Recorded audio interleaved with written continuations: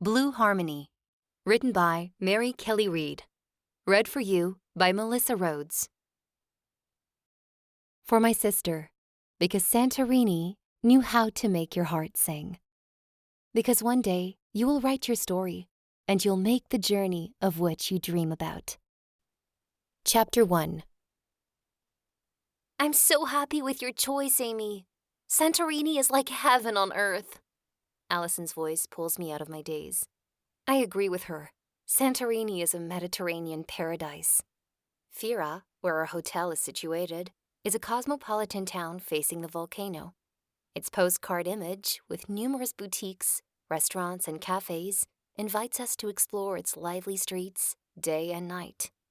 But my eyes are not focused on the gorgeous view of the Aegean Sea. Instead, I'm thinking about the real reason I chose this destination for our vacation. And I can't help but wonder how Zoe and Allison will react when I disclose to them why we're actually here.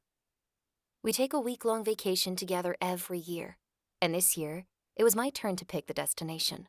My friends agreed with my choice, no questions asked, but I still haven't summoned the courage to tell them about my plan.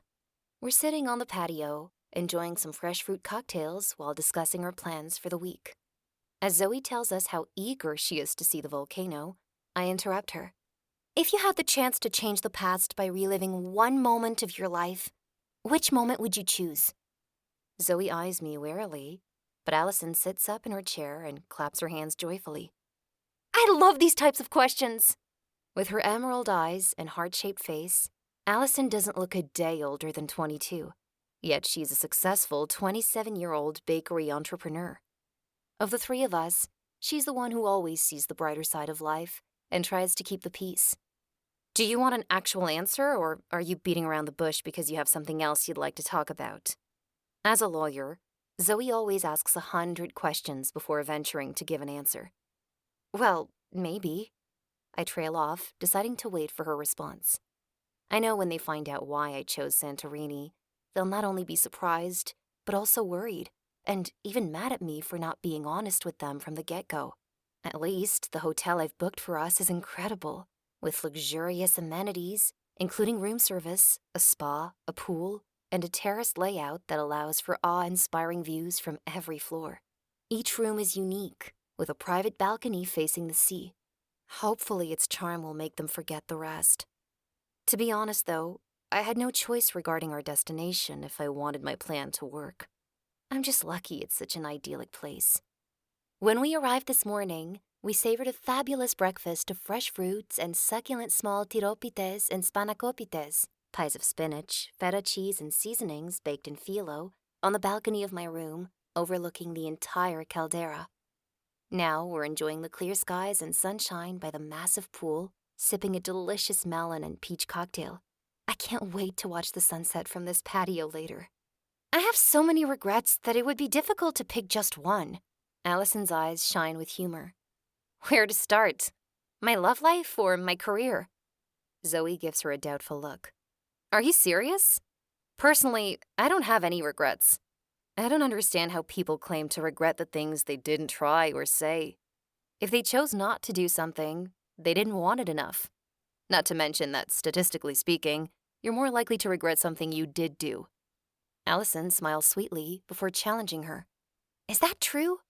Because if my memory serves me correctly, you're the one who's always complaining you weren't firm enough with a client, bold enough with a man, or more available for your friends. She turns to me.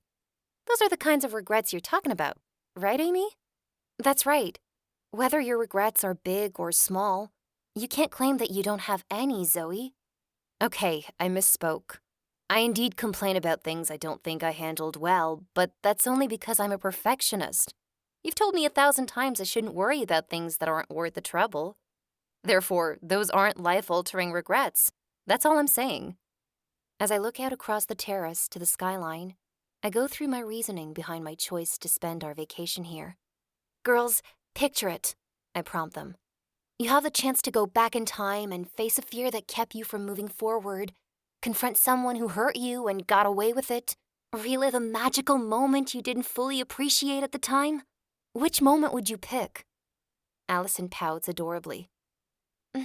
Just off the top of my head, I'd go back to my first baking contest, when Jake Matthews described my apple pie as tasteless. I'd make him eat the whole thing. It's so rare to see Allison riled up that Zoe and I both burst out laughing. Zoe leans toward me. Why don't you tell us the moment you'd choose? You never say anything without a reason. I know you. Her closeness makes me feel at ease, like I could confess anything to her. Allison nods. I agree. Something has been bothering you lately. By the way, what was Melissa talking about on the phone this morning when she said the past should only be stirred with caution? Does it have anything to do with your question? Melissa, my best friend, called when we arrived to make sure we had landed safely. She wasn't able to come with us this time because Reed, her boyfriend, surprised her with a romantic getaway. She's the only one who knows why I'm truly here.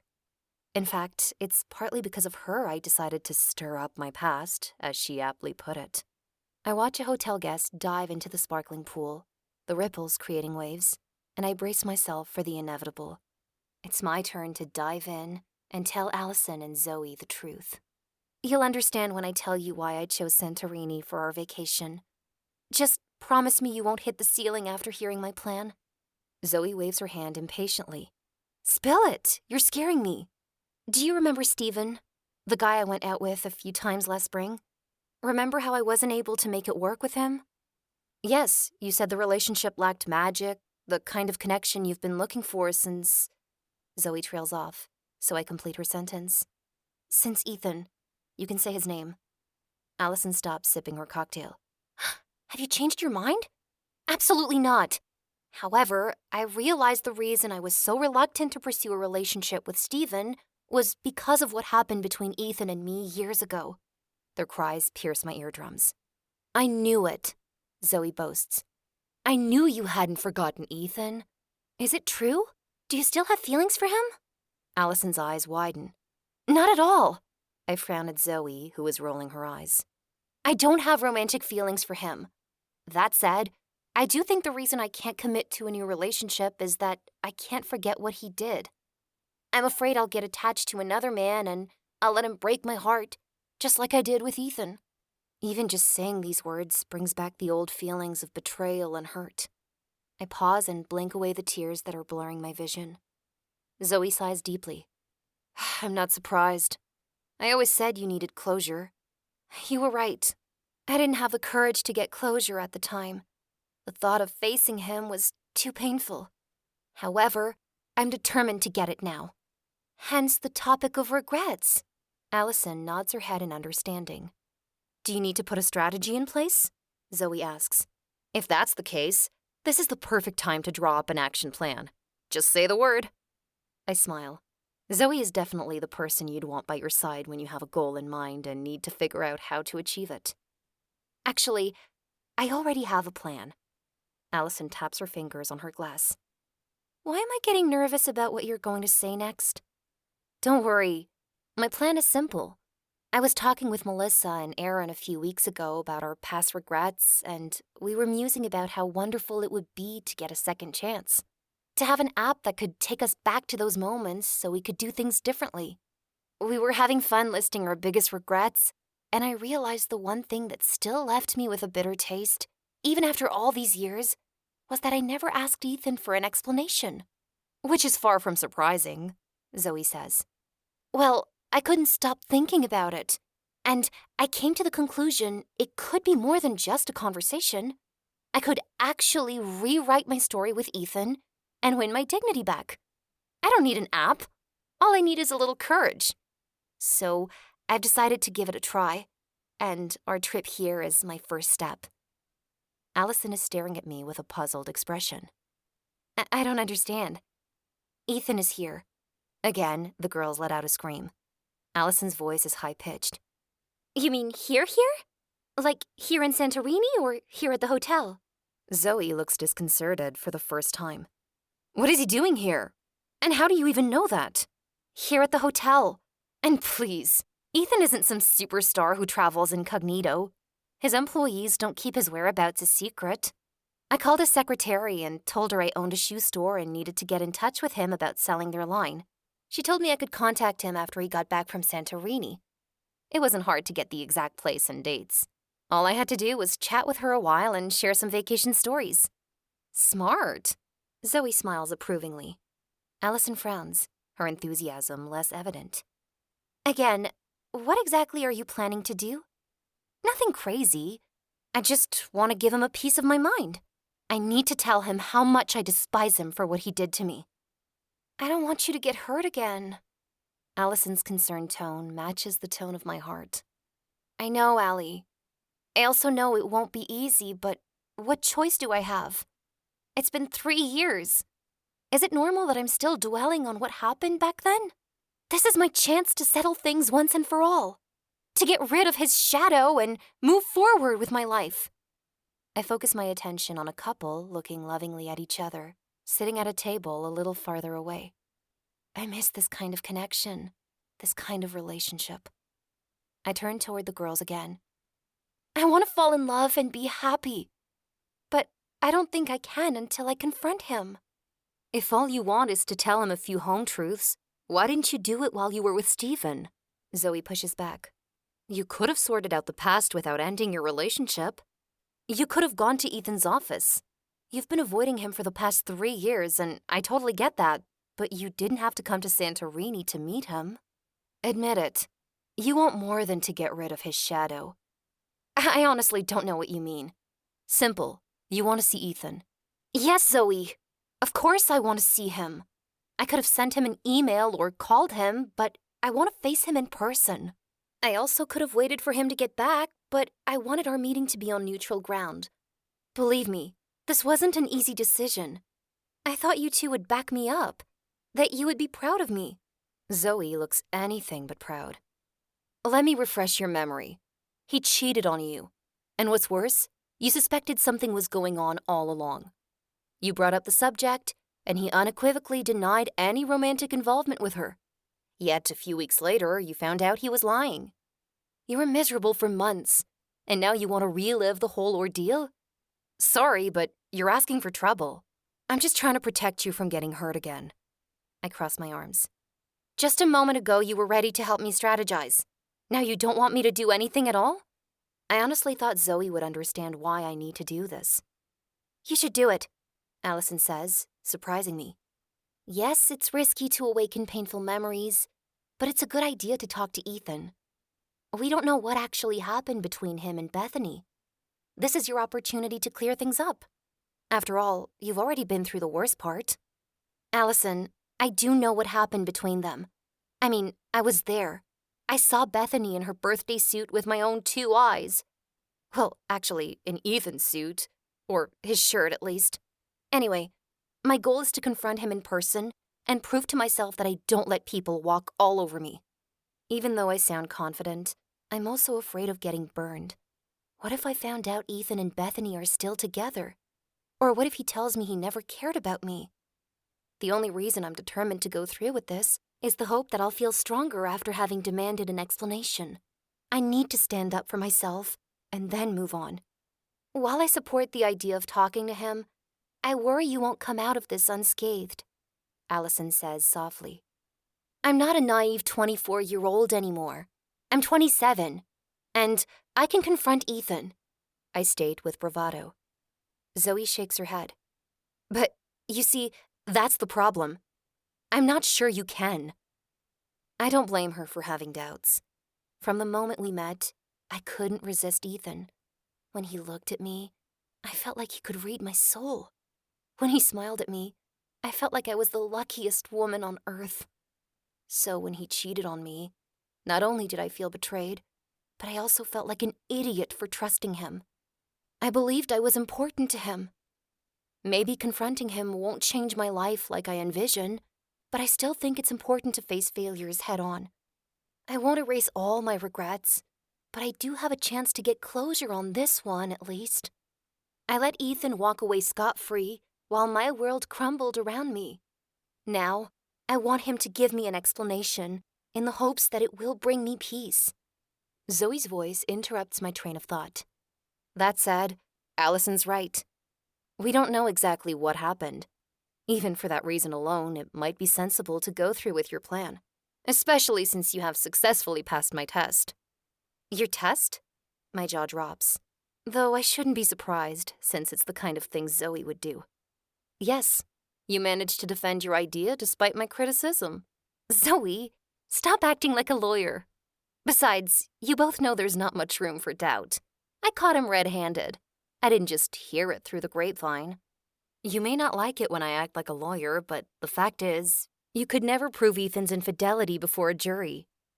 So, finding a woman wearing nothing but your boyfriend's shirt in his hotel room isn't enough proof?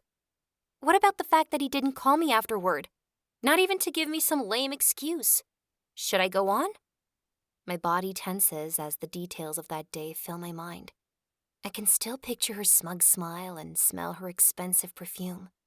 I'm sorry, I'm just saying that sometimes things aren't as obvious as they seem. Either way, I'm on your side, and I'll help in whatever way I can. The more we talk, the more I like your plan, Allison says. Honestly, if I could tell Jake Matthews off, I would. I put my life on hold for 2 years because of that idiot.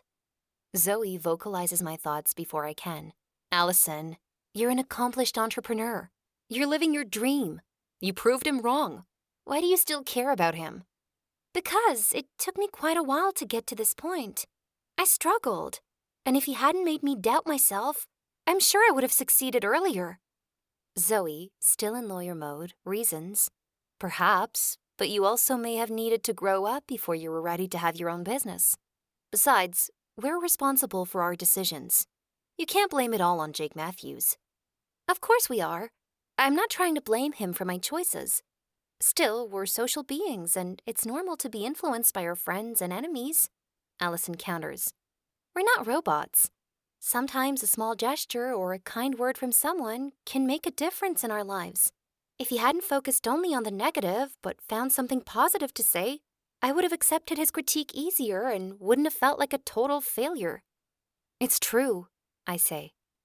Do you think it makes me happy that I'm still affected by something that happened 3 years ago?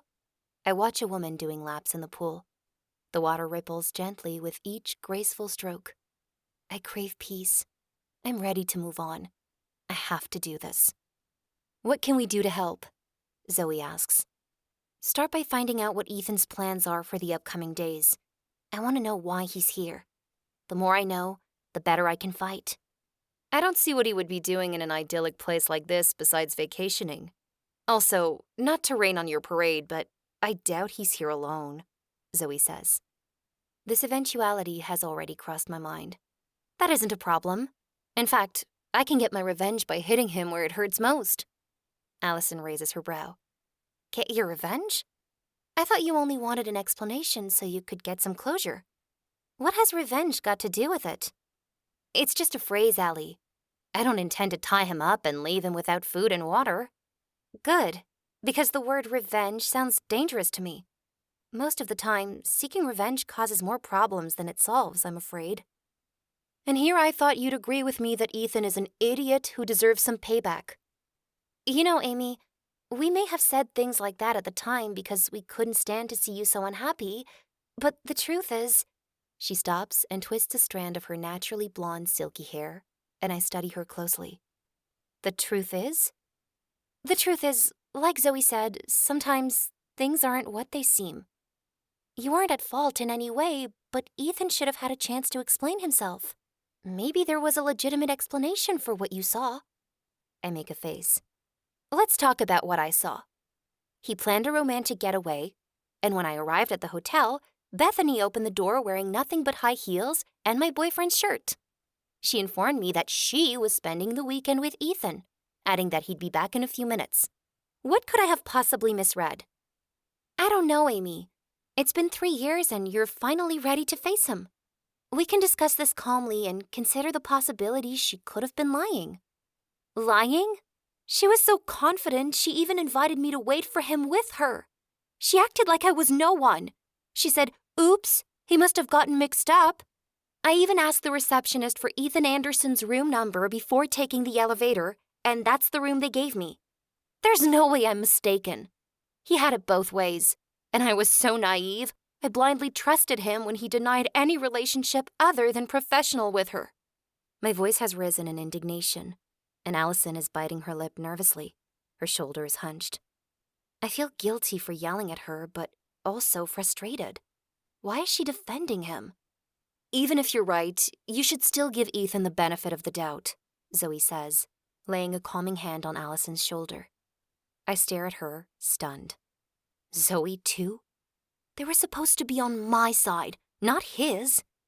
Listen to him when? Did he even try to contact me? Yes, he did. He called while we were on the road and you hung up on him, crying that you'd rather go to hell than ever speak to him again. I was there, remember? You called me to come and get you because you didn't think you should be driving. You insisted on staying alone after I dropped you off, but if I remember correctly, you later told us he tried to get in touch at least once more that evening. I shrug. My memories of this day are a little fuzzy, but you're right about this. He did try again, but I didn't pick up this time. I was devastated. He said he loved me. And how did he prove it? By cheating on me and barely attempting to explain? A person in love who has nothing to hide would call more than twice before giving up, even if the other person tells them to go to hell. I would have liked to have seen you in my shoes. I jump up from my seat, unable to sit still under the onslaught of their criticism. I have no desire to fight with them, but I can't help feeling a little betrayed. I shouldn't, though, even if their words hurt. They were so supportive during that tough time in my life. I'm pacing along the pool's edge, so frustrated at my friends for trying to justify Ethan's behavior that I fail to notice the lounge chair in front of me. I trip over it, crashing right into the pool. I instantly splash my way to the surface, sputtering and swiping at the wet strands of hair clinging to my face. Although no one else is looking at me, I feel embarrassed all the same. Need a hand? The familiar deep voice from my past makes my heart skip a beat. I'm suddenly transported back to a time when that voice was my whole world. Ethan. I knew there was a possibility we'd bump into each other by accident. The hotel isn't that big, but in my head, I was planning on being the one to initiate our first encounter. I expected things to go according to my rules. What are the chances this would happen right after I took an involuntary swim? Well, considering my clumsiness, I'd say pretty high. Anyway, I need to regain my composure and a modicum of dignity. I smooth my curly hair back, away from my face, and exhale calmly. No thanks. I turn toward him slowly, trying to decide if I should get out or swim away and ignore him. You're not hurt, are you? Give me your hand. Why the hell won't he go away? I look up, shading my eyes against the sun, and see him standing at the edge of the pool, reaching a hand toward me. Dressed in jeans and a blue shirt, paired with a classy pair of shoes, the big smile on his well-defined face awakes memories of happy moments. With his sun-golden hair and his athletic body, he's still the same handsome man who could make my heart stop. Now, on second thought, I don't want to talk to Ethan. Luckily, he's wearing sunglasses. At least I can avoid looking him in the eye. Why did I think I was ready to face him? I need to pull myself together. Okay, you fell into the pool, but at least you're wearing a swimsuit that fits you perfectly. After all, it took you an entire morning to pick it out to make sure you'd look your best. Besides, he no longer has any power over you. I repeat this like a mantra in my head as he waits, his hands still extended toward me. No thanks. You might let go and leave me to drown. My voice didn't tremble. Thank God for small victories. My heart didn't hear what I said, though, as it continues to beat wildly. I was hoping time might have improved your manners. The girls finally get up and come over to the pool. Zoe's voice is laced with worry as she asks, Amy, are you okay? I'm fine, I mutter, but her attention is already elsewhere. Hi, Ethan, she greets him as if we're friends having a casual chat. He lowers his hand, turns to them, and nods. Hi, Zoe. Allison? Both of them are struggling to keep from laughing, and I throw them a menacing glare. I'm still treading water, feeling like an idiot. What a pleasant surprise to see you all here. Ethan smiles, but from the tone of his voice, I can tell he doesn't believe this is a coincidence. This is our annual week of vacation, and this year we decided to indulge in luxury and beauty, Zoe says. At least she doesn't mention that I was the one to suggest we come to Santorini. What are you doing here? I'm with Hello, Ethan. Everyone is wondering where you went off to. The woman approaching us is tall, with black curls cascading over her shoulders. Even though she's wearing jeans and a modest top, I can't help but notice how beautiful she is. Her slightly tan skin is glowing, and her smile is stunning. Sorry, Ariana. I went for a walk, and on my way back, I ran into some friends. Friends, I think, scoffing inside. He has definitely lost touch with reality if he deems us friends. He introduces us, and Ariana says graciously, "What a wonderful surprise! It's nice to meet you. I hope the hotel is to your liking. My family owns it. If you need anything, don't hesitate to ask." She touches Ethan's arm in a familiar way, and I smile wryly. Well, I guess we know what brought him here. Thanks, that's very nice of you, Allison says. It's a gorgeous hotel, Zoe says, flashing her a genuine smile. Is it my imagination or am I suddenly invisible? Girls, I'm busy this afternoon, but we could meet up later tonight, Ethan suggests. Zoe accepts before I even open my mouth. Still don't need help? He asks, turning to me. I detect the amusement in his eyes. If only I could go back to being invisible. I shake my head and swim toward the ladder a few feet away to climb out by myself, my cheeks still burning with embarrassment and indignation. He walks away with Ariana, while Zoe stares at me defiantly. What? I thought I was doing you a favor. Weren't you just saying you wanted to confront him? I wring out my hair, splashing pool water at my feet, then make my way back to my chair where I left my towel. Yes, but I wanted to wait for the right moment. I didn't want to give him the upper hand during our first meeting. And I certainly didn't want him to see me fall into a pool and come up with my hair plastered to my face. Stop it, Amy. Who cares which one of you suggested getting together later? Either way, this is your chance to have that conversation. By the way, he looked happy to see you. Maybe he was happy to show me he's dating a Greek goddess while I'm still a klutz going on vacation with my girlfriends. I dry off and wrap the towel around my waist. My enthusiasm about my plan dampened after this encounter. Hey, we aren't so bad, Allison protests, propping her hands on her hips, pretending to be offended. Zoe gives me a stern look. Admit it. You feel threatened by Ariana, and now you're starting to backpedal. You've always had an inferiority complex when it comes to beautiful women, which is utterly ridiculous since you have no reason to be intimidated by them. I'm not jealous, and I'm not here to win him back. He can date whomever he wants. I haven't changed my mind either, so stop bugging me. I knew the chances he'd be here alone were slim. I was prepared for this. Their laughter takes me by surprise. I narrow my eyes at them. What's so funny? You get so worked up whenever you bring up Ethan that you end up sounding like a child sometimes, Zoe explains. No, I don't. I'm not disposed to listen to their judgment. I know I exaggerate at times, but they're supposed to have my back, and smiling at Ethan isn't what I would call being supportive. I flop back down in my lounge chair and dig through my bag for a brush. The warm sun is already drying my hair into a tangled mass. Sorry, Allison apologizes when I share my feelings. We're well aware how hard the whole Ethan incident was for you, and we appreciate the courage it required to come here. We understand how important it is for you to get closure, but, Amy, you have to admit Ariana's presence changes things. Now your plan has all the makings of a disaster. It's like something out of a romantic comedy. You're ready to confront Ethan about your past, and then what happens? The stunning rival appears out of nowhere to throw a wrench into your plans. Zoe chimes in. Of course, if we want to be the kind of best friends worthy of a romantic comedy, we only have one choice. To be your trusted wing women and help take her out of the picture. And you can finally get your happy ending. Allison waggles her eyebrows playfully. They grin at me, and I can't stay mad at them. I don't want a happy ending with Ethan. What a preposterous idea. Oh, please. I'm sure the thought has crossed your mind. You're just too stubborn to admit it. This is about more than standing up for yourself. Zoe wriggles a finger at me, and I smack it away. So you think I'm so brainless that I would get back with someone who lied and cheated on me? Thanks a lot. That isn't what I meant. We're facing each other, frustration mounting in both of us.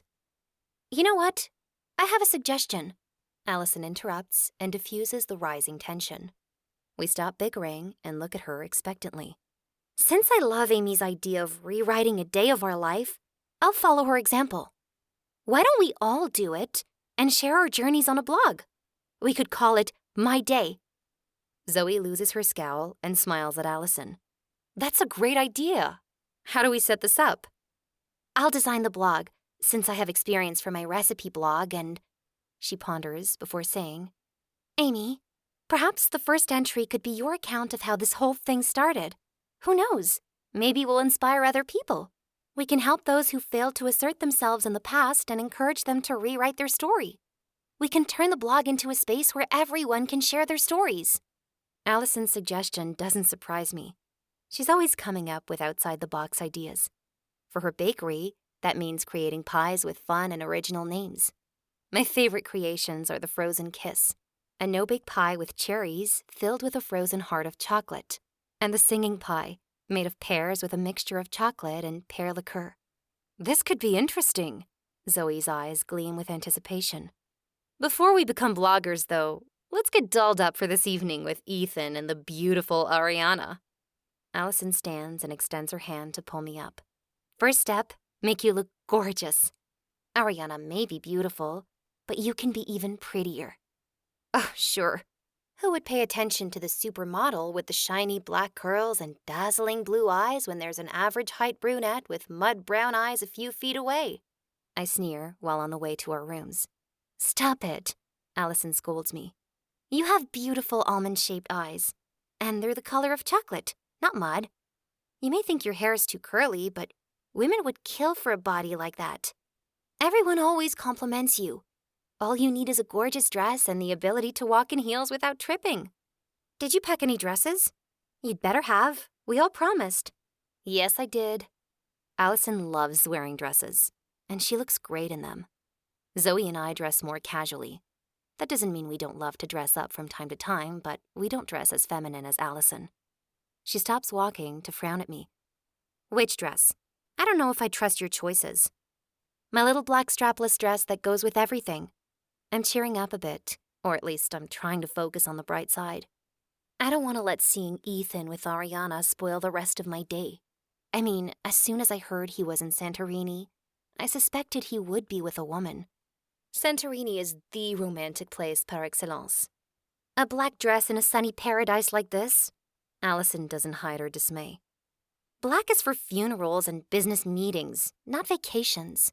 You need something more colorful. Petros told me there's a dance tonight. You need something sexy.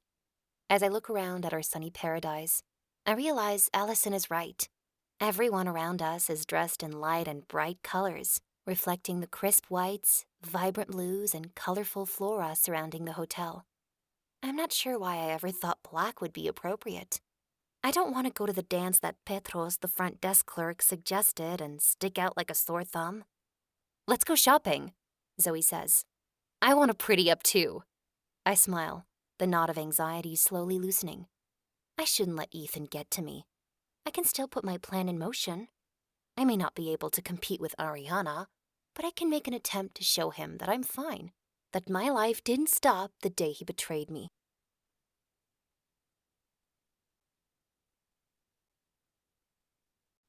Chapter 2. We spend the rest of the morning shopping in Fira, Santorini's capital, which is laden, street after street, with classy, trendy stores. There are tons of chic clothes in a range of styles and prices.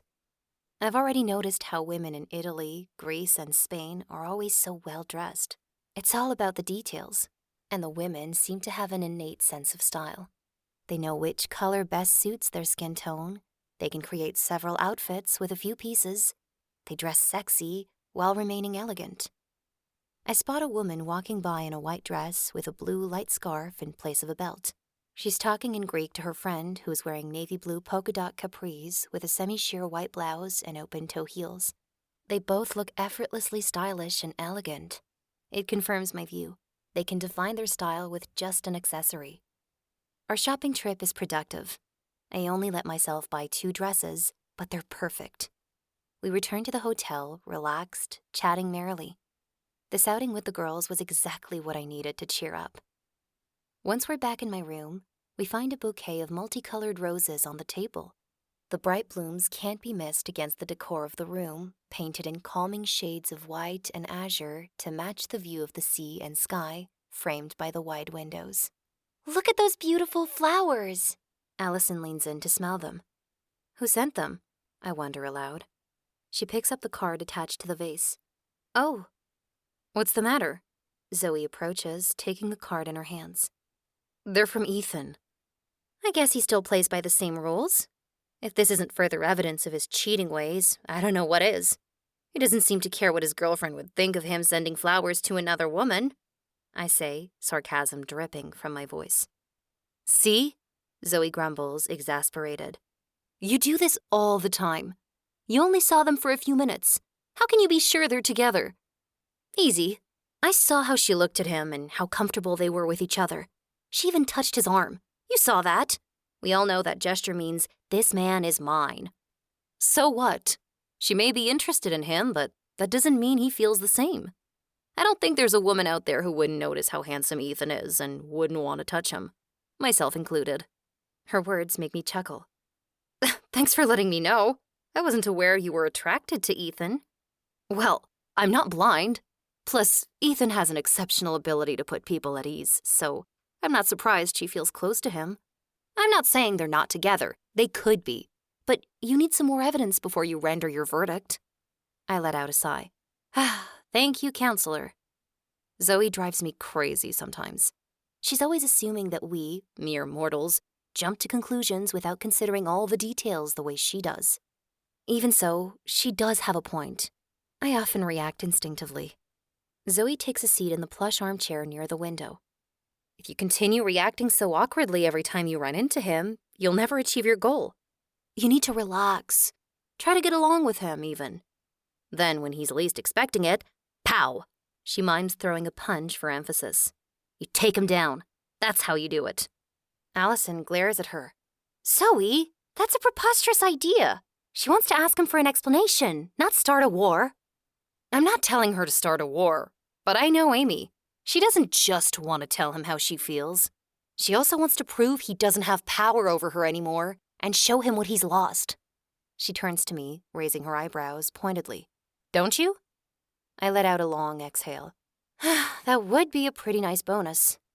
So, what better way to make it happen than by remaining calm and in control around Ethan? Zoe asks with a hint of hopefulness in her voice. Sure, I can do that. I might even pretend to be under his spell to better accomplish my purpose. Allison throws her hands in the air, frustrated. Don't do that. I'm begging you. I know Ethan hurt you, but don't go looking for trouble. Trying to fool an ex is never wise. No one ever gets away with it. Don't forget that he knows you and can play you too. Well, to be more accurate, he knew me. I pace over to the window and stand beside Zoe, admiring the view of the towering cliffs and the volcano. Of course, because we all know how much you've changed. I ignore Allison's sarcastic comment and keep my gaze focused on the scenery outside. She's right. I haven't changed fundamentally. Is that even possible? But over time, people can become more confident and determined, and I'd like to believe I have grown since Ethan's betrayal. I promise nothing, I say, filled with fresh energy at the thought of seducing Ethan in order to better annihilate him.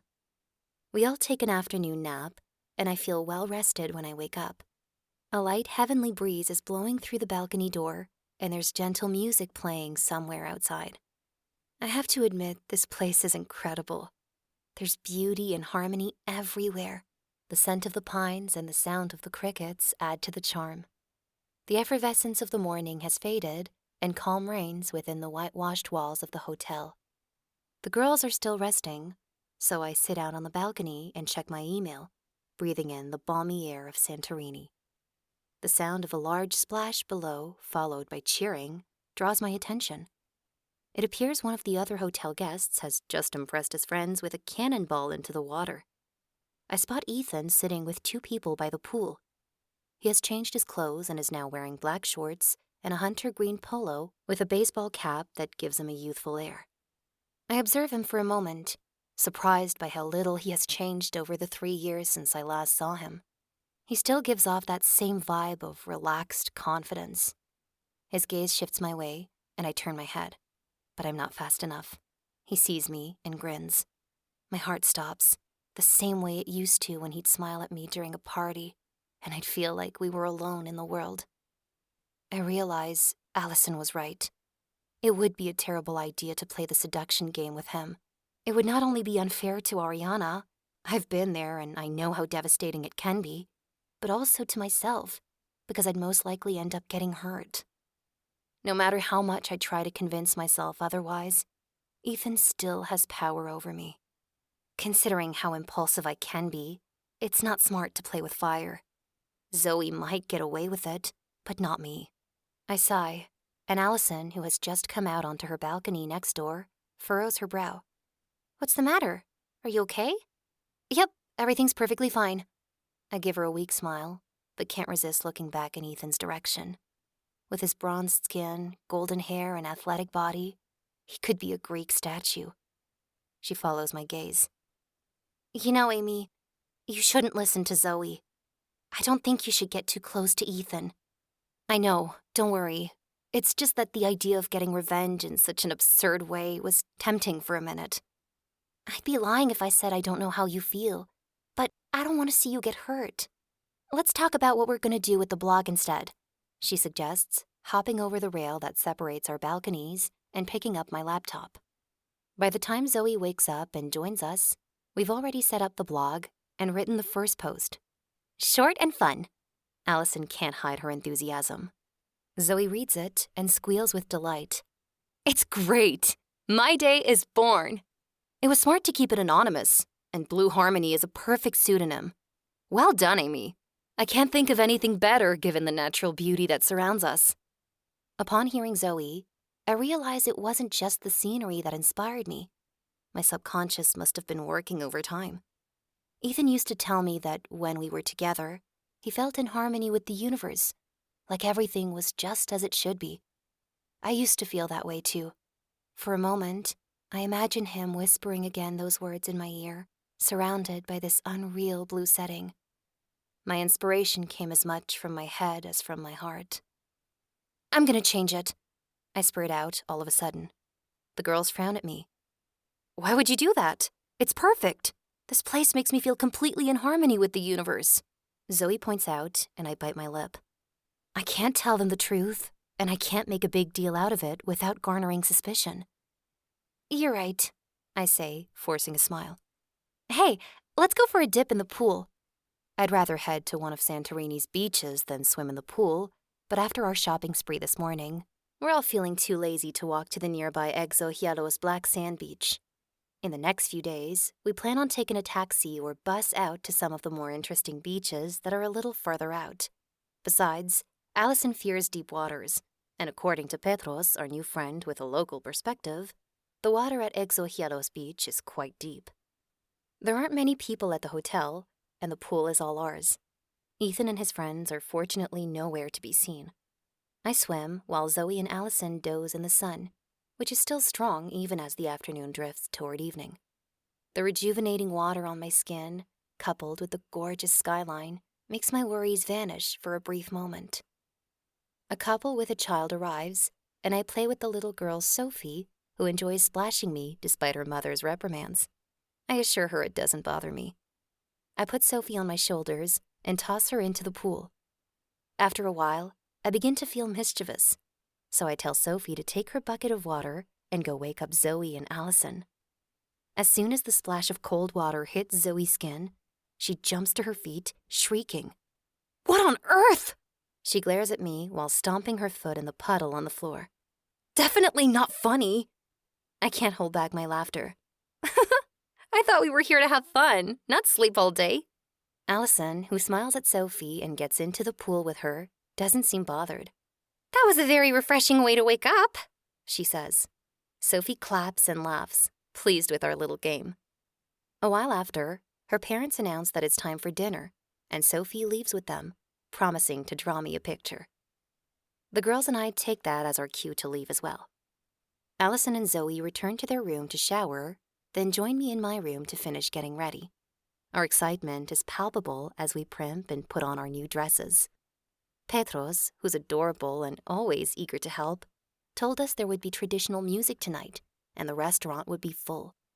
The chef uses local food products and wines produced on the island's volcanic terrain.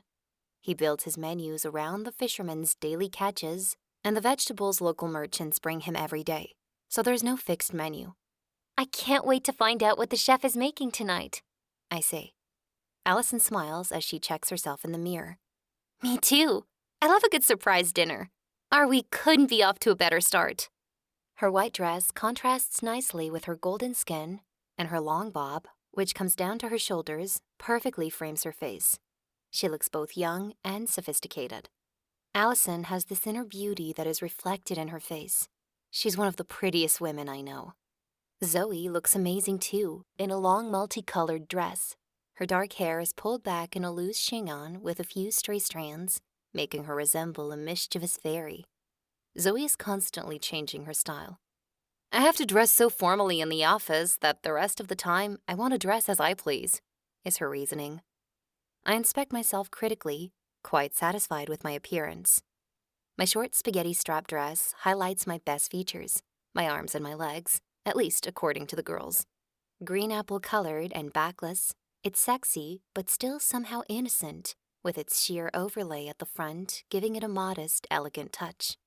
Your dress is giving me Lady Janice vibes. You know, like a multi-faced goddess with a secret sexy side, Zoe remarks with a chuckle. Thank you. I like that idea, I say as I try to tame my rebellious hair, which refuses to stay in place. Why don't you leave your hair down? Allison suggests. That will look great with your dress. Otherwise, let me do it. You know you're hopeless at fixing hair. By the time we're ready, there's makeup, jewelry, and hairpins strewn everywhere. But for a change, my hair looks amazing. Allison created soft waves that are both sexy and classic, making me feel glamorous. Once Allison finishes with my hair, we exit my room and head toward the patio. The restaurant takes up half the hotel's wraparound veranda. Greek music is lightly playing in the background, and a smell of seafood wafts our way, making my mouth water. The waiter, Manthos, takes us right to a table with a panoramic view of the horizon. The sun is setting, and the colors are stunning. It's magnificent. Zoe raises her eyebrows playfully. See? I told you it would pay to wear pretty dresses. Mr. Anderson wishes you a pleasant evening. He'll be a little late. Manthos informs us as he fills our water glasses. I can't help the way my muscles tense when I hear Ethan's last name. I figured there had to be a reason we got the best table, Zoe comments as soon as Manthos walks away. She's right. It's the best table in the house. Not only do we have an incredible view of the caldera, but also of the entire restaurant, including the dance floor. I don't like the idea of owing Ethan and his girlfriend anything, though. When he suggested meeting up tonight, I hope he didn't mean we would be eating with both of them. Before I can start mulling over that eventuality, I look up and see Ariana approaching. Wearing a well-fit sleeveless floral dress, hair falling down her shoulders, and her face almost without makeup, she's the very image of grace and beauty. She greets us and asks if the table is to our liking. It's perfect, Zoe exclaims. Thank you for the warm welcome. Where's Ethan? Ariana returns her smile. He had to go meet some clients at the port. He'll be back soon. Please join us, Allison invites her. I shoot her a frustrated look, though I know it's pointless. Allison is a friendly person, and she can't stand being rude. Ariana accepts and sits with us. As I expected, Zoe doesn't waste any time before starting her interrogation. So, do you work here? Does your family own other hotels? Oh, no, I don't work here. And this is our only hotel. I'm a self-employed marketing consultant. I don't like being tied to a particular company. I prefer having the freedom to pick my clients and projects without having to answer to anyone. That sounds interesting, Allison says with a genuine smile. It is. Sometimes I work on a project for a few days, sometimes a few months, depending on its scale. What I like most is the variety. My schedule is flexible, which allows me to take care of the hotel's marketing. She smiles as she waves to someone at a neighboring table, who smiles back at her. Has the hotel always been in your family? Allison asks. No, my grandfather bought it after his retirement 10 years ago. He had been in finance, and retirement was a shock to him. He couldn't stand inactivity. Since then, I've been trying to spend a few weeks here every year. I'm lucky I can do that, so I take advantage of it. Your grandfather had flair, Zoe says. Indeed, the location is amazing, and all the work he put into the renovations paid off. Now it's on almost every list of the best hotels. But I'm guessing since you're here, you already knew that. I don't say anything. I'm not about to admit that I would be ready to camp out in a tent as long as Ethan was there. You're lucky Ethan was able to come. We always thought he was a workaholic, Zoe says. I was very surprised to see him here. Oh, he is. But I talked up the place so much he couldn't resist. Plus, it was a rare opportunity for him to take a family vacation. A family vacation? I repeat, feeling my muscles tense again. His mother and his brother Paul are arriving tomorrow afternoon. I convinced Ethan and Paul that letting their employees look after the company for a few days would be beneficial. Sometimes you have to take a little time off and reassess your priorities. I barely contain my cry of frustration. With Ethan's mother and brother here, it won't be easy to talk to him. I always got along well with Paul, but his mother was never crazy about me. I bet she loves Ariana, a chic, professional woman whose family owns one of the world's most luxurious hotels. She's definitely fitting to her taste.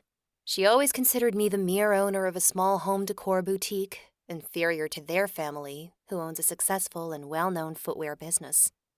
Oh, great! It'll be so nice to see them again, Allison says, and even Zoe gives her a confused look.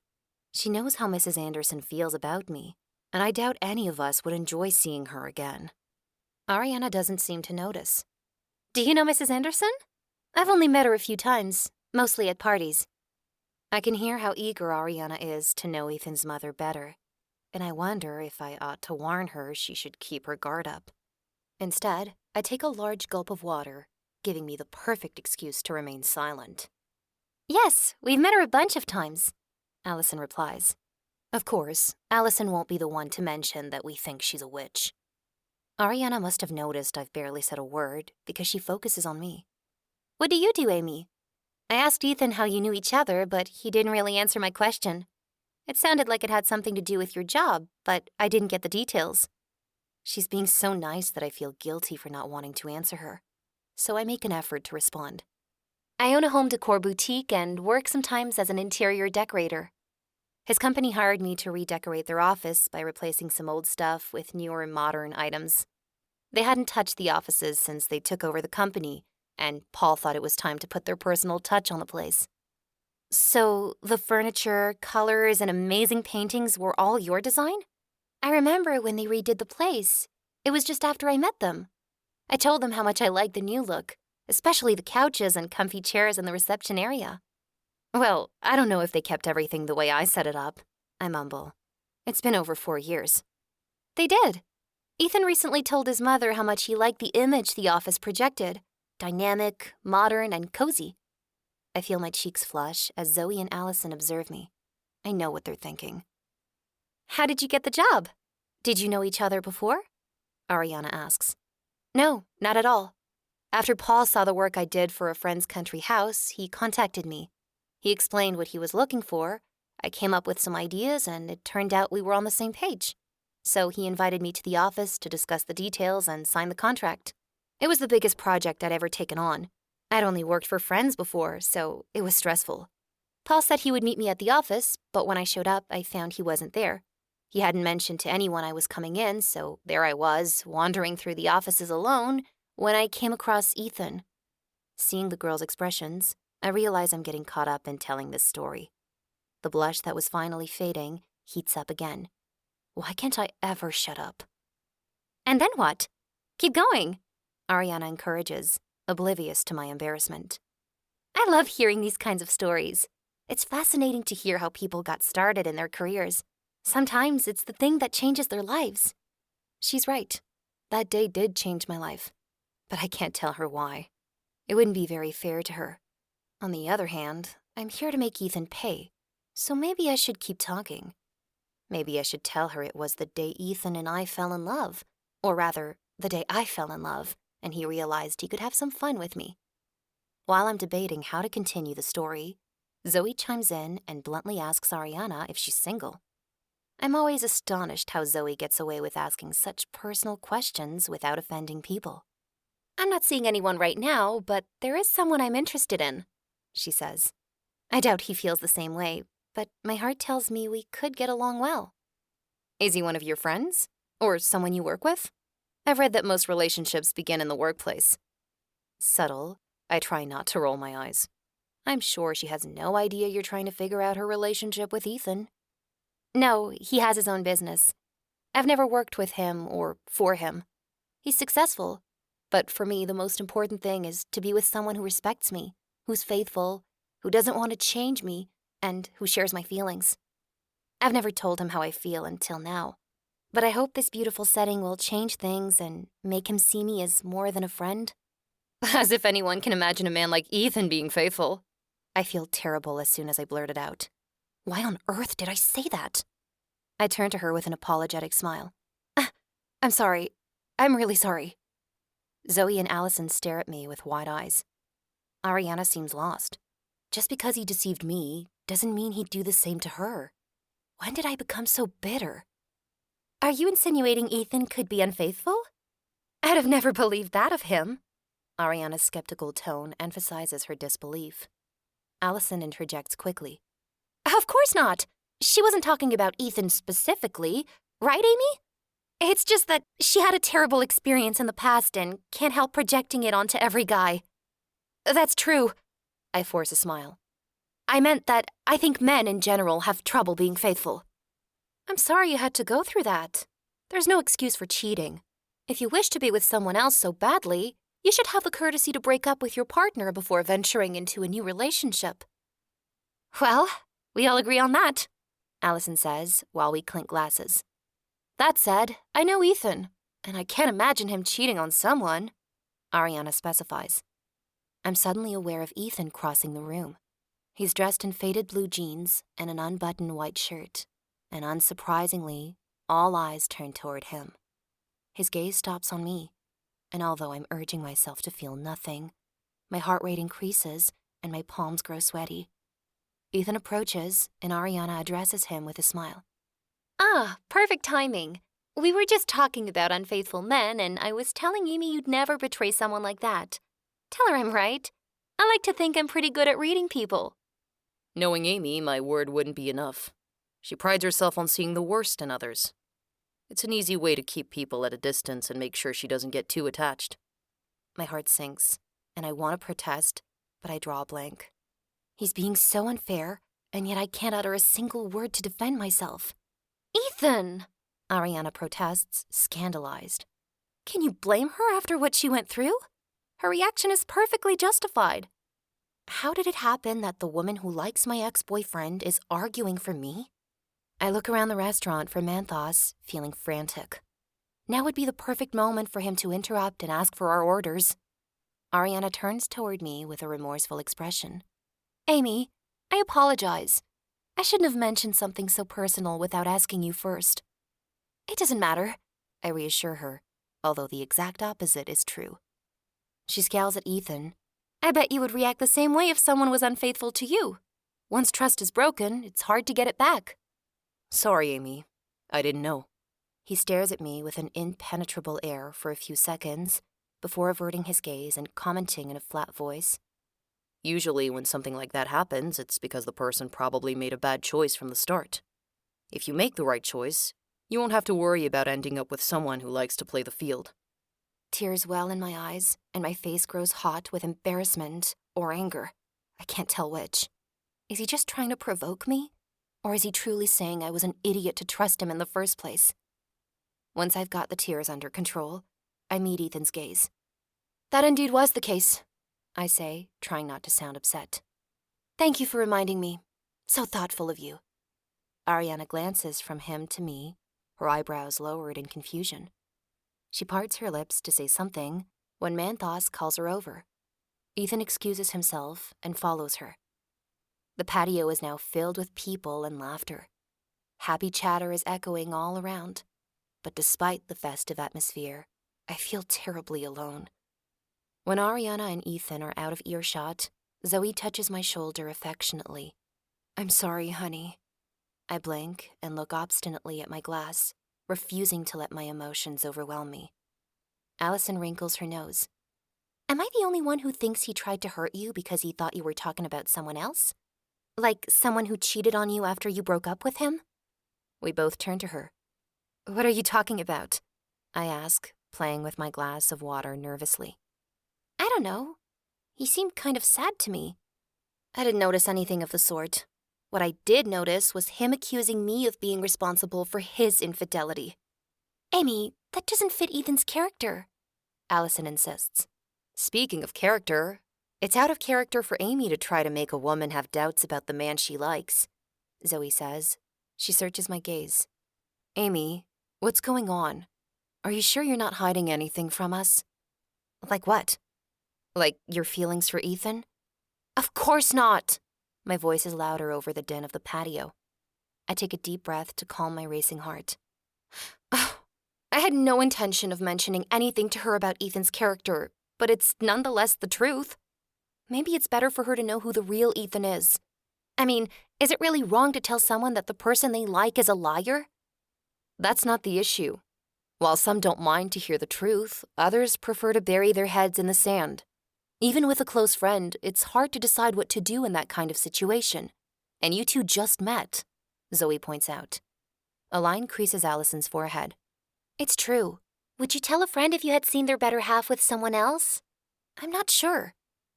I understand, and I regret what I said to Ariana.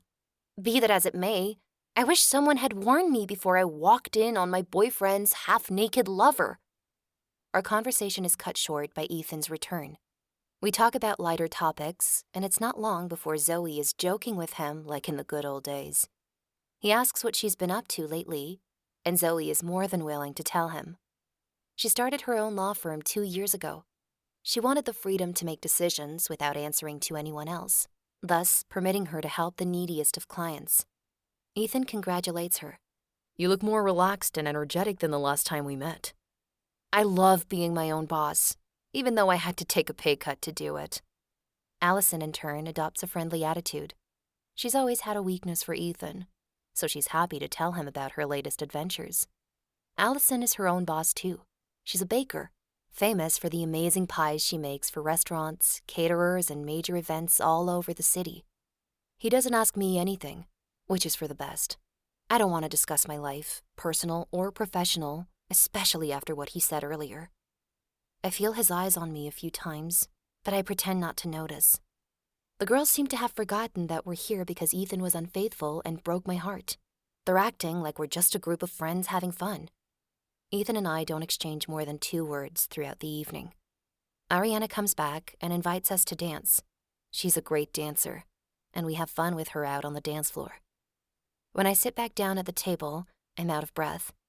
I meet Ethan's gaze, and I'm glad my face is already flushed from dancing because the intense, heated way he's looking at me suddenly makes me feel vulnerable. The atmosphere in the restaurant is playful and relaxed. The food is more delicious than we could have imagined. The tomato fritters and the fresh calamari are amongst my favorites. Santorini is home to a type of cherry-sized, intensely red tomato. They're mixed with different herbs and used for tomato fritters, a savory appetizer. Allison can't stop raving about the white eggplant puree. The white eggplant, a rare product known as the apple of love, is incredibly sweet. Allison asks Ariana if she can get her the recipe. Several guests stop by her table to talk to Ariana, who is taking a break from dancing too. She's clearly very popular. Ariana asks me some questions, which I answer as politely and briefly as possible. The music stops around 1 o'clock in the morning, but people continue to chatter under the starry sky. The night is perfect. There are no better words to describe it. The air is mellow, the dark sky is filled with shining stars, and the moon is so bright and big that it feels like you could reach up and touch it with your fingertips. No one is ready for this perfect night to end, so we gather around our table once again. Eventually, Zoe yawns. I had a great time, but I need a good night's rest before we head to the volcano tomorrow. She gets up, and Allison and I move to follow her. Amy, can I talk to you alone for a minute? Ethan asks, standing up after us. I look at the girls, who wave at me to accept.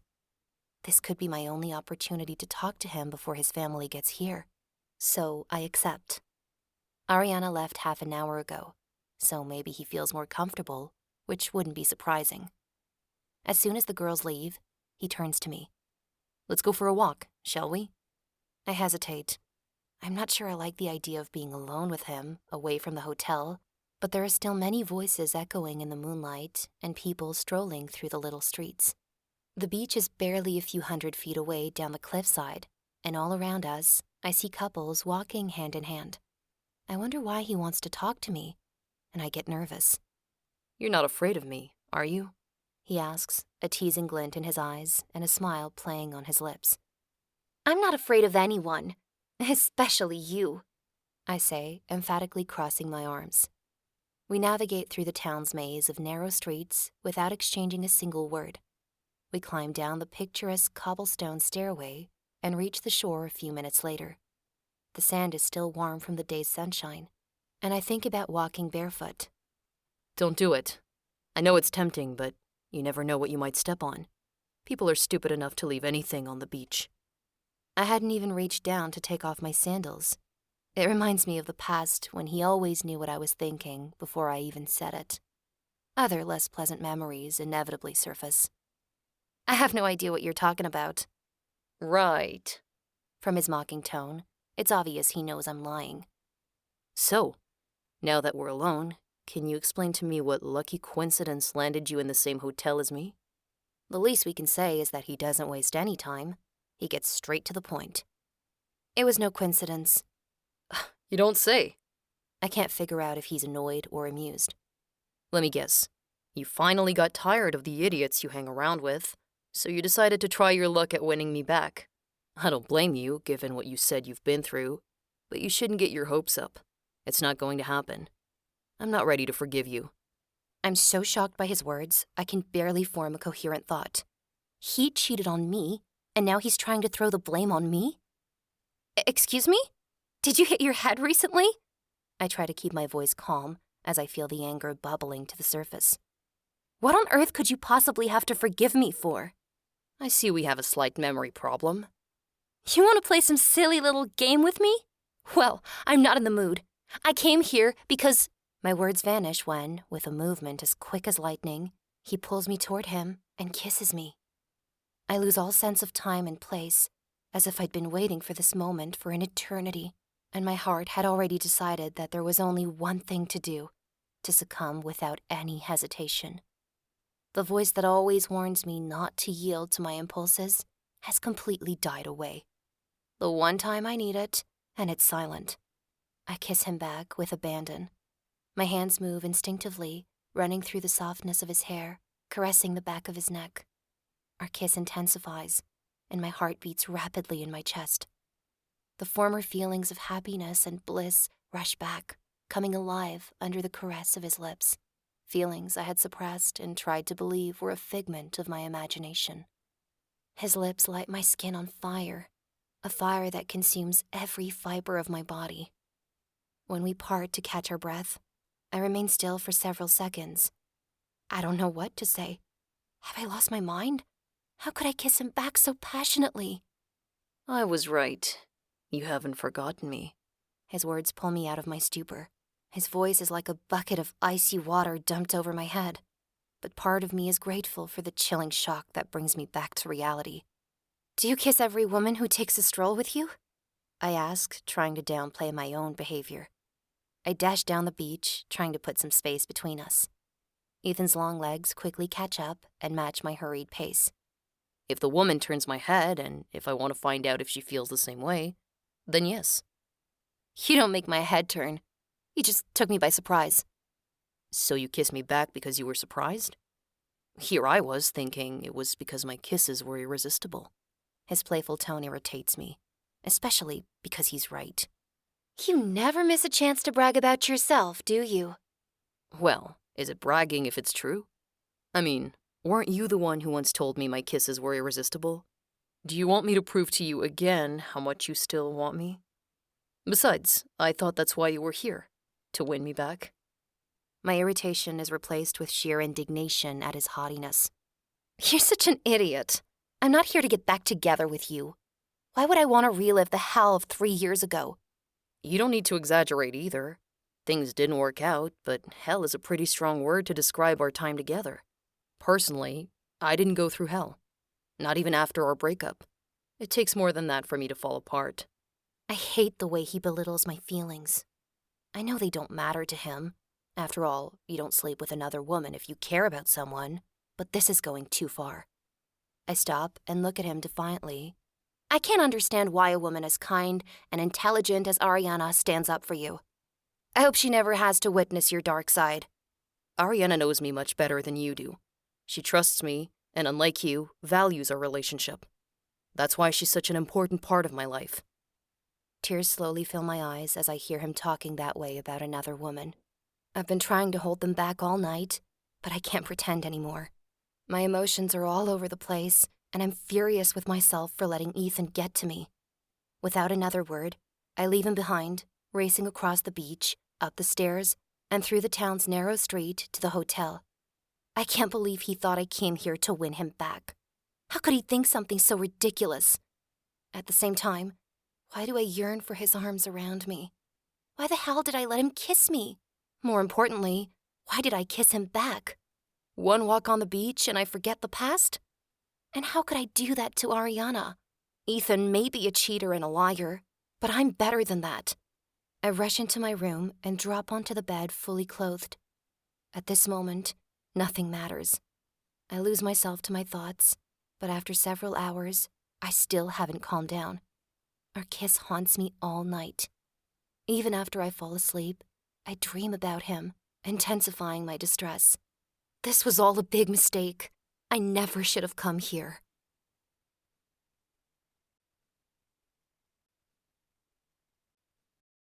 Chapter 3. I wake up the next morning in a lousy mood. The girls shoot me questioning looks when I join them for breakfast. I guess I don't project the image of someone ready to embrace the day. I don't wish to talk about it. I collapse into a chair across from Zoe and Allison. They exchange a knowing glance. I'm not blind, I snap.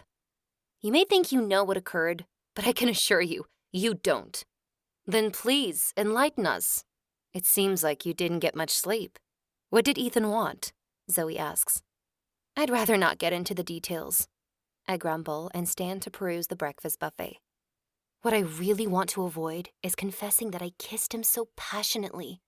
It was as if I'd discovered an oasis while lost in the desert. Amy, we're here for you, Allison says softly when I return to the table, my plate loaded with comfort food. That idiot is convinced I came to Santorini to rekindle the flame between us. How can he be so presumptuous? Why would he assume that to be the reason I'm here? How did I ever fall in love with a guy like him? I grab my glass of watermelon juice and empty it in one gulp. It's yummy. Why have I never thought of making this at home? Watermelon is one of my favorite fruits. A slice of bread spread with a delicious honey is my next victim, and I finish strong with a fruit salad that puts a smile back on my face. Tell us what happened, Zoe says, taking a bite of her own salad.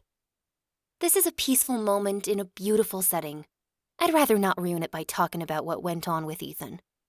You know we're not going to leave you alone, so let's get to it before we start our day, she insists. I throw my arms up in resignation. Fine, you win. He kissed me, and then claimed he did it to prove I still had feelings for him. Can you believe his arrogance? I have to say that you left out the most important thing, Zoe interrupts. Was he right? About what? Her eyes are dancing with mischief. Did you push him away, or? She bursts out laughing as my cheeks heat, and I glare at her. Allison tries to hide a smile, but fails. You kissed him back, didn't you?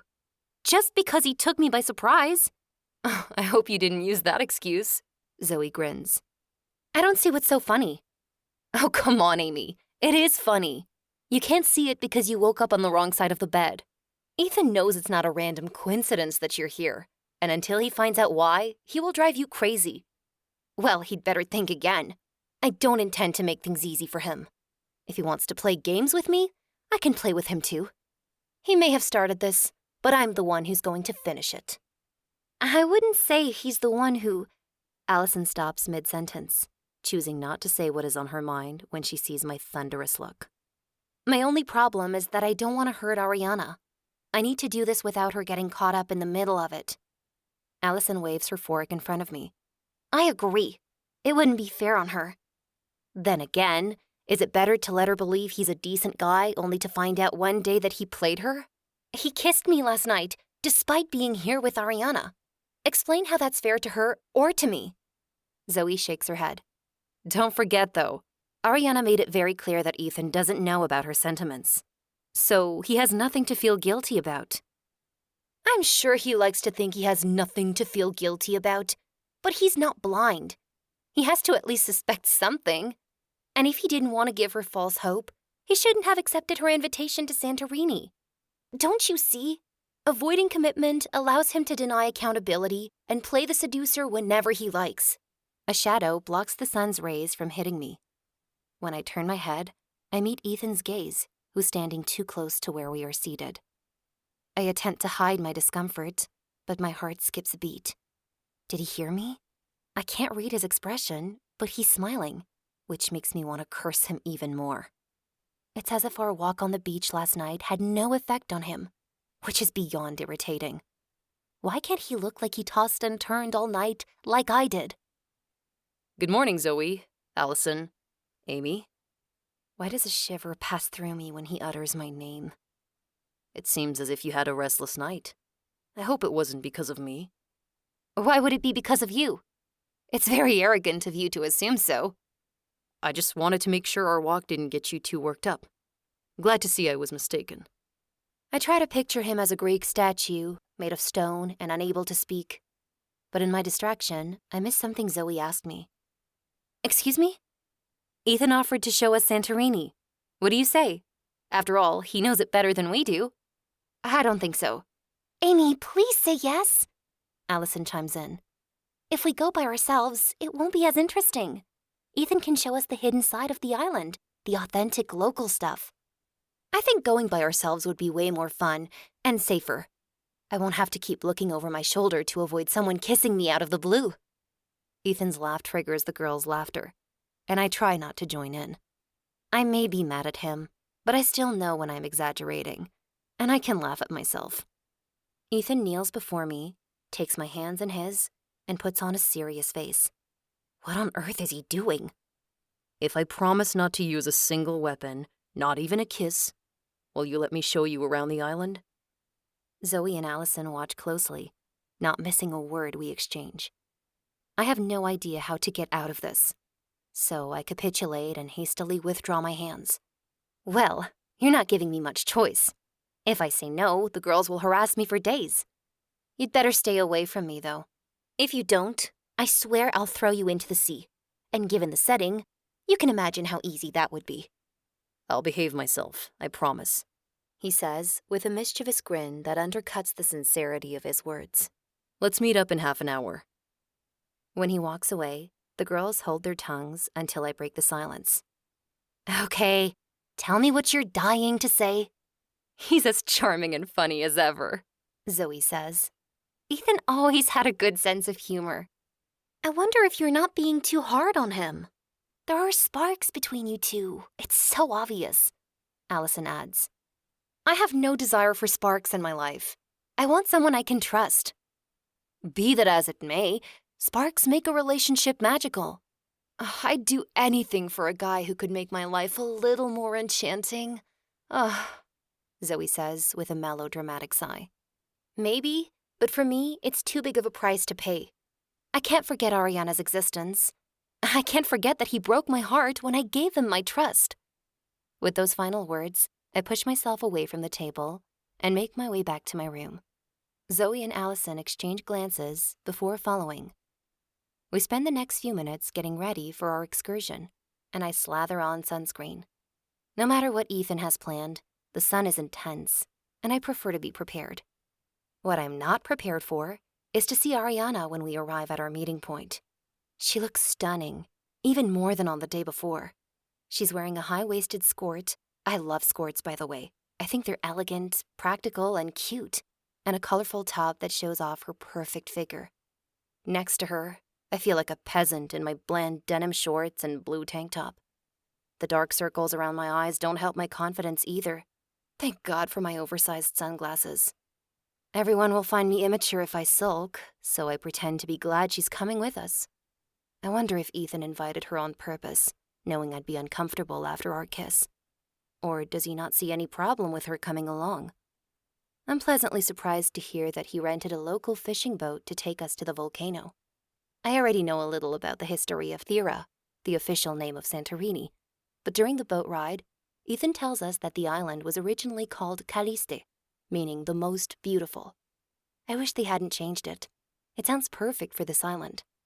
Circular in shape, the caldera is surrounded by gigantic cliffs topped with striking villages resembling sparkling jewels under the sun. It's breathtaking. This island is only a fragment of the larger island that used to be here. It appeared around 1600 BC after the Minoan eruption of 1630 BC. Ariana informs us. Zoe, an inveterate history lover, asks lots of questions, and Ariana, who knows the island well and obviously is in love with it, isn't stingy with anecdotes and facts. Even though I feel terrible about what happened with Ethan the previous night, I'm enjoying visiting the volcano with her. Her infectious laugh and undeniable kindness and hospitality make it impossible not to like her. I don't know about you, but the idea that the volcano is active fascinates and freaks me out at the same time, Allison confesses. Ariana gives her a reassuring smile. It's under constant surveillance. I've been coming here since I was little, and I always keep in mind that tomorrow, this landscape could change forever. It's hard to imagine that this area was all land in the past. The boat docks, and Ethan takes Allison's hand to help her get out while saying, It's even more impressive when you realize the eruption destroyed an entire civilization. Despite the fear that is making our stomachs knot and our hearts race, we head toward the main volcano, Nea Kameni, which emerged in 1573. The hike is incredible. Once you touch the lava rocks and feel the heat underneath your feet, you appreciate how lucky you are to have such a unique experience. There's also an ancient volcano that appeared in 196 BC, which Ethan suggests we visit as well. Ariana encourages us. Don't be afraid. The last time it erupted was back in 1950, and there would be early warning signs if it were to happen again. I promise the experience is well worth it. It's a bit of a hike up to the crater, but it only takes us about 20 minutes. The crater itself is relatively small, but the views back to the main island are incomparable. Later on, we return to the beach, and Ethan and Ariana ask if we'd like to visit the hot springs a little farther away. We agree, but when we near the spot and Ethan invites us to swim toward the hot springs, none of us is eager to accept his invitation. Not only is the water so deep that it appears bottomless, but you can't even dock there, and the only way to get in is to jump right off the boat. In the end, the magical and unreal atmosphere wins us over, and we give in. Ethan helps Allison once again, who's jittery at the thought of deep waters. Seeing him soothe my friend reminds me of how thoughtful he can be and why I fell in love with him. I shake off that thought and pull myself together, focusing my attention on the landscape surrounding us. I'm bewitched by this unique and fragile land. The waters here are warm, and as Ariana and Ethan promised, it's an unusual experience. Even Allison enjoys swimming after a few minutes. Ethan keeps his distance from me, but he interacts with the girls and seems to be having fun. 20 minutes later, we're on the boat again, glad we overcame our reservations. When noon rolls around, we take a break for lunch, and I have to admit, I'm glad I agreed to let Ethan be our guide. He and Ariana made our morning captivating.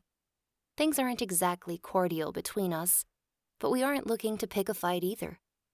If only seeing him joke with my friends didn't awaken jealousy within me. He's so at ease, and I feel left out somehow. We stop for lunch in the center of Imerovigli, which faces the volcano and offers gorgeous views.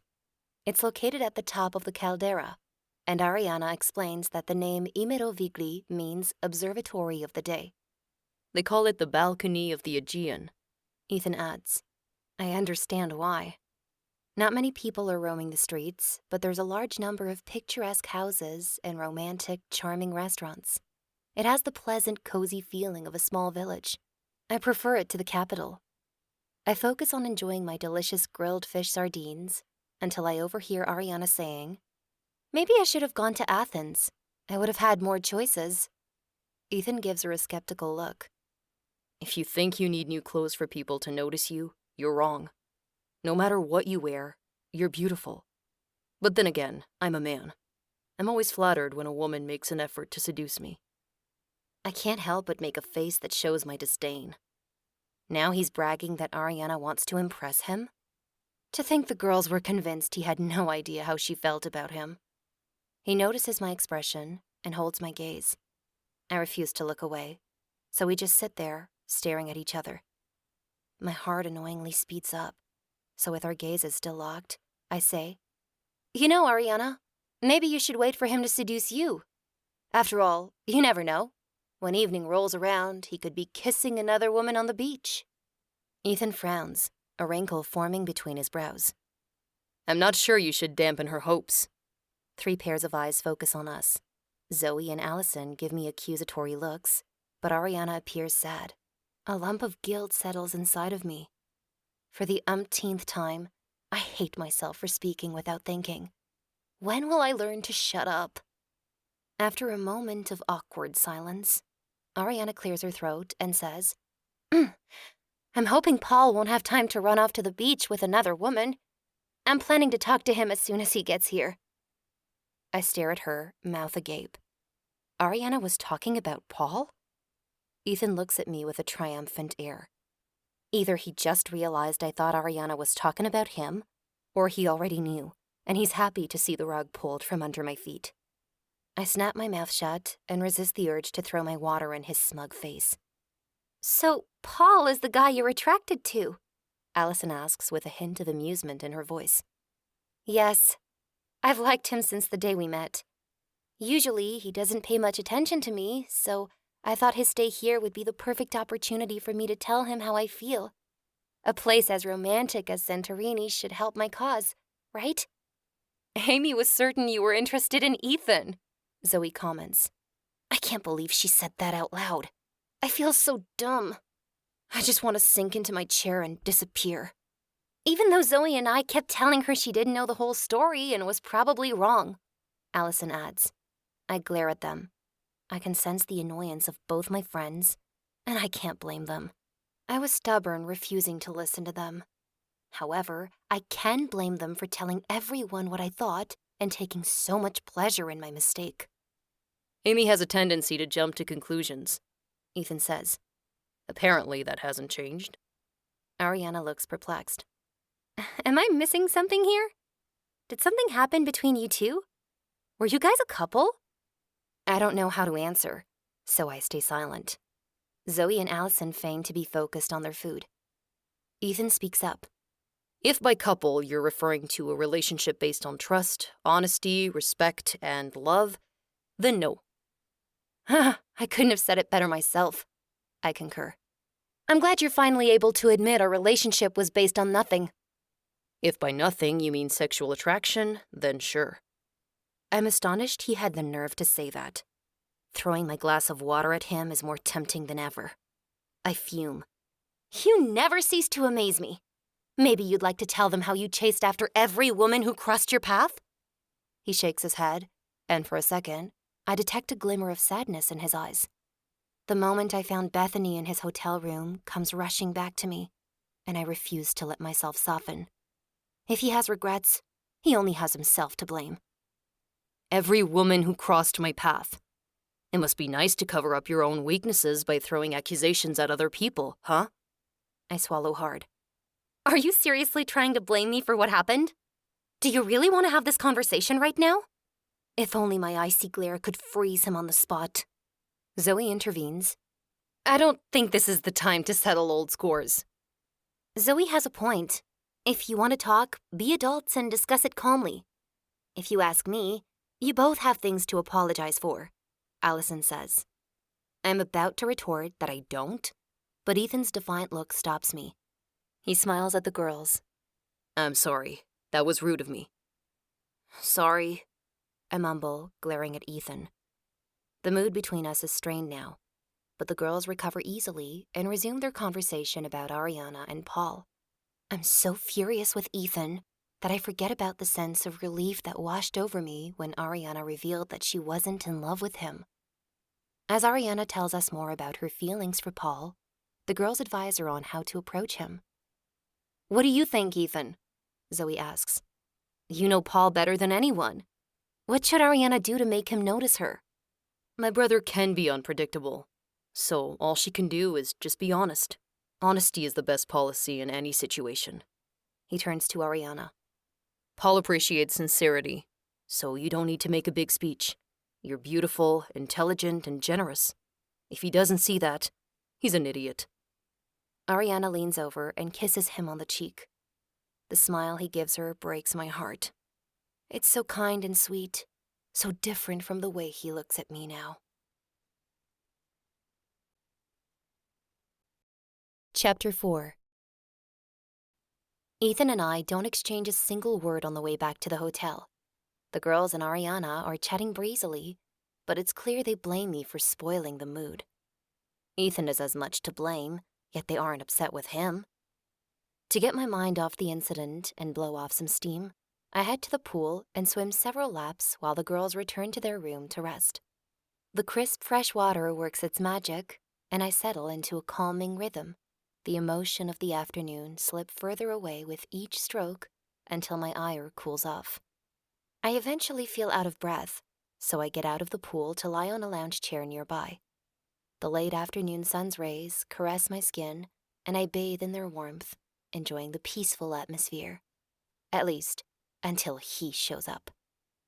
Alone at last. Ethan relaxes in the lounge next to mine. Is that your latest line to seduce a woman? Not just any woman.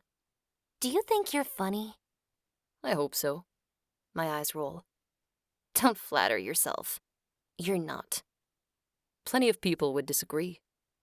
And by plenty of people, you mean plenty of women. I love how jealous you sound. I've missed that. And that little scene earlier only confirmed my suspicion. You still have feelings for me, even though you're doing your best to convince yourself otherwise. Do you really think I'm as naive as I was the first time we met? That this kind of idiocy will work on me again? That I'll run right into your arms because you make me laugh or flash me that winning smile? Why not? You're obviously susceptible to my charms. You have no idea how much I despise you. Maybe not, but I do know how much you want me. I huff. I'm tempted to jump back into the pool. All the efforts I made to calm down have been in vain. That's not true. Why the hell would you think that? Because I let you kiss me? Everyone makes mistakes. If you want to know the real reason I'm here, he leans towards me, rests his arm on the back of my chair, and starts playing with the string of my swimsuit. I'm at a loss for words. My body shivers involuntarily. Shaking myself out of my stupor, I push his hand away, and he smiles, pleased with the effect he's having on me. You see this little vein moving here? He caresses my neck and strokes the skin behind my ear. That's how I know you want me. You don't have to feel bad. I feel the same way. Everything will be fine as long as you're not getting the wrong idea that we will get back together. We can both have a pleasant week and satisfy our desires without lying to ourselves. Well, he's gone too far this time. Not only didn't he apologize for his behavior 3 years ago, but he's also playing silly games with me. You'd better get it through your head right now. I am not going to sleep with you. I scramble out of my lounge chair and grab my towel. I suddenly notice that Ariana is standing in front of us, attempting to hide her laughter. I blink when I see she's not alone. Paul and Mrs. Anderson are there too. My heart freezes, but my face is burning. Could I be any more humiliated at this moment? I wrap my towel around my waist and try to keep my brain from processing what's happening. Otherwise, I'd have to run away. Ethan, however, sees the humorous side of the situation. I hope our little show has entertained you, he says to the 3 faces, all wearing very different expressions. This is a sight I would have preferred never to see again. His mother's tone, full of contempt, reminds me of how often she had tried to persuade me that Ethan and I had no future together. Fine, It turned out she was right, but that's no reason to let her put me down again. I'm not the reserved, jaded person who kept silent while she went on and on about why Ethan and I shouldn't be together. Not anymore. I'm about to respond when Ariana chimes in. You seem to be on better terms than earlier. That's already a step in the right direction, no? Santorini is the perfect place to be in love. I stare at her in astonishment. Either she didn't understand Mrs. Anderson's comment, or she did and said it on purpose. Our eyes meet, and she winks at me. Paul looks at me, his lips tilted up in an amused grin. Amy, nobody mentioned I'd have such a nice surprise when I got here. First seeing you, then getting to watch you reject my brother. You just brightened my day. Come here. He reaches out to take me in his arms and kisses me affectionately on the cheek. I've always liked Paul. He has a great sense of humor. He's perpetually in a good mood, and he was my ally throughout my relationship with Ethan. When Ethan and I broke up, he tried to stay in touch with me, but seeing him would have reminded me too much of what had happened. So I chose to cut all ties. Now I feel safe in his arms again and want to unload the drama onto his sturdy shoulders. However, Ariana's crestfallen look and Ethan's undecipherable stare make me step back. I'm happy to see you too, Paul. So, what did my brother do this time? He didn't know how to hold on to you back in the day, and from what I see, he hasn't made any progress since. Does that mean I still have a chance? Ariana's expression dims further, but I also realize Paul is oblivious to her sentiments toward him. I'm sure he'd never have said such a thing if he knew she liked him. He holds me at his side while he continues. I'm going to settle into my room, but tonight, you're mine. I want to know what you've been up to the past 3 years. Paul? His mother's voice falls like a cleaver. I'd like to remind you that you're here to spend time with your family. In her knee-length skirt and tailored button-down shirt, she's the perfect image of a respectable and cold person. Perfect. I've always thought of Amy as family. Paul grins at me, unaffected by his mother's remark. Ariana was kind enough to invite us because she knows how hard it is to find time to spend with family when you have a demanding job. She turns to me. I don't expect you to understand. Flippantly, Paul says, Mother, I came here to discover Santorini. I see Ethan every day, and I see you often enough not to miss you. She chokes, shooting him a look as cold as an iceberg. I feel the urge to respond to her comment, even though I know it won't help. One reason she thought I was unworthy of her son was that she didn't think selling interior decoration products was a real job, especially since I was content to run my boutique and didn't have any ambitions beyond that. As a result, she assumed I was unable to understand the time and energy Ethan's work demanded. Ethan always emphasized my level of education and that I was doing what I loved. Not only did he fail to sway his mother, but he also made me feel even more uncomfortable. I had no desire to justify my choices. I guess we all need to make an effort to understand each other's points of view, I finally reply, standing tall under her critical stare. I know it's hard for you to grasp that doing what you love and having free time could be more important than money or social status, but I do, and I don't regret the path I've chosen. She purses her lips and looks at me in surprise. She didn't expect me to answer her back. I had never done so in the past. I didn't want to cause Ethan problems. At the time, I had been confident in Ethan's love for me and never thought her opinion could influence him. But after all that has happened, I don't feel compelled to spare her. I've never given her any reason to dislike me. So if my plan to confront Ethan also gives me the chance to tell her off, so much the better. I turn on my heel and take refuge in my room. But once I'm inside, I start pacing back and forth. I can't believe how much humiliation I experienced within the span of a few minutes. What's more, I have to deal with Mrs. Anderson for the rest of the week. Zoe climbs over to my balcony and looks at me with sleepy eyes. I don't know what's happening to me, but I've never slept so well. I never was a nap person, but maybe I should listen to all those experts who say napping is good for you. I feel so relaxed. She stretches like a cat before focusing on me. What's wrong? Why are you pacing? You're making me dizzy. You missed quite a show downstairs. This time, she opens her eyes for good. Allison! She screams, and Allison shows up in a minute. What? What's going on?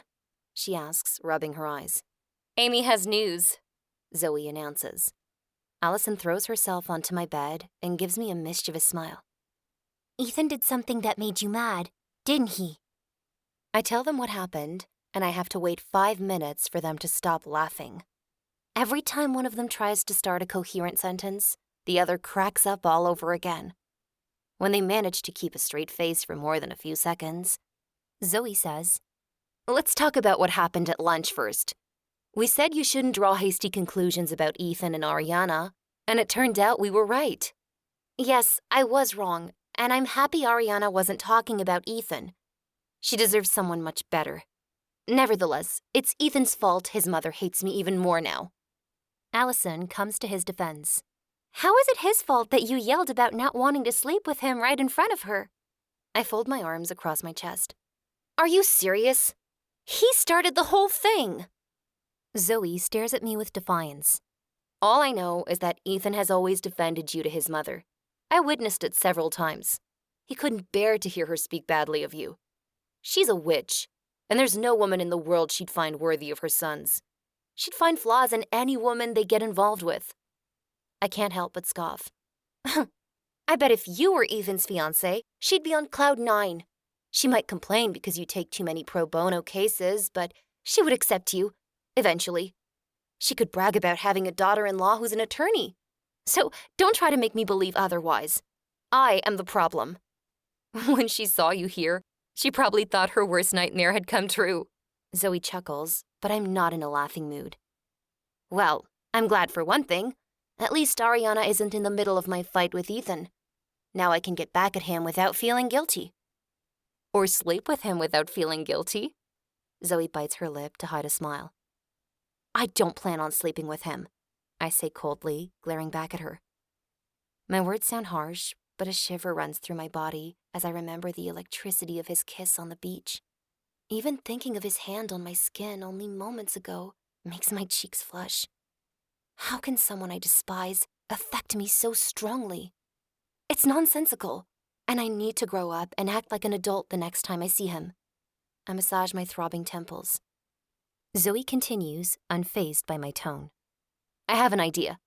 You could sleep with him and abandon him right after. Allison frowns at her, still not on board with the revenge plan, but I ignore Zoe's attempts to get a rise out of me. I choose the high road. I don't know about this anymore. I'm starting to have some doubts about my plan. I mean, he seems so confident. What will I gain from confronting him? I wonder if you weren't right all along about causing myself more pain. Why do I need to relive the past? It was hard enough the first time around. My shoulders sag as my eyes fill with tears. Zoe takes my hand as Allison jumps off the bed and comes over to hug me. Amy, we're really sorry if we made you feel like we were having fun at your expense. Honestly, we thought you were over Ethan. You hadn't mentioned him in a long time. I thought I was too. I went out with other guys, but after Steven, who had everything going for him and whom I really liked at first, I realized I hadn't slept with anyone since Ethan. Every time it got to that point, I would start worrying the relationship would end in disaster again. After I stopped seeing Steven, I felt helpless. I thought if Ethan gave me an explanation, everything would be better. Only now, I'm not so sure. It's like as soon as I'm near him, I lose my ability to think rationally. Allison squeezes my shoulder. You shouldn't see that as a problem. Seeing our confusion, she continues. We're all looking for someone to shake up our lives, aren't we? I mean, what's the point of life if we can't face our fears and desires? Yes, Ethan makes you lose your cool, but it will be even more gratifying if you stay strong and carry out your plan despite being attracted to him. You're overthinking this. Just keep going, stay focused on your goal, and if your plans change, it's not the end of the world. What's the worst that could happen? I could fall in love with him again, I murmur, and get my heart broken all over again, I think to myself. It's Zoe's turn to hug me. I won't let you fall back in love with a good-for-nothing like Ethan. Me neither, Allison says. I smile at them through my tears. I know they're joking. They've always been fond of Ethan, but I also know that if I need them, they'll be by my side. Then help me make him pay. Any ideas? I could send him a few messages about how much I want us to marry and have babies right away. Maybe you can change his Facebook status to engaged, Zoe says. I can find someone who can do that. When everyone starts to congratulate him, I don't think he'll be too happy. You're both crazy, Allison says as she tries but fails to hide her smile. Hey, we've been so focused on your problems that you guys haven't even thought about how Ariana liking Paul affects me, Zoe pouts playfully. I've always liked Paul. He could be the one for me. Now I'm not even allowed to flirt with him. Her remark makes me smile genuinely this time, and I forget my ridiculous thoughts. I'll never fall back in love with Ethan. As I already told him, I'm not as naive as I once was. I just need to focus and not let him distract me. I'm going to go through with my plan and force him to explain himself and apologize. A knock on the door makes us all jump. Ariana is standing in the hallway when I open the door, looking gorgeous in a sea green dress. Hi, can I come in? Yes, of course. Is everything okay? She asks, sitting on the bed next to me. I was worried after the incident earlier. Yes, everything's fine, I say, faking a smile. That's reassuring. I came to invite you to the welcome party for Paul and Mrs. Anderson that I've planned for this evening. I'd love for you all to come. As sweet as Ariana's offer is, the thought of having to spend an evening with Mrs. Anderson is not the slightest bit appealing. If you want Mrs. Anderson to accept you as a potential daughter-in-law, you should avoid hanging out with me too much, I say, feeling some of my spirit coming back. Ariana giggles. Yes, I noticed she wasn't too thrilled with your presence here. But I'm half Greek. I'm used to drama. I find the situation quite entertaining. Also, I'm not going to pick my friends to please her. And I don't want you to feel uncomfortable because of her. Don't worry, I can deal with it. Let's hope my lie will become a reality. To be honest, I didn't appreciate her comments about you. She can't dictate who her sons date. I'm looking forward to seeing how Ethan handles the situation. Her words spark an idea. I should have thought about it earlier. If I want to get back at Ethan, perhaps the best way would be to cause problems with his mother. Oh no, you're plotting something Machiavellian right now, Zoe says. Maybe, I reply, studying my reflection in the mirror above the dresser. Can we help? Allison asks. Although I have to say, I'm not keen on devising a plan to hurt Ethan. It was easier before we saw him. I'm here too if you need me, Ariana offers. I won't ask you why you're so mad at Ethan, but I assume you have a perfectly good reason. Plus, I trust you won't take things too far. Ethan and I are good friends, so I wouldn't want to see him get hurt. I'm hesitant to confide in Ariana. I don't want to put her in an uncomfortable position, but it's hard to speak openly when the other person doesn't know the whole story. It's not a secret. You may have already guessed what happened. Ethan and I were together and he cheated on me. Her mouth falls open. Now I understand what you said about cheating. Please don't take this the wrong way, but I still stand by what I said the other day. I have a hard time believing Ethan could do that to someone. I did too, until I witnessed it. I won't bother you with the details, though. You have to get ready for the party, and I need to come up with a plan to get back at Ethan. Maybe it won't be that hard. Ethan has become so arrogant. He's already convinced I'm crazy about him, so I don't have to trick him into believing that. But what comes next? I can't sleep with him and sneak out of his room before morning. What would I gain? More importantly, what would he lose? Sleeping with a woman who doesn't want a commitment afterward, how disappointing. I let out a laugh, then explained my thoughts to the girls. Some revenge that would be. Zoe rolls her eyes. Are you taking Ethan for a fool? He doesn't believe for a moment you're still interested in him. He just likes driving you mad. Allison purses her lips in thought. I agree. It would be really dumb to sleep with him. You know you can't handle this kind of emotional hurdle. If you ask me, no one can, Ariana adds. You don't know that, I say defensively. Allison sighs. Amy, I've known you for years. You've never slept with anyone without getting attached. And I don't think it would be a good idea to start with Ethan. On the other hand, sleeping with a man while knowing you're playing with him is tempting, Zoe says with a devious grin.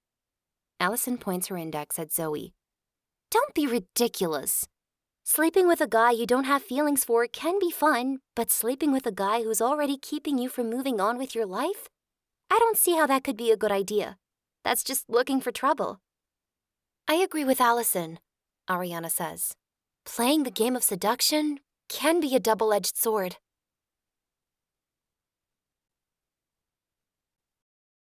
Chapter 5. Ariana leaves shortly after to oversee the preparations for the evening, and we spend the rest of the afternoon lounging by the pool, imagining ways to bring Ethan down. Okay, I'm not going to sleep with him, I say. But I can flirt and tease him with the promise of a night with me. It shouldn't be too difficult since he's the one who suggested no-strings sex during this trip. I'll wear my new cherry red dress. He won't be able to resist me in it.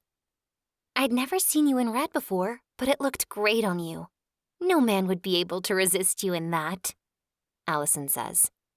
Here's an interesting idea we haven't explored yet, Zoe says with a sparkle in her eyes. What if you flirted with other men?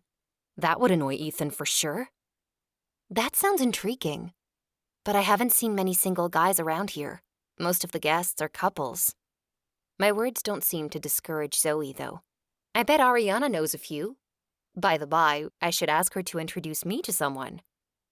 When we guffaw, she sighs with exaggeration. What? Your plan got me thinking I should be more proactive too. Do you have any idea how long it's been since I went out with someone? About 7 months, Allison replies. Zoe crinkles her nose. No, it can't be that long. I know it is because it was a double date with your colleague Becca's brother and his friend.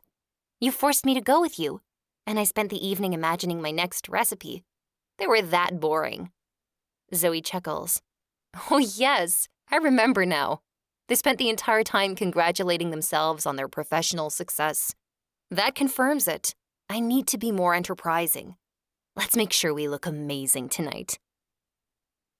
An hour later, Zoe waves her finger in front of my face as I'm eyeing my dress critically one last time. Don't even think about changing. Yes, it's a little daring, but we're on vacation. Besides, have you seen how all the women around here are dressed? Sexy and chic, just like your dress. If Ethan keeps his hands off you, I'll be impressed. We'll see. I'm not sure a dress alone can work miracles. I run my hands down the skirt nervously. A dress can work miracles. You also promised you'd have the right attitude tonight. You know which one I mean? The I'm sexy and I own it one? Allison rolls her eyes. You've got some nerve. How often do you have that attitude? Zoe flips her hair in annoyance. All the time. I laugh derisively. Right. You may be a go-getter at work, but I've never seen you be that way with a man. You rule them out as soon as you find out they're unable to respond to one of your sharp comments. That's your way of choosing. It's like the law of the jungle. Only the strong survive. Zoe stops looking for her lip gloss to glare at me. You're wrong. They take themselves out of the race by not being able to handle an assertive woman. Allison and I exchange a knowing glance. Zoe isn't always aware of how distant and intimidating she can be. Let's get back to Amy and Ethan, Allison suggests while putting on her shoes. Instead of messing with him, she has to tell him how she feels, which was her goal in the first place. Ethan will understand her feelings and why she came here. I bet he'll even apologize. Oh, really? I say, eyebrows raised. Then why didn't he do it when it happened?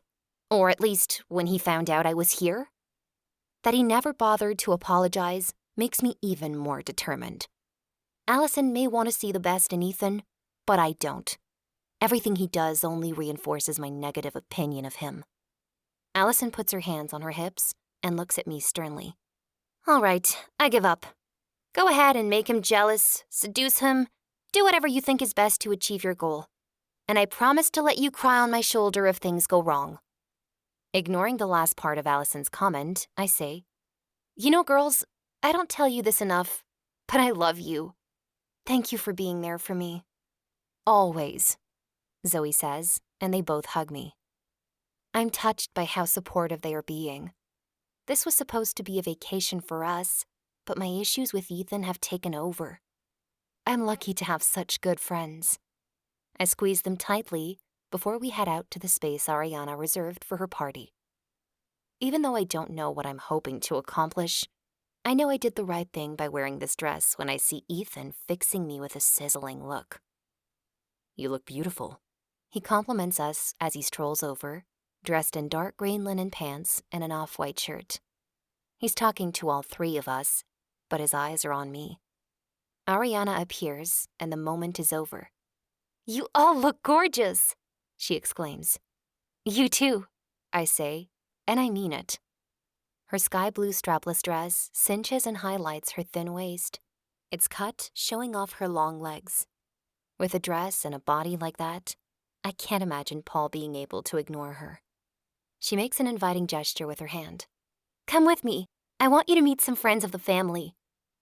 The rest of her family is coming to Santorini toward the end of the month, but a few friends are already here. Although the conversation flows easily, I can't relax. I feel Ethan's presence even when he's far away. How's my favorite girl? Paul puts an arm around my shoulders, and I turn to him with a smile. "She's thrilled to see you." Glad to hear that. I was afraid my brother destroyed any chance of an Anderson being in your good books. Definitely not. In fact, I've always meant to apologize for losing touch after Ethan and I broke up. I know you called me at work and tried to reach me through Zoe. I did. Since your number was out of service, I was worried. Zoe explained you were going through a tough time, and even though I was upset, I understood. I'm sure it wasn't easy for you. It doesn't surprise me that you wanted to burn bridges for good. No, it wasn't easy. But I'm fine now. Are you sure? If not, I know how to take down my brother. I laugh at his words that remind me how they used to bicker playfully after a disagreement. I've always admired their relationship. Thank you for always being on my side. It makes me feel better to know you aren't mad at me. Looking back, I realize how immature my behavior was. I shouldn't have let my problems with Ethan affect our friendship. Amy, I'm aware of how much you loved Ethan. If you decided to break up with him, there must have been a good reason. I don't hold it against you. You were trying to protect yourself. I get that staying in touch with his family would have kept you from moving on. If you do want to talk about what happened, though, I'm here. I kiss him on the cheek. I'm guessing you already know the gist of it. Besides, I don't want to spoil our reunion by bringing up the past. That's fine. The last thing I wish for is to awaken painful memories. You're right. This conversation can wait. Soft, romantic music floods the space, creating a relaxing ambiance. Paul leads me to the dance floor, where other couples are already swirling around. Let's dance. Dancing with the most beautiful woman of the evening is a good way to make some people jealous. Some or just one? Not just one. You know me. He winks. I'm not ready to be with just one woman. Not even a beautiful Greek siren? You're not talking about Ariana, are you? Of course I am. She's by far the most beautiful woman here. She's also spoiled and a little immature. I prefer women who are a little less superficial and more in touch with reality. His harsh words surprise me. It is very unlike him to be so judgmental and dismissive. And it's all the more surprising considering we're talking about Ariana. Aren't you being a little unfair? She works hard, and from the few conversations we've had, I didn't find her superficial at all. In fact, quite the opposite. Just then, Ariana, who's dancing with Ethan, laughs. Paul gives me an amused look, which makes me glare at him. He obviously thinks she's flirting with Ethan. Don't be such a bad sport. Despite his flaws, your brother is nonetheless able to make a woman laugh. And who knows, perhaps he said something funny for once. We crack up. Several heads turn in our direction, but it's the tight-lipped look on his mother's face that freezes me there and then. Now she has the evidence that I'm trying to seduce her other son. Paul follows my gaze, but he doesn't seem bothered. He keeps whirling me around, and I actually have fun. Zoe gives me a thumbs up when I spot her. She probably thinks I'm seeking to get Ethan's attention, but for the first time in weeks, I'm not thinking about him. I feel lighthearted and free as I can be myself. My good humor evaporates 2 minutes later when Ethan invites me to dance. Paul looks at me questioningly, and I nod, not only to put my plan into motion, but also to give Ariana a chance to dance with Paul. If I didn't know better, I'd infer you were trying to seduce my brother, Ethan says, placing his hand on my bare back, which suddenly tingles with heat. I might be, I reply coyly. I don't think you would take things so far. Besides, there's no way a woman who reacts to my touch the way you do could be attracted to another man. His presumption irritates me, but I stay in the role. How do I react? I ask, my voice soft. He remains silent for a little while. My question has apparently caught him off guard. Like someone who desires to be naked in my arms. You used to be more talented with words. I still am. All you have to do is make a move. What kind of move? Your choice. There's more than one that would make me want to undress you and... He searches my eyes, and I prompt him again. And? I'm playing with fire, but the urge to hear the rest is irresistible. Lost in our exchange, I don't notice that the music has stopped. Glancing around, I realize we're the only ones dancing. My cheeks catch fire, and I practically drag Ethan off the dance floor. That wasn't the move I had in mind. Maybe another time? He whispers in my ear before I leave to down my glass of wine. Allison sits next to me. Oh my God! You two looked like you were in your own little world. You know that, right? I blush, and she looks at me suspiciously. What were you talking about? I'm trying to come up with an answer when Zoe beckons us to follow her. The fireworks are starting, she says. A moment later, a shower of colors illuminates the sky. A couple is getting married, and everyone is outside to ensure they won't miss the show. Ariana told us they have a wedding here almost every day in the summer, which doesn't surprise me in the least. Santorini's beauty has won me over. It has to be one of the most romantic places I've ever visited. I can even imagine getting married in one of the white little chapels on this beautiful island someday. Someday. The bright lights that burst against the sky are magical. The magic accentuates my loneliness. The thought of not having someone to share this moment with, someone who would whisper in my ear how happy I make him, fills me with sadness. Everyone is gathering at the front of the patio to get a better view of the fireworks. A hand, Ethan's, grabs mine and drags me to a dark corner, away from the crowd. He presses his lips to mine with a tenderness that turns passionate in seconds. I feel faint. His lips leave a trace of fire, and my heart bursts more violently than the fireworks. I can't hear anything. I can't see anything. All I can feel are his hands caressing my back, pressing my pliant body against his, proving him right. All I long for is to find myself naked in his arms. That last thought brings me crashing down to earth. Ethan can't win me over. I may have succeeded in getting his attention with my dress and attitude, but I'm also aware that he has the upper hand now. He abandons my lips to slip a hand around my waist and turn me around so I can look at the fireworks.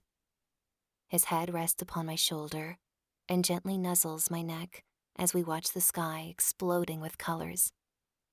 I stay quiet because anything I say will spoil this moment. Our interlude comes to an end at the sound of approaching footsteps. I regretfully disengage from his arms, and he doesn't hold me back when I leave to join the others. The spectacle is over, and the crowd is dispersing. I don't even have time to get a hold of myself before I hear the icy voice of Mrs. Anderson from behind. Amy, may I speak with you? I feel my stomach clench, but I turn and face her calmly. Do I have a choice? I ask, ready to challenge her. I've had enough unpleasant conversations with her to know that if you don't stand up for yourself, she'll destroy you. She doesn't deign to respond. Instead, she strides toward the hotel and I reluctantly follow her. She sits on a couch in the lobby, her back rigid, and gestures for me to sit across from her. What is your goal here? Why are you trying to re-enter my son's life? I don't believe in coincidences, especially when it comes to you. I perch on the edge of my chair, ready to leave the very moment this conversation is over. Why should I bother answering your questions? Because, my dear, you don't want me as an enemy. I laugh sharply. I was under the impression you already were. And may I ask why I should care? I have nothing left to lose. Oh, you'd better not adopt that attitude with me. I can be your worst nightmare, and the sooner you realize it, the better off you'll be. So, you'll get in my way if I try to win Ethan back? Thank you for letting me know. I get up because if I stay any longer, I'll say something I'll regret. When Ethan and I were together, I tried to keep my feelings about his mother private. Ethan claimed he didn't care what she thought of me, and I was trying not to let the way she treated me damage our relationship. Nevertheless, I felt belittled every time she greeted me with a snide remark about my job, my looks, or my personality. Now, I'm not in the mood to let her disparage me. I'm going to stand up to her. Though, for Ariana's sake, I'll keep myself from making a scene. I haven't finished, she says icily. Well, I have. I'm not listening to you for another second. At that moment, Ethan walks over, his eyes darting around until he meets my gaze. I smile at him fondly, attempting to conceal my actual state of mind. I don't want him to know I'm upset about his mother. Plus, Mrs. Anderson will think I'm smiling because I want to win him back, and I'll take any victory against her. Is everything okay? He asks, standing close to my side. I try to ignore the way my heart flutters at his proximity. Yes, your mother was just telling me how pleased she is to see me again. From the wry smile he flashes, he knows I'm lying. Her reaction this afternoon made her hostility toward me pretty clear. But I don't care to give her the satisfaction of complaining to Ethan. I can fight my own battles. Well, I'm certainly pleased to see you again. I'm aware his comment is directed at his mother, but my heart still leaps a little. He reaches for my hand and pulls me back outside without sparing another glance at Mrs. Anderson. I'm sorry if she gave you a hard time. It's not your fault. Yes, it is. To avoid making waves, I've never told her how much I hate her interfering in my life. Of course you did. You've always supported me. You never took her side. Our eyes meet, and for the first time since seeing each other again, there's no animosity in mine. There's no smugness or provocation in his. It's dangerous to stand this close to him. I start feeling dizzy, so I look for Allison and Zoe. I spot Zoe talking to a man by the pool, and I'm about to join them when Ariana comes out of the hotel. I can tell from her sagging posture that something's going on. I apologize to Ethan and hurry over to her. Do you want to talk about it? I ask gently. You know Paul better than me. Is he normally abrupt and condescending? No, I say. But seeing how disheartened she is, I gather something serious must have happened. Did you talk to him? What did he say? Oh, nothing too complicated. Only that he's not interested in me and he thinks I'm superficial. What an idiot! I can't believe he'd think that. And even more so, have the audacity to say it to your face. I can't fathom why that would be his impression of you. Oh, he was pretty clear. Because I like to have fun and dress up. Because I think life is about more than just work. Because I didn't have to struggle to get where I am. We walk over to a couple of patio chairs, a bit away from the crowd, and sit facing each other. It's true I was born into privilege. But I'm not some spoiled heiress sitting around twiddling her thumbs. I've never taken advantage of my family's money, except to pay for my education. And my father insisted I work for my spending money. I was 16 when my grandfather bought this hotel. And since then, I've spent all my summers here, making up the rooms, working at the front desk, and now handling the marketing. Her voice breaks, and an unfamiliar anger at Paul courses through my body. How could he hurt her like this? It's weird, though, I muse. I've never known Paul to be rude or critical. When I was with Ethan, he was my biggest supporter. There must be something bugging him. Maybe he's interested but doesn't think you're compatible? Maybe he's afraid of falling for you. She smiles faintly. It's nice of you to consider that possibility, Amy. But I doubt it's the case. He explicitly said he'd never waste his time with someone like me. And what did you say? Nothing, really. Just that I was sorry he felt that way and that I wasn't going to bother him with my feelings anymore. She looks crushed, as she might burst into tears at any moment. I want to yell at Paul for breaking her heart, but instead, I come up with a plan. Then have fun tonight. Show him how superficial you can be. How will that help? It will only prove him right. Exactly. It will show him that his opinion won't prevent you from living your life. I'm positive that seeing you flirt with other guys will bother him, and he'll reconsider. He'll even wonder if your confession was sincere because you couldn't possibly be that relaxed and happy so soon after your conversation. Not to mention, it would be a blow to his ego. Ariana can't help laughing. It's a clever plan. Normally, I don't enjoy playing games, but what other choice do I have? Moping around because a man I have a crush on doesn't want me? It is his right, after all. It's more than a crush, though. You have deeper feelings, don't you? Unfortunately, yes. He's taken a special place in my heart. I don't see him often, but when I do, my heart explodes with joy. After the way he treated me tonight, however, I'm no longer sure he deserves those feelings.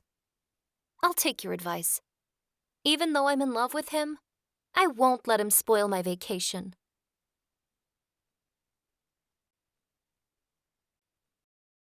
Chapter 6. Ariana adopts the right attitude for the rest of the evening and plays her role of hostess brilliantly.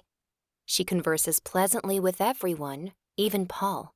She anticipates our needs, and at no time does she show her dismay. I'm glad to see her pretending that everything is fine. After all, if Paul doesn't care about her, the sooner she forgets about him, the better. If, however, he's interested, but for some reason refuses to admit it, he will get what he deserves. Perhaps that will set his head straight. Ethan's voice over my shoulder startles me. What did you tell her? She shared with me what happened with Paul, and I know you've put in your 2 cents. Just the truth. That between the 2 Anderson brothers, Paul is usually the one who's well-behaved. He chuckles. Do you ever plan on telling me why you're here? Or will you just leave me thinking that you want to seduce me? That dress only confirms my belief. His eyes rake up and down my figure, and it feels as though someone lit a match in the pit of my stomach. When his eyes meet mine again, I ask, You think I wore this dress for you?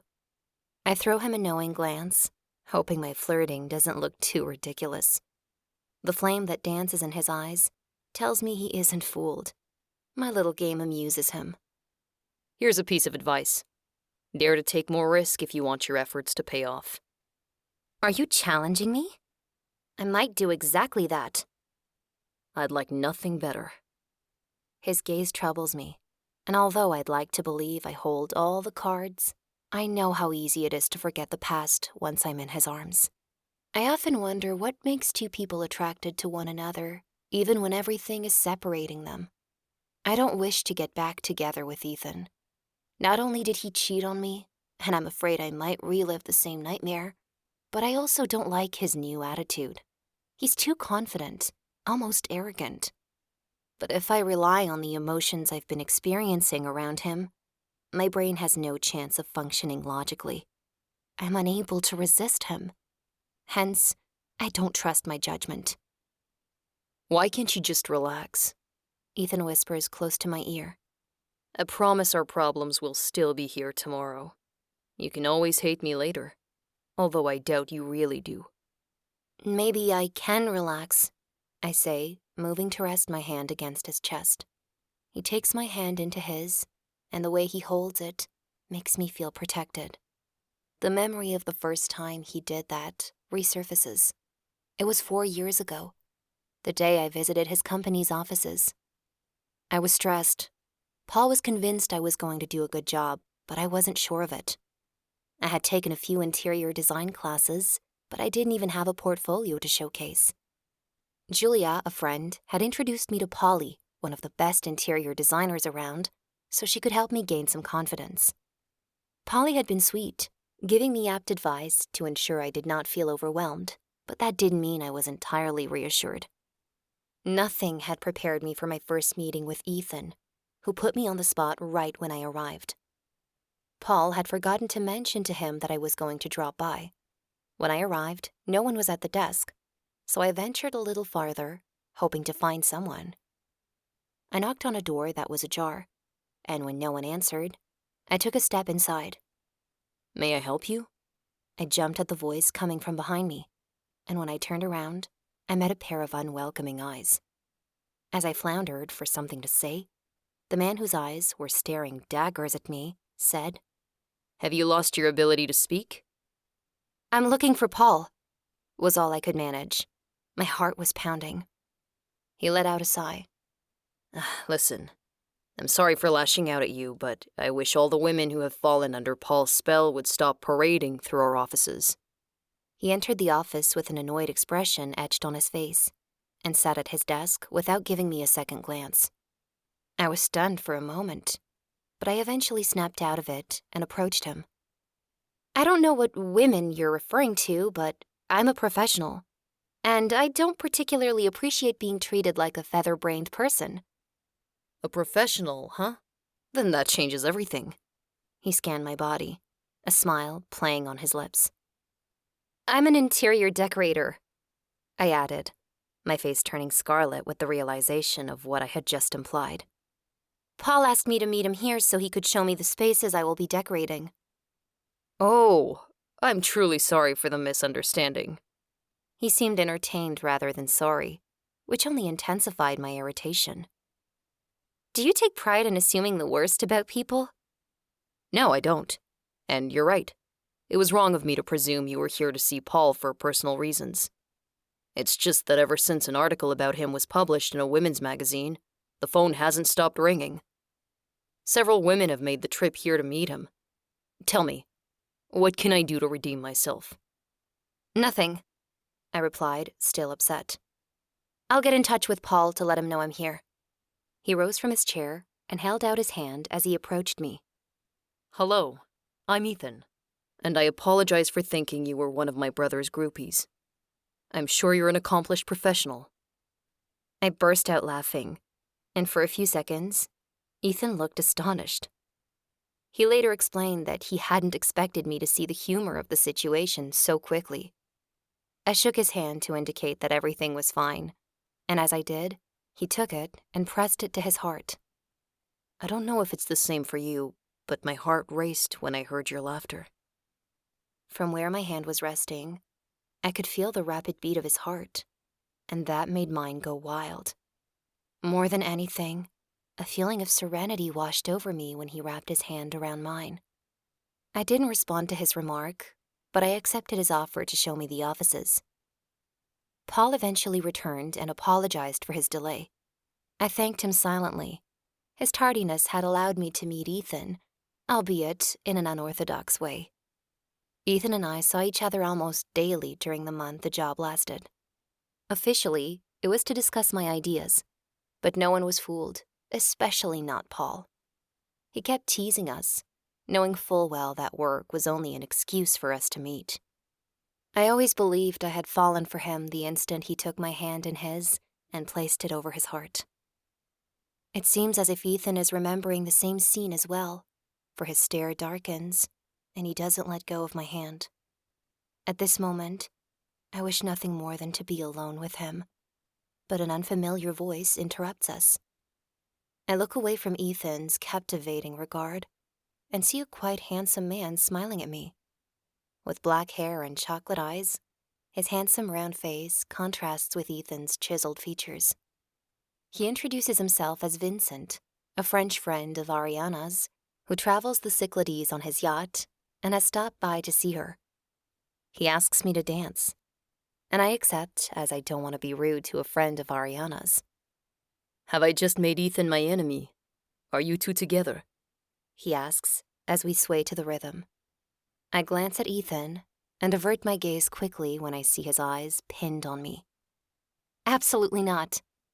That's music to my ears, given that I would like to get to know you better. He's charming, and there's no doubt he knows how to flirt. I respond to his antics, but my heart isn't in it. I keep thinking about Ethan. And when Vincent has to repeat his question, I pull myself together. It will be a day cruise, he says, and I'd be happy if you came with us. I realize he's just asked if I'd like to accompany him to Crete tomorrow. I smile apologetically. I'm here with my friends. That isn't a problem. The boat is big enough for everyone. They're also invited. I bite my lip, debating how to respond. With a kind, understanding smile, he makes me promise to at least consider his offer. As the music softens to a slower beat, Vincent turns us in a circle. From this angle, I see a woman approach Ethan and touch his arm. He smiles at her, and my chest aches. She's evidently asking him to dance with her, and he accepts willingly. I promise to stop being impulsive, but now I itch to say yes to Vincent's proposal just to make Ethan understand I don't care about him. I shake that thought away. I shouldn't react like a teenager. Ethan has the right to dance with whomever he wants. However, long after Vincent and I have parted, I'm sitting at our table, staring at what is happening on the dancing floor. How many songs can someone dance to with the same person?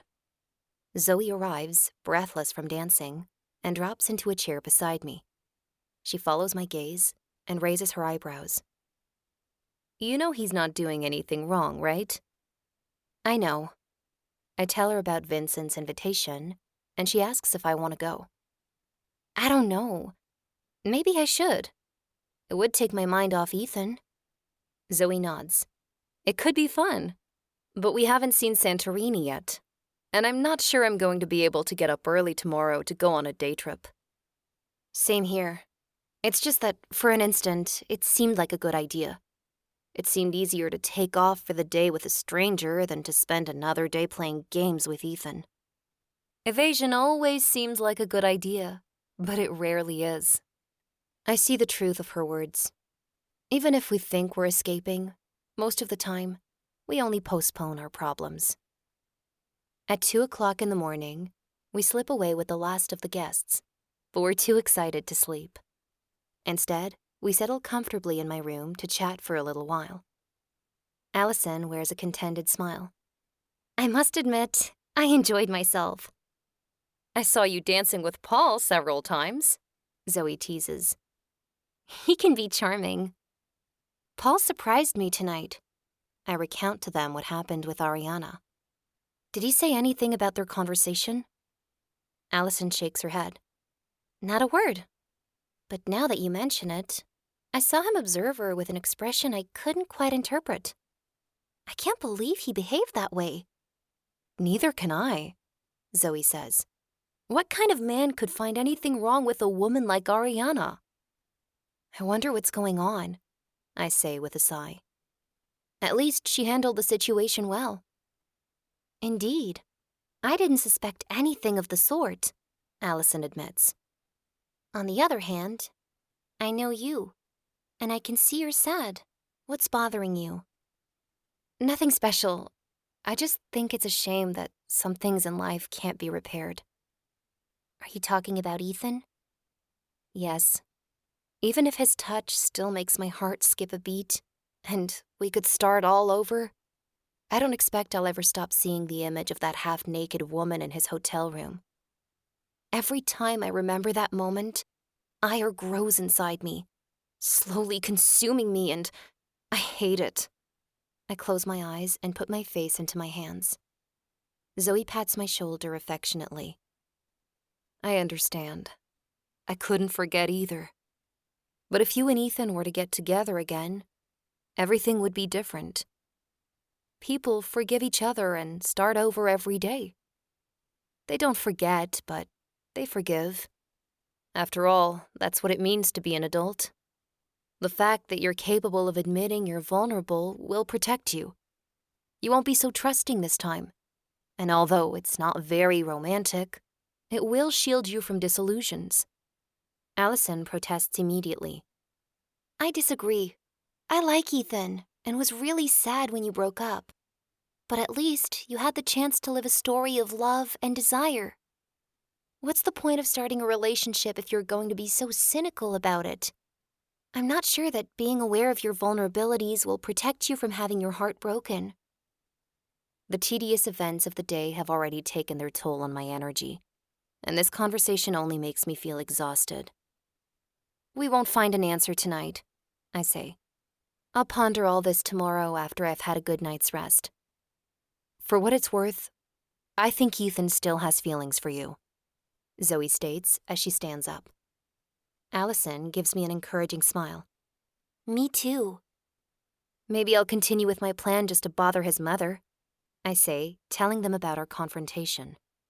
Zoe puts her shoes on while saying, "That woman has real issues, and I doubt she'll ever change." Paul knows how to handle her, Allison remarks. Paul either ignores her or puts her in her place, I confirm, recalling certain situations in the past where Paul had been inflexible with his mother. Unlike Ethan, who by nature often tried to round up the angles. Let's be fair. It's not easy for Ethan. She's his mother, after all. Are we any better at this? How many times have we claimed to be too busy to avoid talking to our parents? Zoe muses. Allison makes a goofy face. I always talk to my parents. Because they don't call you 3 times a day like my mother does, Zoe reminds her. That's true. The girls say goodnight, and I fall asleep the moment I lay my head on my pillow. Chapter 7. I leave my room early the next morning. The sun is still low in the sky, pushing its way up in a display of brilliant colors. Despite my exhaustion, I can't stay in bed. My closeness to Ethan last night troubled me more than I could have imagined, so I'm glad when I see that I have the patio all to myself. I wrap my light sweater around myself to ward off the cool breeze as I look out over the sparkling sea. I thought everyone would sleep in after our late night, but Ethan approaches my table before I even have time to start on my breakfast. With a burning gaze, he slowly looks me up and down. I'm about to make a cutting remark when he says, "Please, don't go." Sorry? I know you're thinking about accepting Vincent's proposal. Please don't. Spend the day with me. His invitation is so surprising that for a moment, I wonder if I heard him right. Could I still be dreaming? My heart melts upon seeing his vulnerable expression, but I refuse to fall for any of his games. First of all, how do you know about Vincent's invitation? Does it matter? Yes, it does. Why shouldn't I go with him? Because I'm asking you not to. My brain stops functioning. I feel as giddy as a teenage girl invited to prom by the most popular boy in school. Why does he still have this power over me? If I had a bat, I'd have hit myself on the head with it to snap out of it. I'm not sure that's a good idea, I mumble. A part of me prays he doesn't insist, whereas the other half cries out, "Please insist." Ethan sits down and leans forward. I promise to be on my best behavior. There are so many things I'd like to discuss with you. And even though I love Zoe and Allison, I'd rather we be alone for the kind of talk I have in mind. Does he do it on purpose? Does he have any idea what effect his words have on me? Discuss what? I ask in a poorly controlled voice. He takes my hand into his. To start, I'd like to know why you're here. But above all else, I want to understand why I still can't forget you 3 years later, even after your unacceptable behavior. There's no doubt he makes my heart race, be it with passion, or in this case, anger. Unacceptable? I cast him a dirty look. I shake my head to get rid of the little goblin that's dancing on my shoulder, reminding me that Ethan has just declared he can't forget me. I yank my hands away and cross my arms. My behavior? What's wrong with you? Please, don't get upset, He pleads, putting a finger on my lips. I promise to let you scream at me if you agree to come with me. Fine. I'm so mad right now, I just want to bring this to an end. I'm tired of hearing his wrongful accusations. Like you needed an excuse to be with him. Shut up, Meet me back here in 20 minutes. he says before standing up and walking briskly away as if he's worried I'll change my mind if he stays. Fury and excitement build up in my stomach. I scarf down my breakfast and return to my room, getting ready in record time. I leave a message for the girls and another one for Vincent. Then I head down to the lobby and get into the convertible that is waiting for me. I didn't know you were a walking cliché. A handsome man wearing fashionable sunglasses and driving a convertible, ready to charm the world. I have no reason to behave so pettily, and I immediately regret my words. It's Ariana's car, and I find your judgment a little harsh. Don't you think people deserve pretty things? What a sad perspective, especially for someone whose job is to embellish people's everyday lives. Of course, people can have nice things. I see he's teasing me, so I choose to leave it at that before I end up acting even more foolishly. How about visiting the real Santorini, far from the excitement of Fiera and its tourists? I'd like that a lot, but I feel a little guilty. The girls and I had planned to take an island tour. You're only abandoning them for one day. You'll have plenty of time to visit the island with them. Even if I wanted to, I couldn't show you everything in such a short time. Then I accept. What's the itinerary? First stop, before the heat becomes unbearable, is Pyrgos, the ancient capital. Pyrgos means the castle.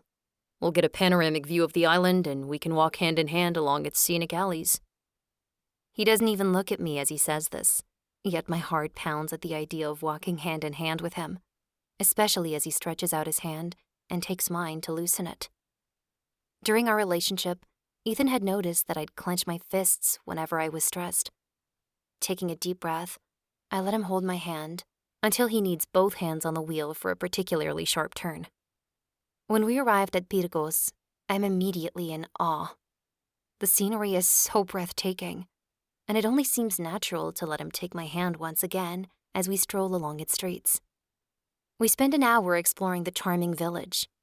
Well-maintained traditional houses of Cycladic architecture surround a 13th century Venetian castle. Narrow streets and secret passageways make for an enchanting walk.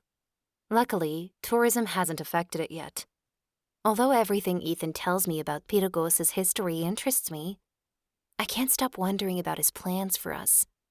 Will he try to get closer to me? I don't know if I want that or if I'm afraid. He solves my problem by not making any gesture other than holding my hand. Would you prefer to go swimming or to visit Akrotiri? He asks at the end of our walk. Akrotiri is the most important archaeological site on the island.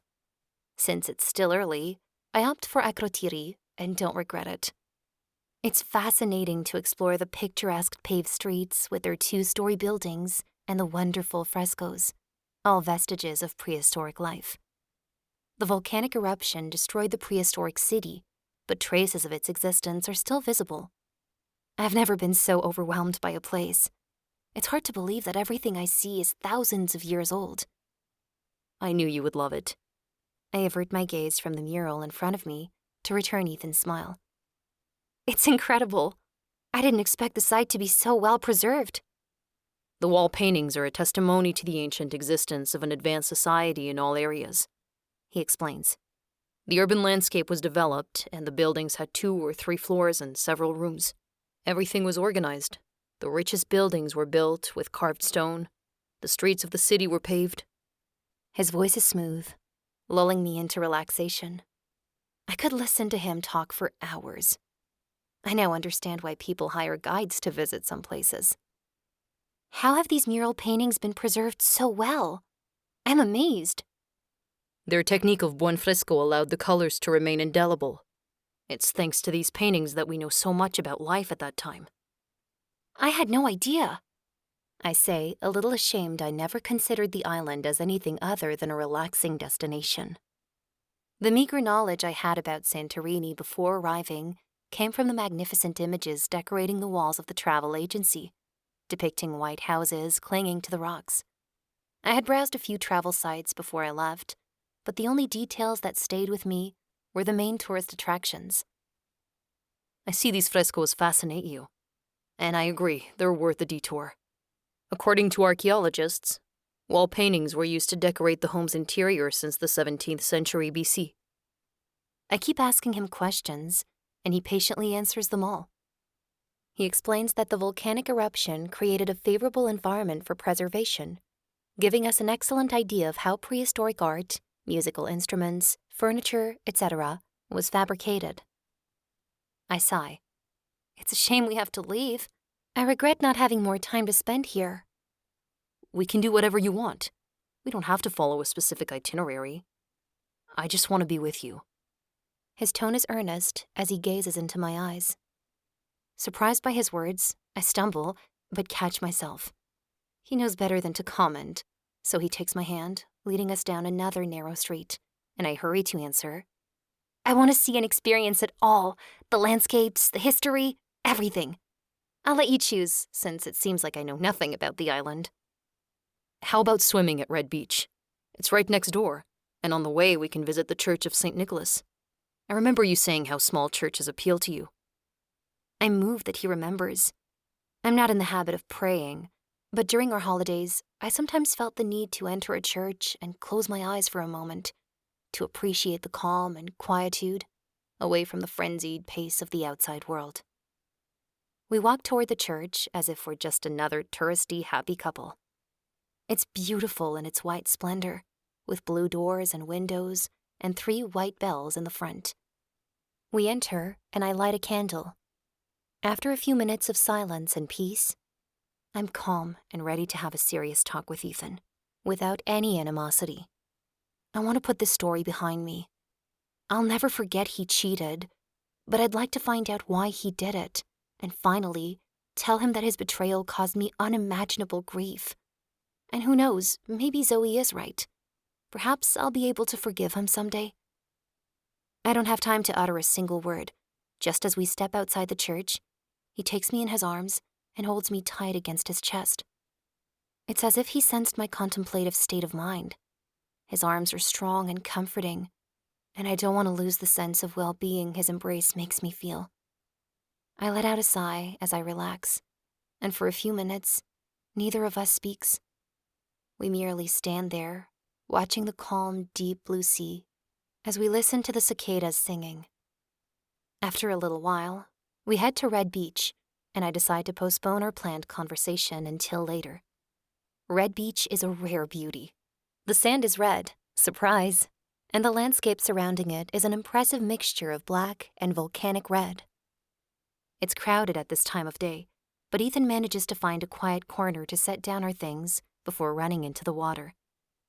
There's a new surprise at every turn, I say a little later when I lie beside him. He hands me a bottle of water. I promise the surprises will continue. But before they happen, we need to feed you. I wouldn't like to be accused of negligence. Isn't it a bit early?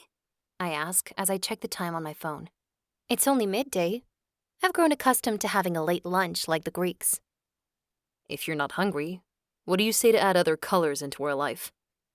I'm eager to find out the meaning of your sibylline words. I don't have to wait long. Back in Akrotiri, we board a kayak and land on a beach sheltered by enormous white rocks, White Beach. The black sand is covered with white pebbles, and I'm even more impressed than before. It's a small beach, but the water is an unreal blue, and the surrounding rocks are tinged turquoise. We plunge into the sea the moment we set foot on the sand. The cool water refreshes me and gives me a much-needed sense of serenity. Although everything I'm experiencing enchants me, my anxiety rises because my resolution to talk with Ethan weakens as the day progresses. I know our positive rapport will become a thing of the past once Pandora's box is opened. Ethan makes no allusion to the subject either. We chat about everything and nothing, but we don't touch the topic of our relationship. What are you thinking? He gently brushes my forehead, and I tingle all over. Nothing interesting. I lie. I'm not trying to avoid a serious conversation, he explains. I just want a bit of calm before the storm. I thought it'd be better to save our conversation for later. What do you say? I return his teasing smile. Suddenly, I want to pretend, which is ridiculous. I want to act as if there aren't any problems between us, as if the magic has never disappeared. I stretch out my hand, and he takes it into his. He kisses my palm, and then without warning, lifts me up and throws me into the water. As I splash in the cool waves, I swear to avenge myself. But the water is fresh and crystalline, and the beauty of it makes me forget any plans of retaliation. A few minutes later, I lie down on my towel to enjoy the sun's rays, playing hide and seek with a few clouds. Meanwhile, Ethan swims back and forth to a boat that has dropped anchor a little way off and challenges me to do the same. The third time, I respond to his challenge. Fine. The first one to arrive at the boat pays for lunch. I hope you know you have no chance of winning. Still, I'll play. The first one to make it will have to honestly answer a question. A question he doesn't wish to answer? I'd say that's the point. I say, pretending to reflect on it. Do I want to reveal my secrets? So you already know you're gonna lose. Perfect. What? No! I'm evaluating all possibilities. I set off like a rocket, and even though I'm rested, Ethan catches up quickly. I stop and emit a quiet groan, clutching my foot. Amy, are you okay? I think I have a cramp. Let me see. He tries to take my foot in his hand, but I leap up and sprint away at full speed. I hear him chuckle, but it only takes him a few seconds to catch up and get ahead of me. So that's your idea of fair competition? Cheating? He asks when I reach the boat. I didn't cheat. I said I thought I had a cramp. Not that I did have one. Well, you definitely lost, he says, slipping his hands around my waist. I won't ask my due right away, though. The wait will be interesting. Despite the freshness of the water, my skin burns from his touch. His finger traces my lower lip, and I hold my breath as he leans in and touches my lips softly with his. I respond to his kiss with abandon as his hand brushes my back, making me lose the ability to think. He's about to say something when our kiss ends, but I speak first in a cheerful tone. Now I'm hungry. He looks at me, his brow furrowed, but decides to play along. Great. I know the perfect place to taste some of the island's specialties. I trust you, I say. But my statement reminds me that the reason I'm here is precisely because I don't. I try to push that thought away, but he senses the subtle change in my mood. He draws me to him and hugs me while placing a kiss on my forehead. I struggle not to let my tears fall, but my eyes are burning. Sadness overwhelms me. I'm sad to realize that I still crave to snuggle up against him. And I'm sad that I don't see how things could start over again between us. He also seems lost in thought, and seeing him so confused makes me pull myself together. Spending a few hours with him won't make me lose sight of my goal. Our day is just an enchanting interlude. Let's go, I say, and once again, his frown tells me he's unsure about how to react. Half an hour later, we're sitting in a small restaurant overlooking the archipelago. I stare mesmerized at the ring the islands form around the caldera, forgetting the negative thoughts I had earlier. Ethan is amused by my attempts to pronounce the dishes and guess what they contain without reading the translation. He decrees I'm doing a good job, and to reward me, he orders a multitude of hors d'oeuvres and what he says are the best pitas on the island. I take the opportunity to ask him how he knows the island so well. Simple. After I accepted Ariana's invitation, I immersed myself in books about the place. The image of Ethan reading book after book late into the night makes me smile inside. He always did the same before our vacations, and he tried to transmit the virus to me. Clearly, I didn't do such a thorough job researching Santorini before this trip. When we were together, we spent many pleasant moments deciding which places we'd like to see, although we never followed our plans to the letter. As for the hidden treasures of the island, nothing is worth more than the opinion of the natives. You have to ask the right people the right questions. I don't regret having let him choose. From the grilled fish to the fried zucchini and the white eggplant puree to the copania, a sweet made of powdered barley rusks mixed with raisins and sesame seeds, everything is delicious. Swimming has whetted our appetite. Our conversation is fluid. I had forgotten how easy it is to talk with him about everything. He asks me about the boutique, and I tell him about my recent project and my plans. I even disclose my new resolution to him, to collaborate with Allison and work on decorating churches and wedding reception venues. Allison already has an impressive number of clients, and she can help me get started by recommending my services to them. I love the idea of making the most important day for a couple even more romantic. He stares at me with a genuine smile. I always knew you'd succeed in whatever project you undertook. You're talented and a hard worker. Heat rises to my cheeks. It's true that he used to encourage me all the time. It makes it all the more incomprehensible that he cheated on me. I thought everything was fine between us. But maybe I only saw what I wanted to see. The possibility of being happy. I ask him about his work, and he tells me that he still loves his job. His good relationship with Paul allowed them to maintain their company's success after taking over the reins from their grandfather. Better still, their latest ad campaign has won awards around the world. I feel proud of him, which is absurd and worrying. I also learned that Paul is now in charge of the marketing department while Ethan takes care of the creative side. I notice him staring at my feet, and I say, I thought of giving up the pleasure of wearing your creations, but I couldn't forgo the quality. I think of the evenings we spent discussing new models and the times I tried their new lines. It was interesting and fun. Ethan is an exceptional designer, and although he's held most of the positions, design is where he flourishes. You were my favorite model, he declares, and I blush again, thinking of the way some of our sessions ended. I'm close to retorting that Bethany must have been an even more interesting model, considering that he slept with her, but my desire to provoke him vanishes when I look at him. We're getting along so well. I don't want to spoil it.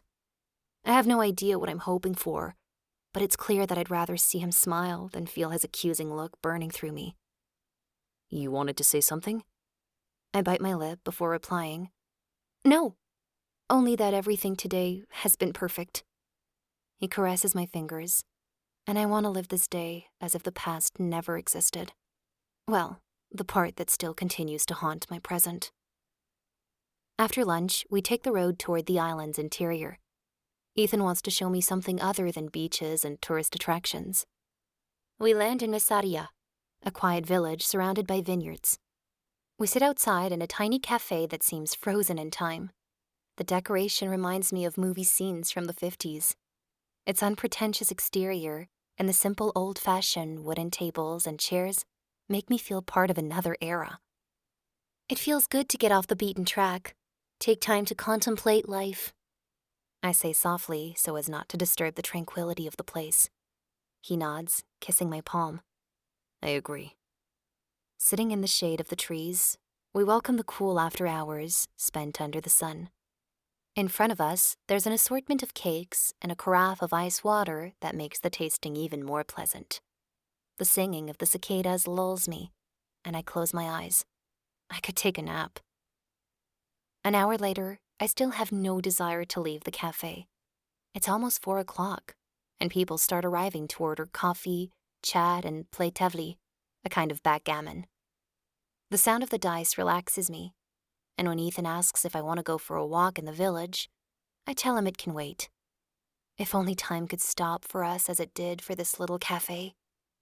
The owner, Mrs. Lenny, comes over several times, inquiring if we need anything else. I ask her about the history of her cafe and her daily life. It's rare to stumble across places that are still authentic, and she has fascinating stories to share. "You make a lovely couple. You'll be happy," she says with a smile. "Lots of people come here, and I can tell right away if it will work between them or not. You know how? I observe them when their partner isn't looking. I see in their eyes if they love each other, if they care about each other. I've seen people gaze at their partner with adoration, but the minute they look away, they seem indifferent or annoyed. You look at each other with regret. Something might have happened between you. but your feelings haven't changed. She puts her hand in my shoulder affectionately. You, Kalimu, you're afraid of suffering again. And you, she turns to Ethan, you're on edge, as if you don't know what to expect. But when you let your true feelings surface, you both have love in your eyes. This kind woman, with her wrinkled skin and her benevolent smile, awakens a sentiment of tenderness inside me, so much so that I get up and hug her. She hugs me in return, and I feel she truly understands the situation. Ethan gives me a veiled look when I sit back down. Is it true? I know what he's asking, and I wish I could answer him. Yes, I'm afraid. It's undeniable. How could I not be afraid of suffering again? Whenever my heart beats faster, I can't help thinking of the pain that followed the end of our relationship. His question is more about how I feel about him, though, and I have no answer to provide. Do I still love him? The thought is frightening. I can't love someone who betrayed me. Even if my head could forgive him, my heart wouldn't. As the silence stretches between us, a gleam of sadness flashes in his eyes. He doesn't insist that I answer, and I avoid asking him the same question. The possibility of hearing him tell me Mrs. Lenny is wrong scares me even more. He changes the topic, and shortly after, we say goodbye to Mrs. Lenny and take a slow walk through the village. Several restored neoclassical buildings and manor houses surround us. Ethan had planned for us to visit a small mansion, but it's closed now. I make a mental note to suggest it to the girls. I know how much you like neoclassical buildings, and I wanted to show it to you. Built in 1888, it's a prime example of neoclassical architecture, giving you a glimpse of the life of wealthy families back then. I promise we'll visit it again. I'll plan better next time, Ethan tells me as we observe it from the outside. I'm looking forward to it, I say, playing along. None of us is ready to return to reality. After a while, Ethan suggests we do some wine tasting, so we head to a winery. The islanders have been cultivating the vines since antiquity, and the wines are exceptional. Because of poor soil and volcanic ash, we can only cultivate a few varieties of grapes, the vineyard manager explains. The Asirtico you're holding is an ancient white grape variety. What do you do about water? I ask, intrigued. The island has a water shortage, and they're forced to transport it from the mainland. This made me feel guilty the first time I used the pool, but Petros explained that the hotel uses seawater. Many pool owners on the island use seawater as a workaround to the water scarcity problem. Morning dew and sea mist are the main water sources. Because of the dryness of the soil, the plants are more spaced than usual. It's a unique technique. Ethan points to how the branches are arranged. To protect the grapes from the wind, they turn the branches toward the inside of the ring formed by the plants. We learn so many interesting things that I don't get bored for a second. I'm even able to recognize certain aromas. I don't like Asirtico. It's too lemony for me. But I find our guide's description, white grape dressed in red, so pretty that I buy several bottles for my friends. After tasting various wines, we leave the winery and walk toward the nearest panorama. I feel lighthearted as we talk and laugh together like old times. I wish the day would last forever. Are we going back to the hotel? I ask when I notice him checking his watch. I can't complain. We were together for a whole day and we didn't quarrel, which in my book is a miracle. I imagine he has other plans. After all, his mother and brother are here, but his answer is quite different. Of course not. We won't go back until we've seen the sunset. We're going to Iya? I've heard so much about its sunsets. Not exactly. Iya is for tourists. It's gorgeous, but Ariana showed me her secret place the day I arrived. You can watch the sunset without being disturbed. It's a little outside Iya, but not too far away. I couldn't ask for anything better, I say, facing him. Ethan lifts me up and settles me on a white rock. Before I have time to protest, he kisses me, a tender and non-demanding kiss that differs from the previous ones. This one doesn't feel sneaky or stolen. It's a kiss that reminds me of how happy we were, and tears well up. Seeing my tears, he becomes forlorn and sighs. I'm sorry. I didn't mean to make you cry. I just wanted to... It doesn't matter. I'm sorry. I shake my head, unable to speak, and explain that I'm not crying because he kissed me. My heart finds the solution. I wrap my arms around his neck and draw him to me. This time, it's me who caresses his lips gently. When he responds with ardor, our kiss intensifies and leaves us breathless. We eventually pull apart and stare into each other's eyes without saying a word. We both know that if we speak, we will spoil the moment. How can a kiss affect a person so much? I ask myself as I turn to look at the horizon. It's as if everything one feels, everything one dreams of, is in this one gesture. As if mixing our breaths unites us in a place out of time and space. Carefully, he places his hands against my waist and lifts me down from the rock, refusing to let go of my hand until we get back to the car. I feel dizzy, mesmerized by how good it feels to be close to him again. Ethan stops at a restaurant in Ia to retrieve a basket the owner has prepared for us.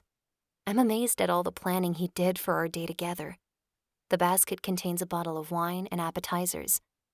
He then drives to Ariana's secret spot, from where we have a breathtaking and unobstructed view of the sunset. We watch the sun paint the houses with golden, pink, orange, and red shades. Notes of figs and local herbs engulf our senses.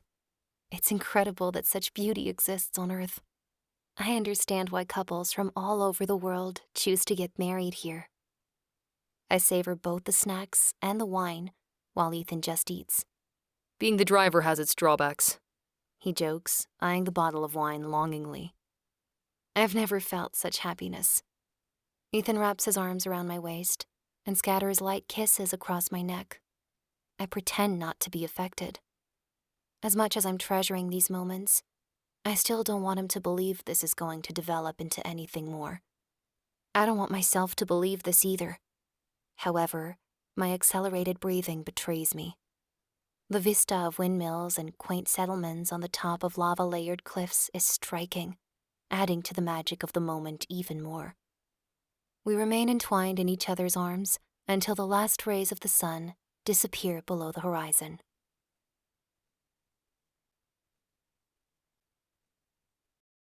Chapter 8. As we drive along the winding path back to the hotel, we pass couples out for a moonlit walk and groups of tourists out on the town. The stars are beginning to light up the sky, and I wonder how we could talk about a subject as dark as our breakup after such a day. Ethan must feel the same, because as we get out of the car, he suggests, Our discussion can wait until tomorrow. What do you say? I nod in agreement. When I take a step toward the entrance, he adds, Not so fast. He tugs me toward him and kisses me, as if I were the most precious thing in the world. His hands caress the back of my head, his fingers twining in my hair. I lean into him with an indescribable desire to invite him to my room. I can't imagine anything more tempting than finding myself alone with him. Knowing it's risky, I don't say anything and pull away with regret. Still, Ethan holds onto my hand, not letting me leave his side. We enter the hotel grounds, where many people are having dinner or drinks. I spot Zoe and Allison sitting at a corner table with Paul and Ariana. We walk toward them, but Ethan doesn't seem to be in a hurry to let my hand go, despite my feeble attempt to withdraw it. Allison and Zoe's eyes light up when they see us, and I know they're impatient to hear my account of the day. Don't tell me you'll give this idiot another chance, Paul exclaims. Ethan beats me to a retort. We can manage without your comments. You're not in any position to give lessons. We talked about Ariana and Paul today. Ethan said that even though Paul has never told him anything about Ariana, he thinks he is interested, but afraid. Ariana is too confident of a woman for him. She makes him lose his bearings because she shows no vulnerability. Paul has a habit of taking the lead in a relationship, and the fact that Ariana showed her interest first probably put a damper on his. Perhaps he prefers to express what he feels first, or he feels her enthusiasm is ephemeral. It's as if he perceives being enthusiastic and enterprising as a flaw. On the other hand, maybe we're wrong, and he's simply not interested, I say to myself, feeling guilty for judging Paul so harshly. I carefully observe Ariana, and I notice she hasn't let what happened with Paul alter her behavior. She doesn't ignore him. She remains courteous, but she doesn't show any particular warmth either. She behaves as though their discussion never occurred. I tip my hat to her for accepting the rejection gracefully and refusing to ask him to reconsider. It can't be easy, but it's the right tactic. Paul seems intrigued, but maybe that's just my imagination. We stay with them for a while and summarize the highlights of our day. Zoe and Allison are interested to hear what happened between Ethan and me. But for tonight, they'll have to settle for the details of our trip as tourists. The girls tell us about the excursion they went on with Paul. They visited some beaches on the north side and Megalakori, one of the most traditional villages on the island. Knowing they had fun on their own, I feel less guilty about having abandoned them. I'm glad I haven't run into Mrs. Anderson. She went out to dinner with a couple her age Ariana introduced her to at the party. Seeing her would ruin the evening. Around 11, I get up to go to bed. The day has been perfect, but long, and the excitement has left me exhausted. I'm about to open my door when Ethan steps in, taking the key from my hands to open it. I only wanted to do this, he whispers, stealing a kiss. He hands me back the keys and walks away without another word. I practically float into my room and fall into bed with a smile. What if we could start all over again? What if we had a second chance? I can think of nothing else until sleep takes me away. Ethan is the first person I see the next morning. I'm sitting on the patio, sipping my freshly pressed peach juice and going over the events of the previous day when he approaches and rests his hand on my shoulder. Our eyes meet, and we smile at each other. He squeezes my hand tenderly. I wanted to see you before I left, he says. I promised we'd talk today, but we'll have to postpone because something unexpected came up. I have to leave for London, but I'll be available tonight, hopefully. Would you like to have dinner with me? I know a quiet place where we'll be able to talk without any distractions. I accept without hesitation. After the amazing day we had yesterday, I can't refuse. The thought of having dinner with him excites me. I dare hope that maybe there was a reasonable explanation for his behavior, even if my stomach is in knots because deep down, I know that it will be complicated for me to have faith in someone who cheated on me. The girls arrive soon after Ethan leaves, chattering animatedly and wearing big smiles at the prospect of the day ahead. Last night, we decided to take a tour of Ariana's favorite places, which we look forward to discovering. We quickly realize we were right to trust her. Each of our destinations is unique. Our first stop is Phoenicia, a small village with old-world charm. We visit several traditional churches typical of the Cyclades and a few troglodyte houses. We're amazed at the cool temperature inside. We understand their usefulness on an island flooded with sunshine half the year. Allison keeps taking pictures, and she says she's already inspired to create a pie that will be sunny outside and fresh inside. I look forward to seeing what she's going to come up with. After a couple more stops in two lovely places, one for ice cream and then for a snack, Zoe wants to visit Perissa, one of the island's most touristic beaches. So we head there. The place is packed, which is understandable given its blue flag, world-renowned eco-label, the multitude of bars, and the many water sports that can be practiced. But the black sand still gives it a singular look. Although I find the beaches I visited with Ethan more interesting, I can see why this one is the busiest. Or it was the company, Zoe teases when I express my thoughts aloud. I can't deny it. Our girls' day is enjoyable and full of laughter and fun, but Ethan still occupies my mind. I keep thinking about my upcoming dinner with him. While we lie under a parasol, relaxing on the shore, I ask Ariana what she plans to do about Paul. Nothing. My life is too short to waste on idiots like him. You should have asked him for an explanation all the same, Zoe says. You let him off the hook too easily, and you behave as if nothing happened. Don't forget, he called you superficial. He's not worth the trouble. He won't change his opinion, and I won't change my personality to meet his standards. You should follow Amy's example, Allison suggests, and she tells her what brought me to her hotel. Ariana chuckles. It's a great and fun idea. Nevertheless, for the moment, I feel like paying him the slightest bit of attention would give him too much credit. To be honest, I'm counting down the hours until he leaves. It's true that I awaited his arrival with eagerness, but now I only see an arrogant fool. In fact, I don't feel particularly proud that I was interested in him. And maybe he's right. Maybe he couldn't be happy with me. After all, he's not like us average people. To him, having fun and taking a vacation is for commoners. Her bitter tone shows that deep down, she's hurt by Paul's reaction. The discussion turns to me and my little expedition with Ethan. All three girls encourage me to give Ethan a second chance, especially after yesterday. They think I should be a little more flexible.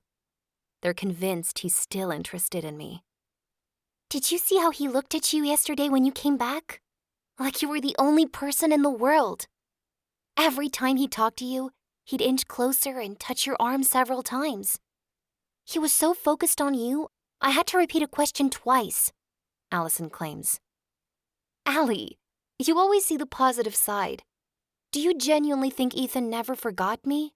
Because you can't possibly mean that he fell in love with me again in 2 days. Envisioning that would be preposterous. Besides, we should never forget he cheated on me. I remind them, but I mention it more to remind myself. Far be it from me to minimize what happened, but maybe he realized it was a mistake. Some people overcome that kind of problem. You'll have to make it clear that forgiving him doesn't mean in any way that you'll forgive him a second time. If he understands, it wouldn't be so crazy to lower your guard and give him another chance. I wish I could. I so wish I could. But I can't trust my heart. I can't open myself up to heartbreak again. After having a delicious lunch in a restaurant overlooking the beach, we visit the village of Emporio. Its well-preserved traditional stone houses are still lived in, with many of their walls adorned with climbing flowering plants in vivid colors.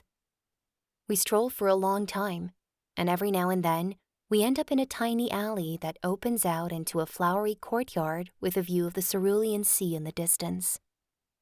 Ariana shows us the 2 churches whose bell towers dominate the village. We climb the narrow streets to the top to see a 15th century castle, and then visit a nearby tower. It seems ready to slip down the hill, Allison says, while we're looking at it from afar.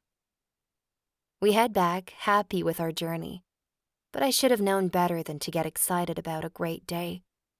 It doesn't take much for things to go south. This proves to be true upon our return to the hotel. Seated on a chair in the middle of the patio is my worst nightmare. The woman who opened the door to Ethan's hotel room 3 years ago, Bethany Nichols. I'm frozen, unable to move, while Zoe and Allison are gaping at her. This can't be real, Zoe exclaims. It's Bethany, Allison whispers, taking my hand. What is she doing here? You have to ask? I can't help but adopt a sarcastic tone. Wait a minute. Is she the woman you found in Ethan's hotel room? Ariana asks, and I nod. We don't know why she's here, but we're going to find out. Zoe heads straight to Bethany, who smirks when she sees us. I notice how at ease she seems, and how her daring red top accentuates her blonde hair and perfect skin. There you are! I couldn't believe it when Ethan told me you were staying here too. How long has it been? 3 years? Too long if you ask me. Not enough if you ask me, Zoe snaps, glaring at her. What are you doing here? Isn't it obvious? Ethan's here, right? So you're still chasing after Ethan? That's a strange way of putting it, don't you think? I'm not sure Ethan would appreciate your comment. He's always protected me, and your words sound like an attack. I stand still, listening to the verbal battle between Zoe and Bethany as if it were a play, but my heart has already exploded. Seeing Bethany here is the last thing in the world I expected. Why is she really here? I don't want to even entertain the possibility that Ethan invited her. Not after yesterday. Paul's arrival pulls me out of my thoughts. Amy, I have a message from Ethan. He's sorry, but he has to cancel dinner tonight. He'll be back tomorrow at noon at the latest. I feel disappointed, but I meet Bethany's gaze and realize it doesn't matter anymore. Tell him he doesn't need to hurry for me. I won't be here. I speak out of disappointment, but when I say it out loud, I come to the conclusion that it's the only sensible thing to do. Paul is about to protest, but I leave him no chance. I head to my room with Allison on my heels while Zoe continues to taunt Bethany. You can pretend you're here just to see Ethan, but I know better. If you're here, you're up to something, and I'm going to unmask you. Zoe's stern lawyer voice echoes across the courtyard as I hasten my retreat. You weren't serious about going away, were you? Allison asks. Thank goodness her voice drowns out Bethany's answer. Why would I need an explanation from Ethan anymore? This is not the time to give up. You have to talk to him. He spent the day with you. He kissed you. Would he have done those things if he had no feelings for you? Her words stop me in my tracks just as we reach my room. After a bit of pondering, I respond. Perhaps it's his way of getting revenge. He already said he blames me for our relationship ending. Maybe he thought I was going to stay with him and accept him playing around without any protest. I bruised his ego. I don't know, Allison. I don't have all the answers, and I doubt I ever will. Of course you will. Zoe enters and gives me a stern look. There's no way you're leaving. We'll stay and I'll get to the bottom of this. Ethan would have never invited her. I bet she heard you were here and invited herself. I sigh heavily. You don't know that. It's clear she's still part of his life. So what? She may still work for him, but that doesn't mean they're in a relationship. If so, how does that play out in the long run? I get back with Ethan while he works every day with the woman he cheated on me with? You know that's impossible. I won't pretend to know what's going on, but I'm giving Ethan the benefit of the doubt. Why would he invite you to dinner if he was waiting for Bethany's arrival? It makes little sense, and if something seems illogical to me, it's because it actually is. Maybe he drew up a plan to get back at me. It seems like he hasn't forgiven me for leaving him. So why not invite the woman for whom he destroyed our relationship and twist the knife in the wound? I feel so foolish right now. Even more so when I start hoping that Zoe is right. Allison shakes her head. Frankly, Amy, your imagination has no limits. And don't take that as a compliment. What you just described is ruthless. What decent person would do such a thing? Who said Ethan is a decent person? That I was stupid enough to fall in love with him doesn't make him Prince Charming. He may not be Prince Charming, but he's far from being the person you're describing. Zoe lectures me. I suggest we order something to eat, get a good night's sleep, and I promise to have the answer to why she's here tomorrow. I throw myself into bed, not looking forward to the endless night of overthinking that awaits me. I chase the thought of my potential departure away for now and choose to wait until tomorrow to make a decision. Just as I feared, sleep eludes me. Everything that happened during my separation from Ethan resurfaces, and I begin to get a headache. I climb out of bed in the middle of the night to take an aspirin and then head outside. I sit at the edge of the pool, dangling my feet into the water. Paul joins me after a few minutes and sits beside me. Can't sleep? What is it, Amy? He asks, wrapping his arm around my shoulders. I wipe away my tears and turn to him. It's nothing. If it's about Ethan, You shouldn't worry. He'd be an idiot to let you slip away again. There's nothing between us. I beg to disagree. It's obvious that there's still something between you. He was devastated when you left him. He never understood what happened. And me neither, by the way. I thought you were crazy about him. I told him 1,000 times that if he wouldn't take his chances, I would. I look at him, stunned. Paul, don't act like you're not aware of what went on. Why would Ethan be devastated from something he caused? I promise you, it's the truth. I told you that the other day.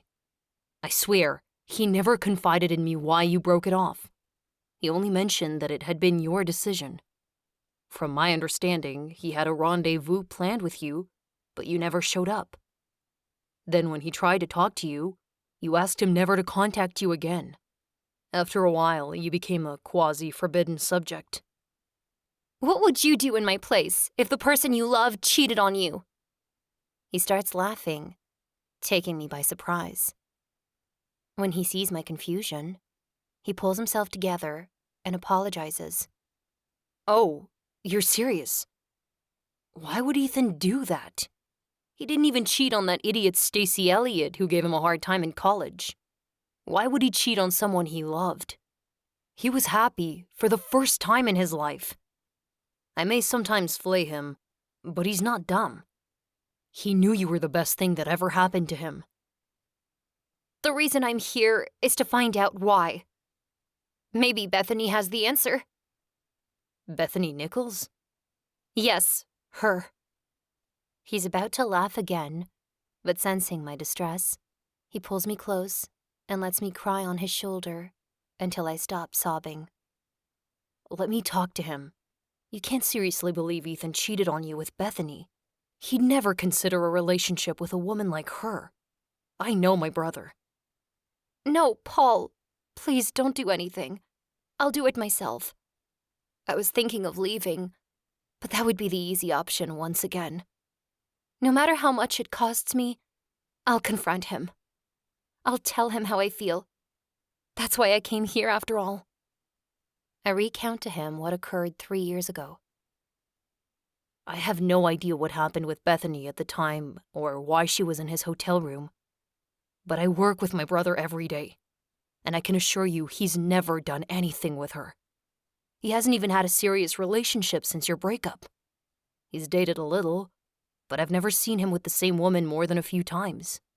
There's nothing between Bethany and him, unless he's the best actor in the world. Having a secret tryst doesn't imply a continuous relationship. I don't know how things went after that night, but I know what I saw. You also know Ethan. Would he ever venture down that path? He's probably never even had a one-night stand. The only reason he would have jeopardized your relationship would have been if he was in love with Bethany. Do you actually believe Ethan had feelings for another woman when he was planning to spend a romantic weekend with you? Let's not forget that if he had made a mistake, he would have apologized. You've got to be mistaken, Amy. I'm sure there's a missing piece to this puzzle. My proposal still stands, though. You can drop Ethan and fly away with me for a romantic getaway on the other side of the world. He gives me an exaggerated wink and a cheesy grin. Despite Paul's comforting words and attempts to make me smile, I spend a long time crying. He stays with me until my eyes dry, and then accompanies me to my room. Sleep well, he says, kissing me on the forehead after tucking me into bed. I'm sure tomorrow you'll see things differently. When Ethan returns, you two will sort things out.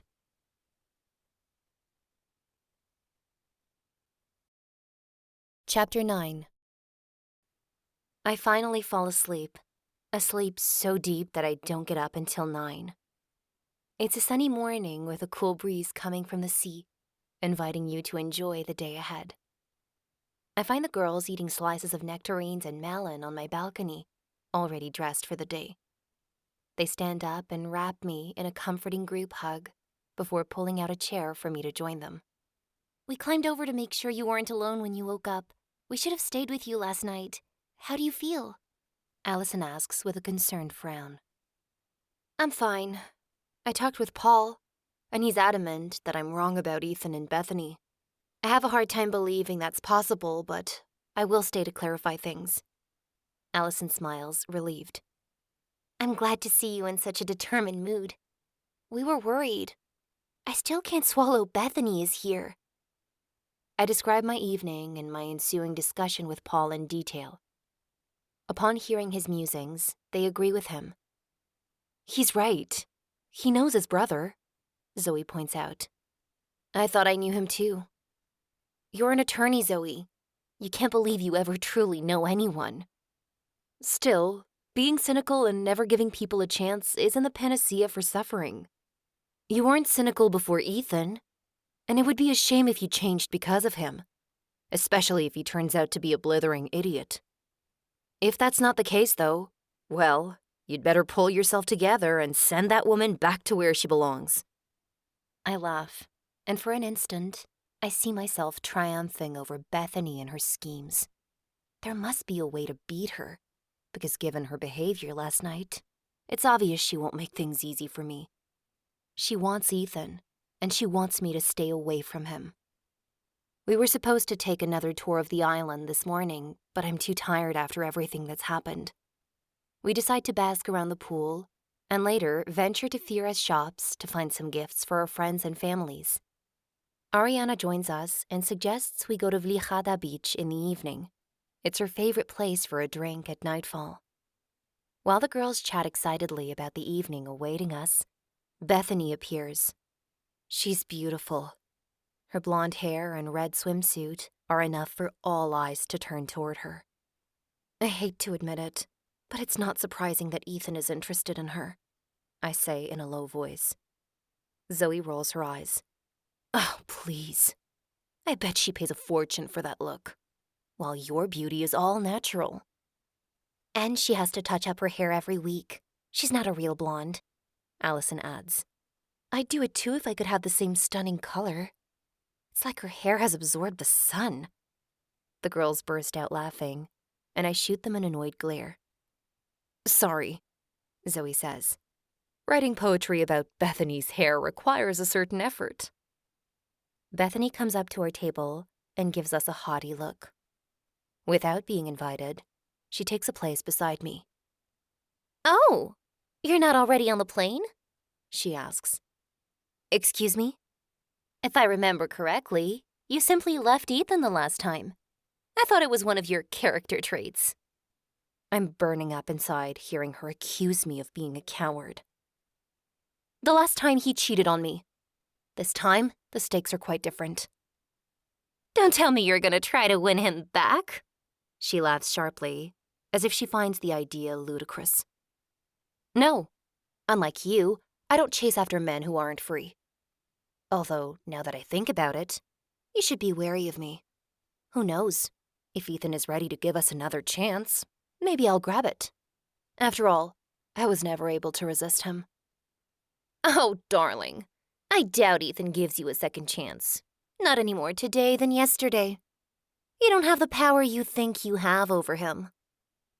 Though frustration courses through my veins, I keep silent. I would only be stooping to her level by responding to her provocations. Her smug look tells me that this is exactly what she's trying to do, to get a reaction from me. To make matters worse, Mrs. Anderson arrives. She's wearing a classic wrap dress and her usual superior scowl. She walks like a woman on a mission, and of course, doesn't acknowledge my presence. She only addresses Bethany. Bethany, dear, did you hear from Ethan? He'll be here soon. I can't help feeling bitter that he contacted her and not me. Fine, he doesn't have my number, but he could have asked the front desk. His mother turns to me with a glower. I see you're still here. I hope spending the day with my son did not give you the wrong impression about his intentions. I also hope now that Bethany is here, you'll be a little more discreet. I understand how hanging on to him would be the easiest solution to leading a comfortable life, but one should never be satisfied with being the other woman. I hear the girls gasp, and Zoe shoots daggers at her, ready to fight, but I beat her to it. I agree. And believe me, I have no intention of being the other woman. This time, I'm determined to go to the altar. If the idea doesn't sit well with you, by all means, try to chase me out of your son's life. We'll see if he thanks you for it. I wonder if my day can get any worse. I feel more humiliated with every passing second. What a stupid idea it was to come here. Bethany wears a gleeful smile, clearly pleased with my altercation with Mrs. Anderson. Ethan may not have taken his mother's side in the past, but I doubt he'll be happy to learn I publicly argued with her. As she prepares to answer me, Paul arrives. He kisses me on the cheek. How did you sleep? He takes a seat next to me while staring at Mrs. Anderson thoughtfully. Great, thanks to you, I reply with a smile. I'm your knight in shining armor. Never forget it. His mother pinches her lips, but Paul doesn't seem to notice. I see you and Paul are close. Interesting. I hadn't realized your relationship had changed, Bethany comments.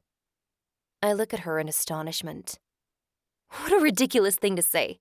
Nothing has changed. We're friends. That's not what these photos say.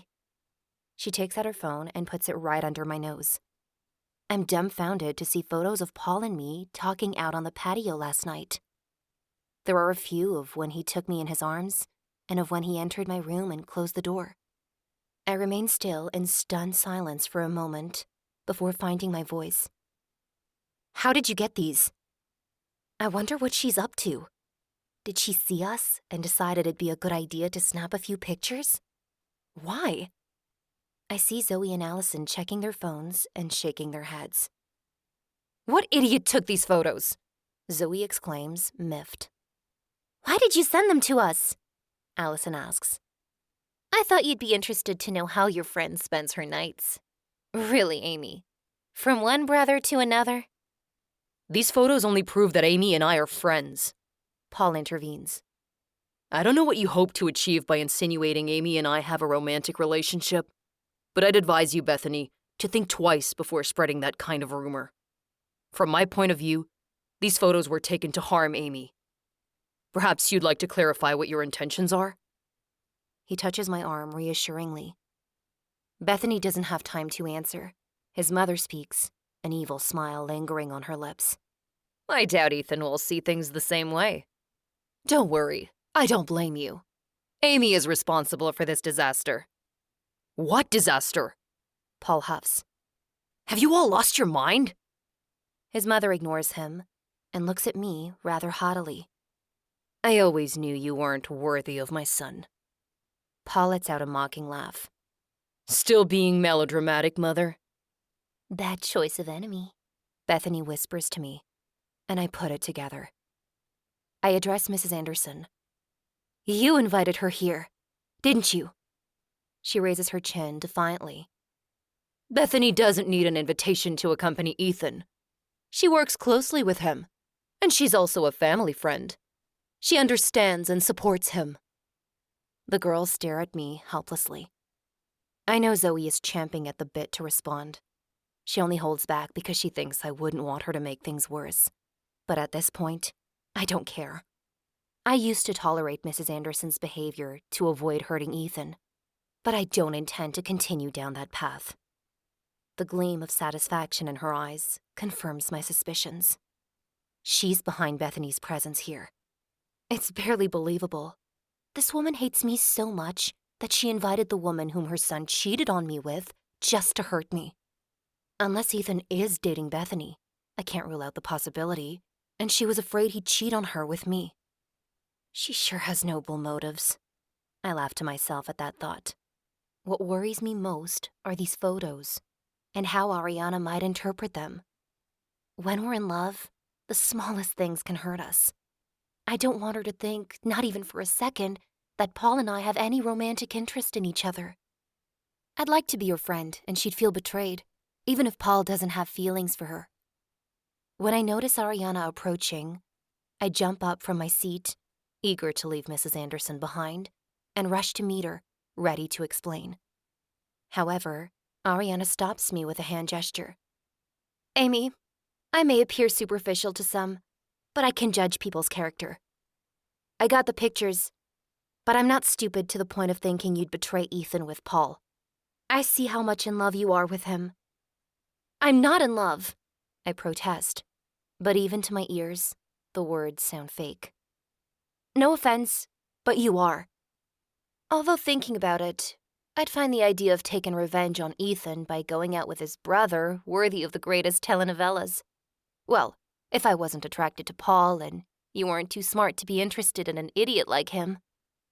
We crack up, and I hug her because she trusts me, even though we have just met. Trust is an immeasurable gift.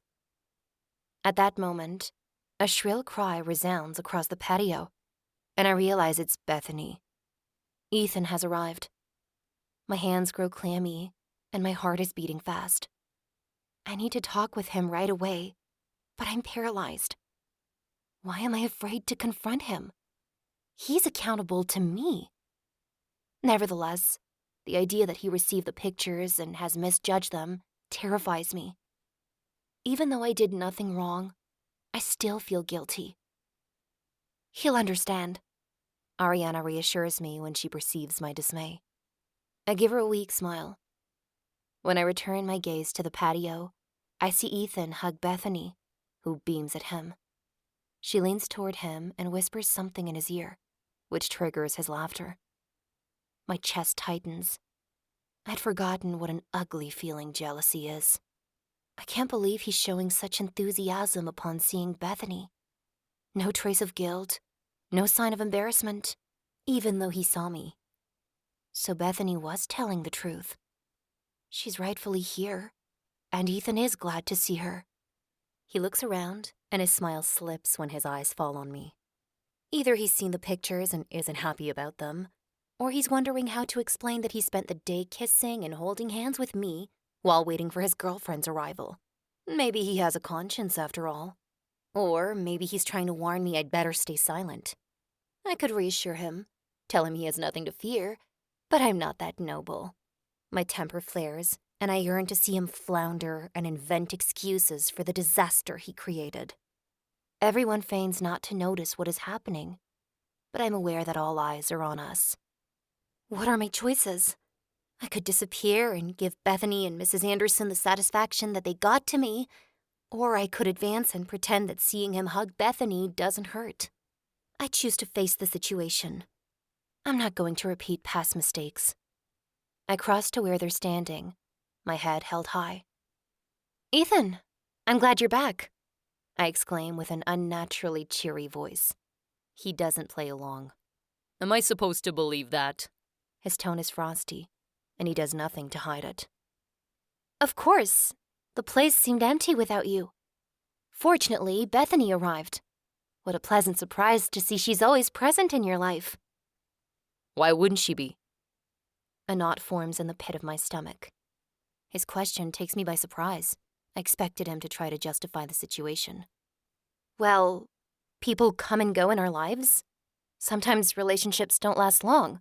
We both know that, right? Zoe will need to teach me how to master my emotions. I'm a mess. Instead of appearing confident and relaxed, I look like I'm falling apart. What the hell are you talking about? I don't understand a word you've said. Can we speak in private? His patience seems to have reached its limit. Sorry, but I'd like to avoid upsetting certain people here, so I decline. Unlike others, I don't seek your company at all costs. What did I tell you? Walking disaster. Everything is going from bad to worse. Bethany, who's giddy at the spectacle, taunts me. It's clear now that you've never appreciated Ethan. Oh, I appreciate him just fine. In fact, you should ask him to show you the island. He's a very gifted guide. Ethan shoots me a dark look, but I don't care. He had no right to kiss me with Bethany still in his life. I don't know what your issue is. If either of us should be mad, it should be me. You're joking, right? Why? Maybe because you spent the night in my brother's arms? I'm about to protest that it's none of his business, but he doesn't give me the time to react as he keeps going. Except, I'm an adult, and I know that if Paul was with you, something must have happened. I saw those pictures once I got off the plane, and I worried the whole time. I shouldn't have. Not only are you well, but you haven't lost any of your attitude. You continue to be irrational and unpredictable. I shouldn't be surprised. Those who say that history repeats itself are right. He turns to Bethany. I'll see you in an hour, he says. Right after, he storms away without giving me a chance to respond. Mrs. Anderson and Bethany smirk at me before turning and leaving. I remain frozen on the spot before slumping into a chair. What did just happen? I don't like making you feel bad, Amy, but you messed this up, Zoe says. You need to talk to Ethan as soon as possible. There's a misunderstanding somewhere, and you have to clear it up. I was almost sorry for him. Bethany will console him, I'm sure, I retort half-heartedly. Everything's confusing in my head right now. And although I want to blame Ethan for this imbroglio, I feel guilty. His attitude regarding the photos was mature and reasonable. I can't say I'd have the same reaction if I were in his place. Zoe's right. I should apologize. Paul squeezes my shoulder affectionately. You should talk to him. I hope you understand now why I laughed yesterday. It's ridiculous to believe Ethan cheated on you, especially with Bethany. He just told her they would meet later. To talk about work. Let me remind you that she works for him, and I must admit, she's competent. That's the only reason Ethan keeps her. You have to trust me. I get up reluctantly. I'm worried about Ethan's reaction, so I trudge to his room without much enthusiasm. I knock and attempt to smile, which fades the moment I see who opens the door. The nightmare of 3 years ago repeats itself. Before me, there's Bethany wearing a bikini, while Ethan exits the bathroom only covered by a short white towel. Great! I'll never be able to erase the image of them almost naked together from my memory. His gaze wanders from Bethany to me before reacting. Amy, I'm glad you're here. We need to talk. Wait for me, please. Bethany, may I know what are you— Don't bother, I snap. A picture is worth 1,000 words, right? He's free to do as he pleases. He doesn't owe me anything. But I feel betrayed once again. The tears come back in full force. I blink to prevent them from flowing, and I seek refuge in anger. I feel ridiculous for being so emotional since seeing Ethan again. I've never cried so much in such a short time. For your information, a decent man doesn't kiss other women when he's in a relationship. But maybe not all women mind if their partner kisses someone else. Isn't that right, Bethany? Again, what the hell are you talking about? Wait a minute. You think— Ethan shakes his head incredulously, and his expression hardens. What? Are you going to deny she's almost naked in your room like she was 3 years ago in some other hotel room? You know what? I don't need an explanation. I wasn't planning on giving you one. It doesn't matter anyway. I have my answer. Do you want to know why I came to Santorini? Because you broke my heart. And you didn't even apologize. I trusted you, and you lied to me. I wanted to ask you why you did that. I naively thought I was going to find peace, but I was wrong. I only stirred up trouble. Coming here was a huge mistake. Bethany is now sitting on the bed, watching with interest, but I don't pay her any attention anymore. Ethan has come closer to me and is about to interrupt me, but I can't keep quiet. I lash out at him. Do you know what your problem is? You want everything. The woman who doesn't match your lifestyle but with whom you can have a good time, and the one who understands you because she comes from the same environment. The nice regular fiancé on one side and the glamorous sexy mistress on the other. So you're insinuating that you're not sexy? He says with a teasing smile. That he finds it appropriate to make fun of me while I'm opening my heart to him makes me lose it. Why am I wasting my time with someone like you? I put you on a pedestal during our relationship, thinking you were kind, romantic, and loyal. I should have seen you for the person you truly are. Someone with no values and very little intelligence. If you were smart, You'd never have mixed up the dates of your rendezvous. I don't have a clue how long you expected to continue your little merry-go-round, but I'm glad I discovered the truth before making the mistake of marrying you. You had nothing to fear. Marriage wasn't in my plans. Now, if you're done, I've got work to do. I don't know what reaction I expected, but seeing him so impassive and rudely dismissing me hurts. Hearing that he never planned to propose feels like a punch to the stomach, and I find it hard to cope with this revelation. Not that I thought he was about to ask me to marry him at the time, but I had thought it was written in our future. Evidently, my illusions about our relationship were innumerable.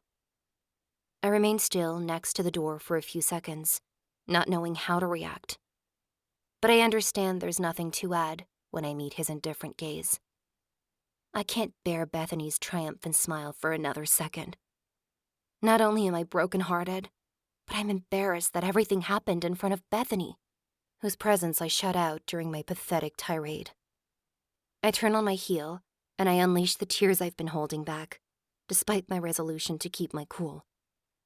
I take a long walk in the property's flowery gardens, and my heart feels heavy when I remember that before leaving yesterday, Ethan offered me a rose that was covered in dew. I decide to join the others. I need a distraction to forget that my attempt to have an adult discussion with Ethan was a disaster. When I find my friends, I ask, "Can we go elsewhere?" Paul volunteers to take us on a tour. Nothing better than an excursion in a beautiful setting to make us forget our problems, he says. Zoe nods like a bobblehead. He's right. There's still so much to see. It would be stupid to spend our days in the hotel. Let's go to Old Thera, Allison suggests. Within minutes, we're all sitting in the car Paul rented the day he arrived. The city is only a short drive away from Thera, at the top of the mountain Mesavono, which means the middle mountain.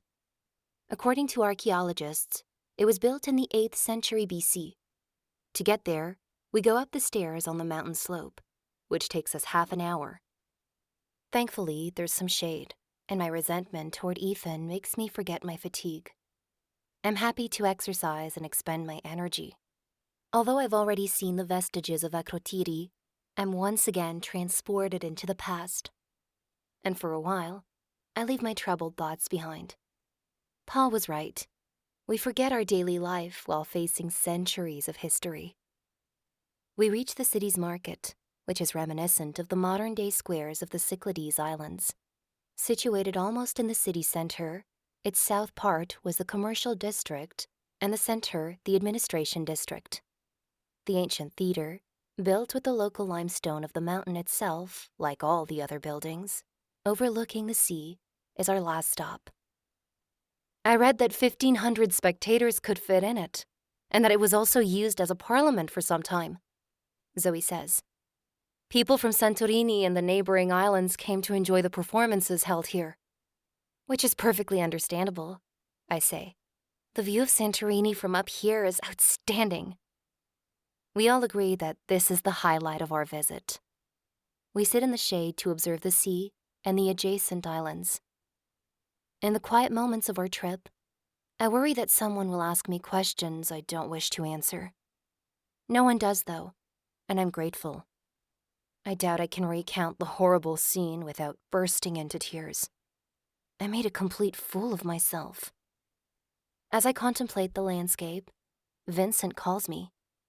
He's back from Crete, and he asks if I would have dinner with him.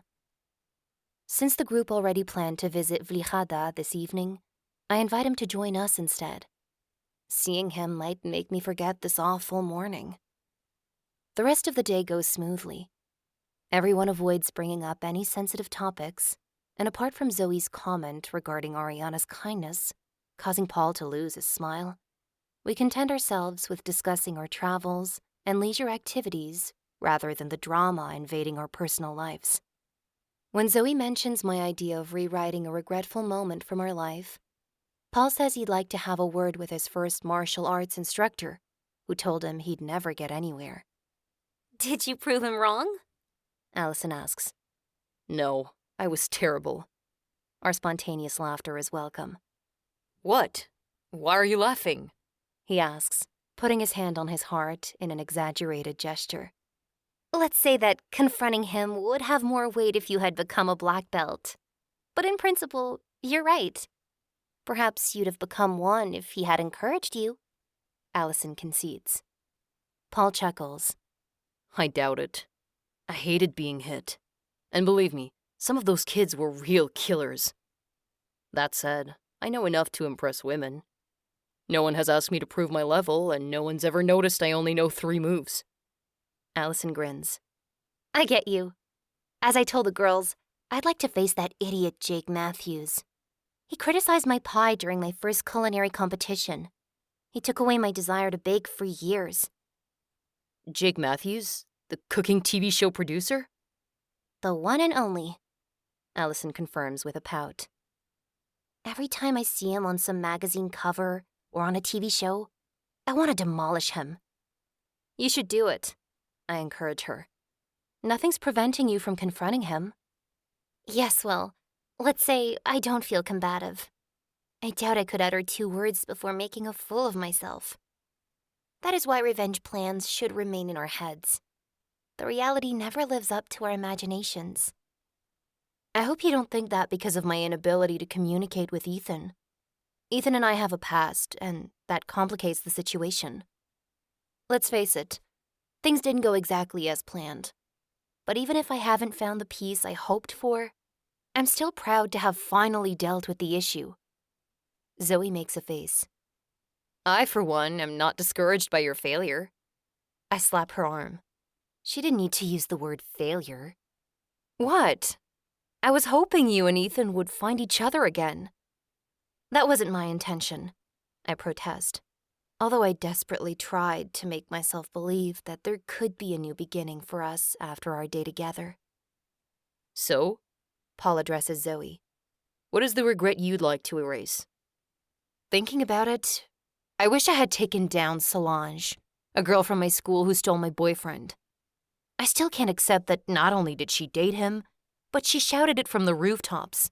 Or I could tell a few home truths to the client who made me waste hours defending her against her landlord based on a claim that turned out to be a lie. The real reason for wanting to drag him through court was to get back at him for some lover's quarrel.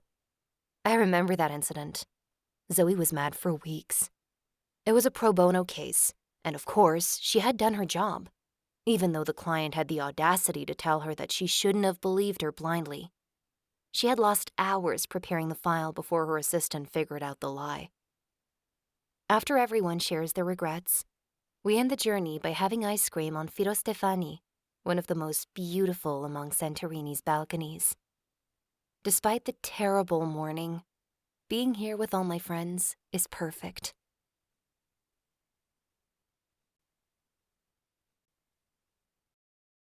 Chapter 10. We're laughing out loud when we enter the hotel's courtyard. Allison was just telling Zoe that for someone who claimed to have no regrets, her list is rather long. We stop laughing when we spot Mrs. Anderson having dinner in one corner of the terrace with Ethan, Ariana, and Bethany. Let's have some fun, Paul says. I shake my head, not ready to face them again so soon. But he wraps his arm around my shoulders and steers us toward their table. Good evening. I'm glad to see you all here. We had an amazing afternoon. You don't mind if we join you, do you? He doesn't wait for their answer. He pulls over some chairs so we can sit with them. His mother throws him an irritated look, but he ignores her. So, how was your day? He asks as he's waving to a waiter. Let's start with you, Mother. I'm guessing you were over the moon when you learned Ethan was stupid enough to let Amy go again. Paul, please behave like an adult, she says in a steely voice. I don't meddle in your brother's choices, but in my opinion, he exercised good judgment. I won't contradict you. At least he made the right choice for me. I can go out with Amy in broad daylight now. I see Ariana turn pale. She knows he's joking, but his words still hurt. My heart aches for her, echoing her pain. She meets my gaze, and I wink at her reassuringly. She winks back. You make a lovely couple, she says sweetly. Paul raises his eyebrow, visibly surprised by her words. But he recovers quickly. Thank you. I agree. So, you decided to go out with a woman who abandoned your brother at the first opportunity?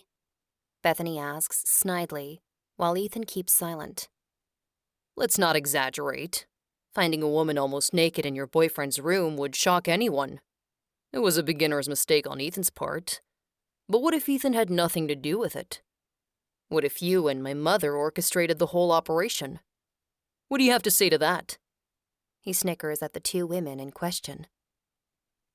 I don't see what you're talking about, Mrs. Anderson replies, raising her voice and losing her composure for a few seconds. He clearly touched a sore spot. Really, Mother? I'm not Ethan, who always looks for reasons to understand and excuse your behavior. I've watched you since our arrival, and it didn't take me long to guess what happened back then. I know my brother, and he never would have cheated on Amy. You helped Bethany trap Amy and make her believe Ethan had slept with her. I stare at Paul, mouth agape, utterly shocked. Has he just accused his mother of colluding with Bethany? The possibility has never crossed my mind. And to be honest, and even now, I find it a little far-fetched. No sensible person would go that far. Also, if Ethan did nothing wrong, why isn't he defending himself? He hasn't uttered a word, and his expression remains blank even after hearing Paul's wild accusation. I'd like to know what he's thinking. As I consider Paul's words, my heart tightens. What if I made a mistake 3 years ago? Should I have trusted Ethan? Bethany, you duped Amy into believing you and Ethan were in a relationship, didn't you? Paul insists. Don't play my mother's game. Seize the opportunity for your mea culpa and behave like a decent person. She's not moved by his words. The corners of her lips curve up. Don't tell me you've fallen under Amy's spell. I don't deny it. Amy was the best thing that happened to Ethan. With her, he was happy. She made him see life differently. He stopped working 15 hours a day, worrying only about the monthly figures. So yes, I fell under the spell of a woman who knew how to make my brother happy. Bethany scoffs. A woman who didn't trust him. She's right. Ethan's harsh tone makes me jump. You can't destroy something solid unless the foundation is baseless. Suddenly, I've had enough. Enough of his accusations, his mother's schemes, and my own weakness. I stand up and narrow my eyes at him. You act all high and mighty, but if you were in love with me, you'd have tried to find out why I broke up with you. You wouldn't have let me go without a fight. Everyone is watching me, and I'm most likely drawing the attention of passers-by. But for once, I don't care. Now that words have started tumbling out of my mouth, I can't stop. Of course, I should have been happy that you cheated on me, as long as I got to play a part in the life of Ethan the Magnificent. I hear Zoe's laughter, but it doesn't deter me. My tirade may be excessive, but it's sincere. Bethany sneers. So now it's his fault that you didn't trust him? You have some nerve blaming Ethan for your lack of judgment. I turn to her, furious. Tell me the truth. Did you set a trap for me? She smirks. I have no idea what you're talking about. You and Paul are being paranoid. Where did he get such a ridiculous idea? It's not my fault if you jumped to the wrong conclusion. I had a legitimate reason to be there. Almost naked? I don't remember being almost naked. Are you kidding me? Is she trying to make me look like a liar? I have no idea what you're talking about either. Ethan intervenes. The reason we broke up isn't related to Bethany, and you know it. What is he talking about? Did this woman paint me as the one at fault for our separation? No, I don't know. Why don't you explain it to me? Why should I? Though he seems void of emotion, his words carry fury and anger in them, drowning my heart in sorrow. I've probably lost him for good. His indifferent expression says it all. My gaze moves to Bethany, who displays a victorious smile. You know, I was mad at you for years. But now, I see it wasn't worth it. I refrain from storming away. Instead, I make a quick but peaceful exit before the conversation devolves any further. I seek refuge in my room, where Zoe and Allison join me soon after. Allison tries to comfort me. You handled the situation well. You know that's not true, Allie. I lost my cool, and I gave Bethany the satisfaction of knowing her presence in Ethan's life bothers me. I sigh and bury my face in my palms. Aren't you curious about what Ethan meant? Zoe asks. I look up at her quizzically. About what? He said Bethany wasn't the cause of your separation, and you knew it. I guess he believes some story Bethany concocted. I didn't get that impression, Zoe insists. Our conversation is interrupted as Ariana arrives to remind us that if we're interested in going to the beach, we should leave soon. Our evening plans totally slipped my mind, but I confirm we're still going. The girls are hesitant, but they come around when I tell them I need to get away from Ethan. A little later, we head to what Ariana describes as the most lunar-like beach. Her description couldn't be more accurate. Oh, I didn't expect this, Zoe exclaims. It's as if a sculptor had a fun day at the beach. These rocks were formed by the ashes after the volcano's eruption of 1600 BC, Ariana explains. A word of advice, don't take your shoes off. The beach is pebbly and you risk hurting your feet. I should have warned you to wear the right shoes. Don't worry, we'll manage, Zoe says, walking toward the seafront. They look indeed like sculptures, I say, feeling the hot, almost black sand under my feet. A gentle breeze is caressing my face, and I momentarily forget all my problems. Yes, the rain, the waves, and the winds created these unusual, unique shapes and patterns, Ariana says.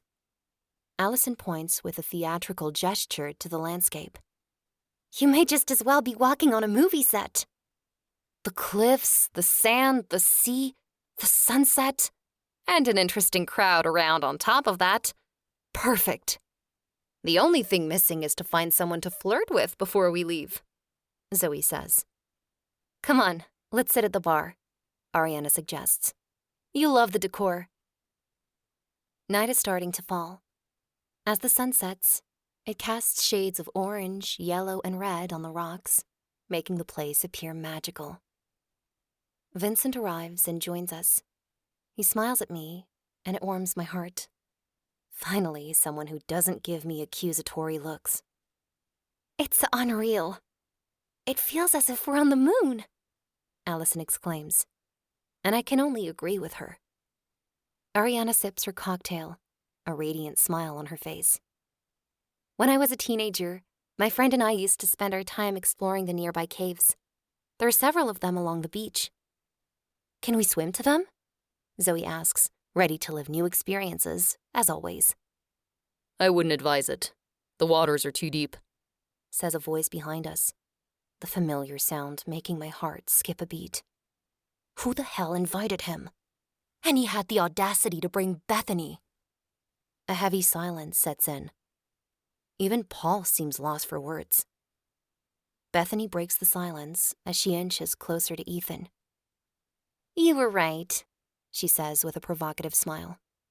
It is a beach made for lovers. Is she insinuating that she and Ethan are here as a couple? I feel the blood drain from my face at the thought, and I hold tight to my glass.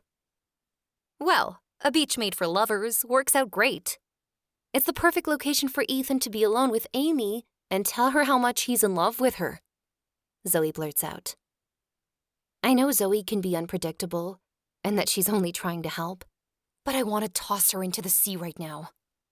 Ethan doesn't react, and I stand there, wishing I could melt into the floor.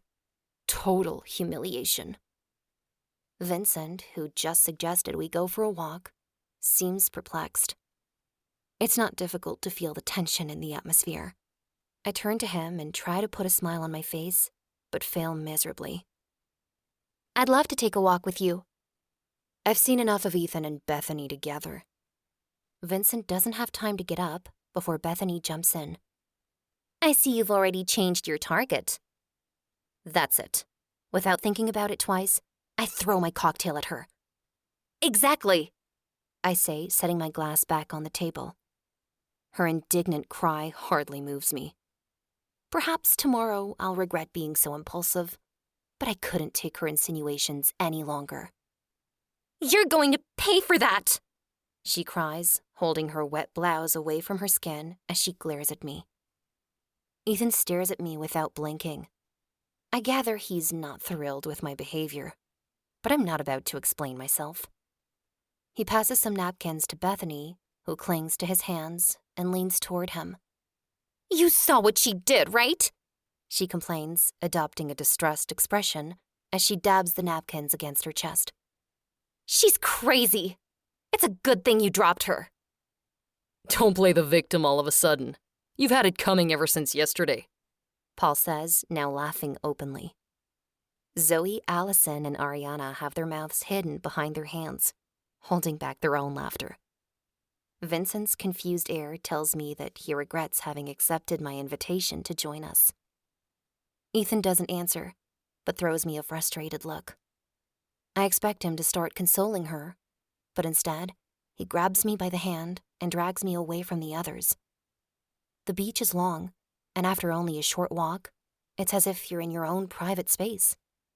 Normally, I'd find the idea of being alone with him in such a romantic setting great. However, at this moment, I'd give anything not to be alone with him, to have one of my friends tagging along. Our walk down the shore seems both too long and too short, until he stops and stares at me, his lips pressed together. How old are you? 15? I refuse to answer him. Not only do I not want to justify my behavior, but I also know he won't understand. I behaved immaturely, but Bethany provoked me. I'm not proud of what I did, but I couldn't tolerate being Bethany's target any longer. He turns me toward him and raises my chin. I see a glimmer of amusement in his eyes, and I realize I was holding my breath. Maybe he's not as upset as he wants me to believe. He caresses my cheek with his thumb, and my heart races. He takes my face in his hands and kisses me, a sweet and tender kiss that fills me with joy and relief. You're not mad at me? Oh, I am. But my desire to hold you naked in my arms exceeds my desire to lecture you right now. Let's get out of here. Everyone's going to wonder where we went, I protest feebly. They can guess the answer. I want to be alone with you. Why? I don't believe he's in a relationship with Bethany anymore, but I'm still confused about his feelings toward me. Because I've missed you. He kisses me again, and never has a kiss been so romantic and passionate. Perhaps the light of the moon accentuates the dreamy landscape that surrounds us, or it's our hearts beating in unison. All I know is that my body is burning with desire, and I'm ready to follow him to the end of the world. We barely speak during the journey back to the hotel, but my thoughts are loud and jostling around in my brain. I'm eager for us to be alone, but I regain my senses as soon as we enter his room. I'm looking for excuses not to ask myself the scary questions. Why am I trusting him again with my heart when I have no idea how he feels about me? The thought of him wanting me, but not loving me, terrifies me. We need to let the others know we're gone. I sent a message to Paul. What about Bethany? Are you worried about Bethany now? I'm sure someone will bring her back. I wouldn't bet on it, I mutter. He barely hides a smile before letting out an exasperated sigh. After what you've done, firing her may be more complicated for me. Just for that, you owe me.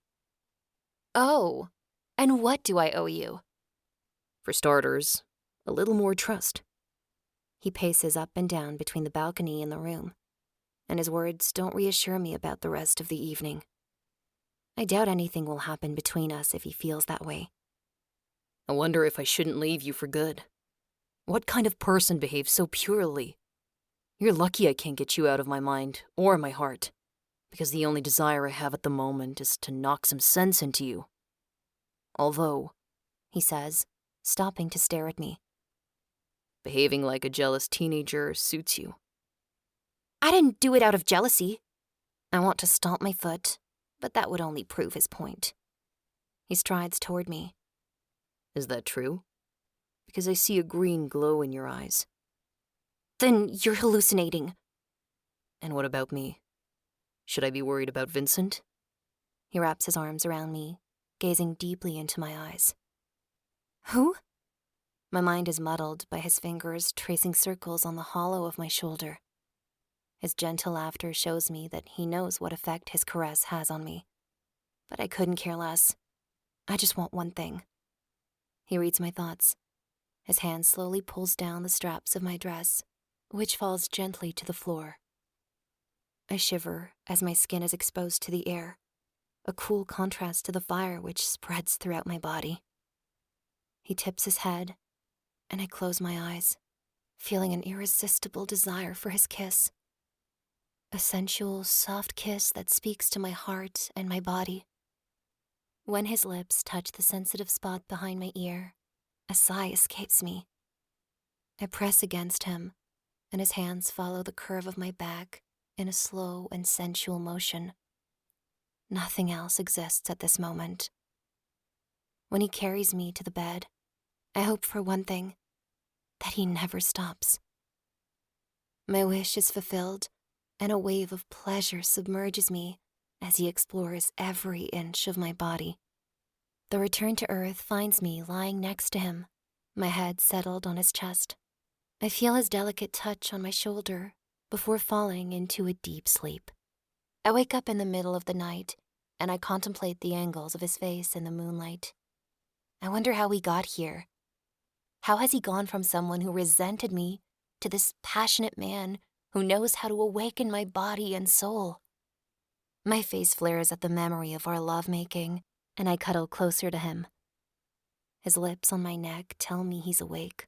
He traces a path to my chest, and all coherent thoughts fly away. Do you want to talk? He asks softly. I stretch out my hand to stroke his face, fingers splayed against his skin. He smiles and resumes his journey.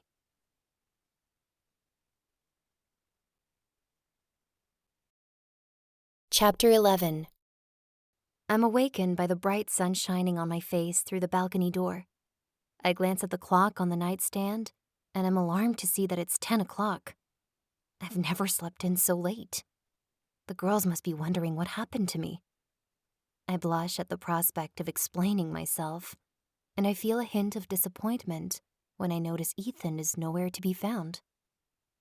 It was idiotic to expect him to be here this late. He has the unfortunate habit of rising at dawn. In a way, this is better. I want to take some time to ponder the previous night's events, and I wonder if our evening together is of any importance to him. For the moment, though, I have to find Allison and Zoe. Per Ariana's suggestion, we plan to visit Tiracea, a neighboring island that isn't affected by tourism yet. I get dressed and try to sneak into my room, hoping my friends aren't upset with me. Instead, I come across the last person I want to see, Mrs. Anderson. She walks briskly, dressed for a day out. She looks at me scornfully. Seeing that I'm wearing the same rumpled clothes as last evening, she understands at once that I spent the night in Ethan's room. After all, his room is the only one in this wing. I try a hello, to which she doesn't respond. She's attacking me in good and due form. You think that sleeping with him will bring you back into his life? It's pathetic. Even I wouldn't have thought you could fall so low. Although I know her accusation is baseless, my eyes prick. I didn't sleep with Ethan to win him back. I was pondering our relationship before she delivered her verdict. I don't answer, but I hurry past her. Once I reach my room, I fall on my bed. She managed to tarnish my night with Ethan, and I can't help but feel that she's somewhat right. It was stupid. I gave Ethan the opportunity to break my heart again. Someone knocks on my door, and I drag myself out of bed to open it. Hi, Ariana says with a smile that fades away as soon as she scans my face. Amy, is everything okay? Yes, perfectly fine. My voice cracks on the final word. That and my puffy eyes, red from holding back tears, ruin my act. You're not very convincing. Seeing Ethan happy this morning, I thought you'd have a reason to smile as well. You've seen him? Yes, he had to dash to Athens, but he'll be back this afternoon. She gives me a note from Ethan asking me to keep my evening free so we can go out for dinner and talk. As I read it, joy sweeps over me, but at the same time, anguish rears its head. What if he tells me our night together was a mistake? Paul and the girls left an hour ago to visit Tirasia. They didn't want to wake you, but they told me they'd love for you to join them, Ariana adds. I look for my phone, worried about what my friends will say. When I find it, I notice it's turned off. I turn it on as Ariana leaves the room and is back with a fruit salad before I know it. She forces me to eat and gets me to confide everything about last night to her. I made love with Ethan. She claps. I knew he still had feelings for you. You're not that naive, Ariana. Wanting someone isn't the same as having feelings for them. Of course it is. Ethan would never do anything to hurt you. I raise my eyebrows, and she hastens to add, Okay, I know you have reasons to doubt that, but after observing Bethany, I reassess the situation. Chances are, Paul is right. She and his mother colluded against you. Ethan hasn't explained himself yet, but I bet he'll do so soon. The mention of Mrs. Anderson reminds me of our encounter this morning. When I tell Ariana, she gasps. It's pretty bold of her to say such a thing. I burst out laughing, catching her off guard. I'm sorry, I say after a few moments. It's so outrageous that I couldn't help it. The worst part is, I've never done anything to trigger her hostility. I think she's a possessive mother who doesn't want to lose her son. Well, she doesn't seem to have the same problem with Bethany. Which makes sense. She doesn't feel threatened by her. She knows Ethan will never have a serious relationship with Bethany. By encouraging Bethany's weakness for him, she feels like she's holding the reins. You mean she wants her sons to be alone? Ariana ponders my words before answering. She's probably not even aware of her behavior. And strangely enough, her obsession appears to be limited to Ethan.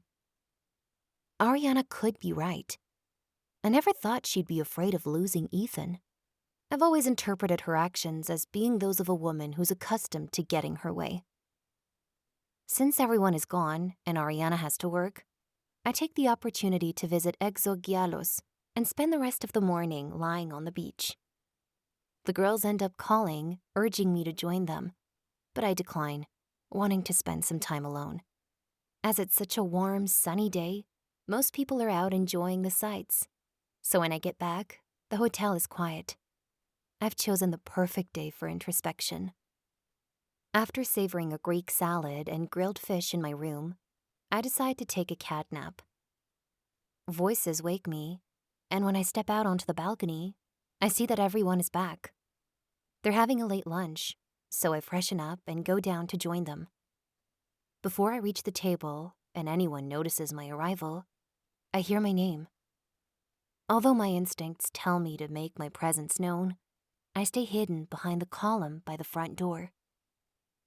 You know deep down that you don't want her back in your life. What did she bring you last time? When are you going to open your eyes and see that she's an opportunist? It's Mrs. Anderson's voice. I expect Ethan to defend me, but he stays silent. Instead, Bethany chimes in. Your mother's right. She was unfaithful once. Why wouldn't she be again?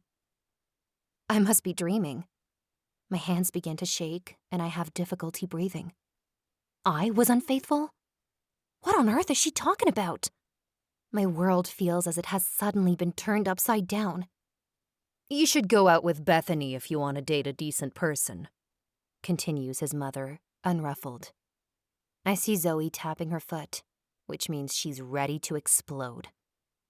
Mrs. Anderson and I need to have a discussion once and for all. Resolved, I march to their table. You know what? I say as I stand in front of her. You don't have to worry about how to get rid of me. If Ethan wants to be with Bethany, I'll wish them happiness. It's true I made mistakes, but I never meant to hurt him. I came here only to ask for an explanation and hopefully put the past behind me.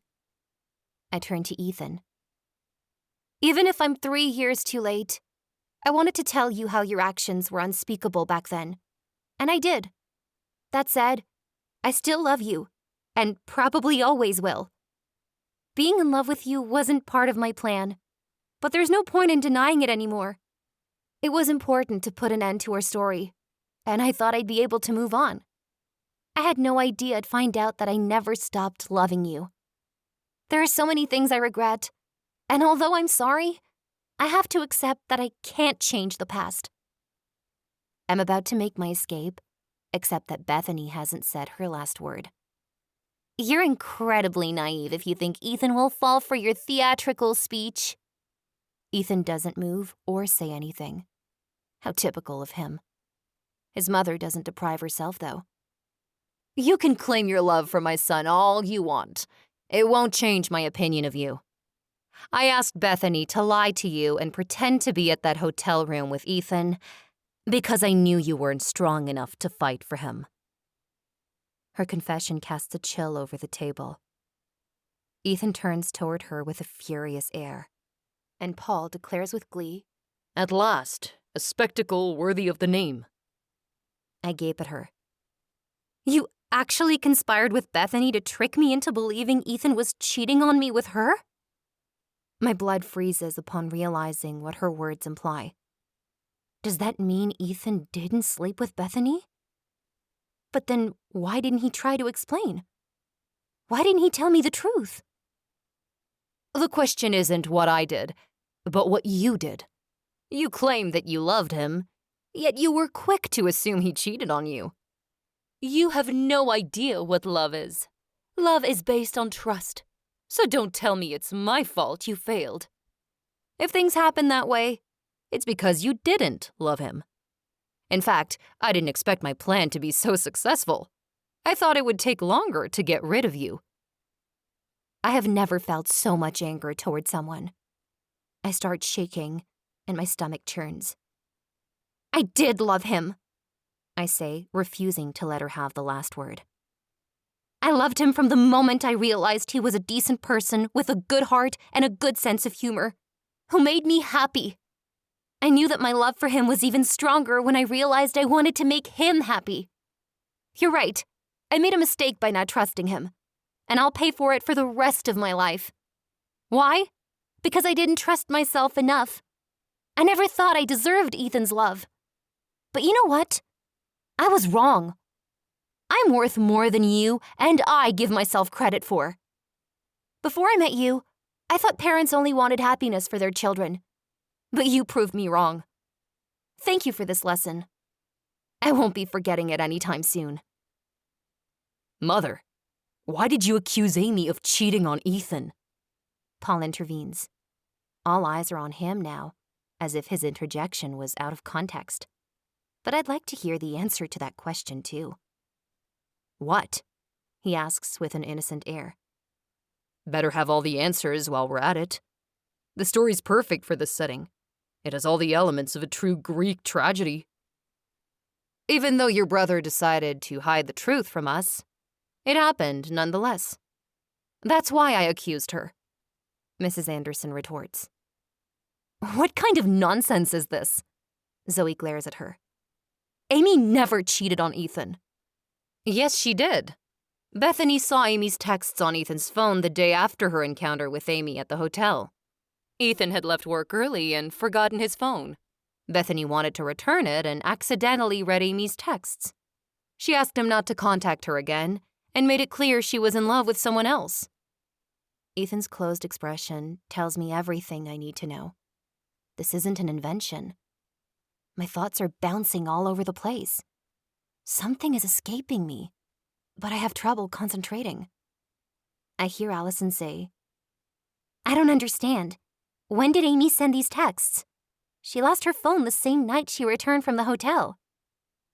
How do we know you didn't send those texts? Zoe asks, staring Bethany down. Bethany has difficulty deflecting the blow. Her shoulders crumble slightly, and her face falls. I'd never do something like that. Zoe scoffs.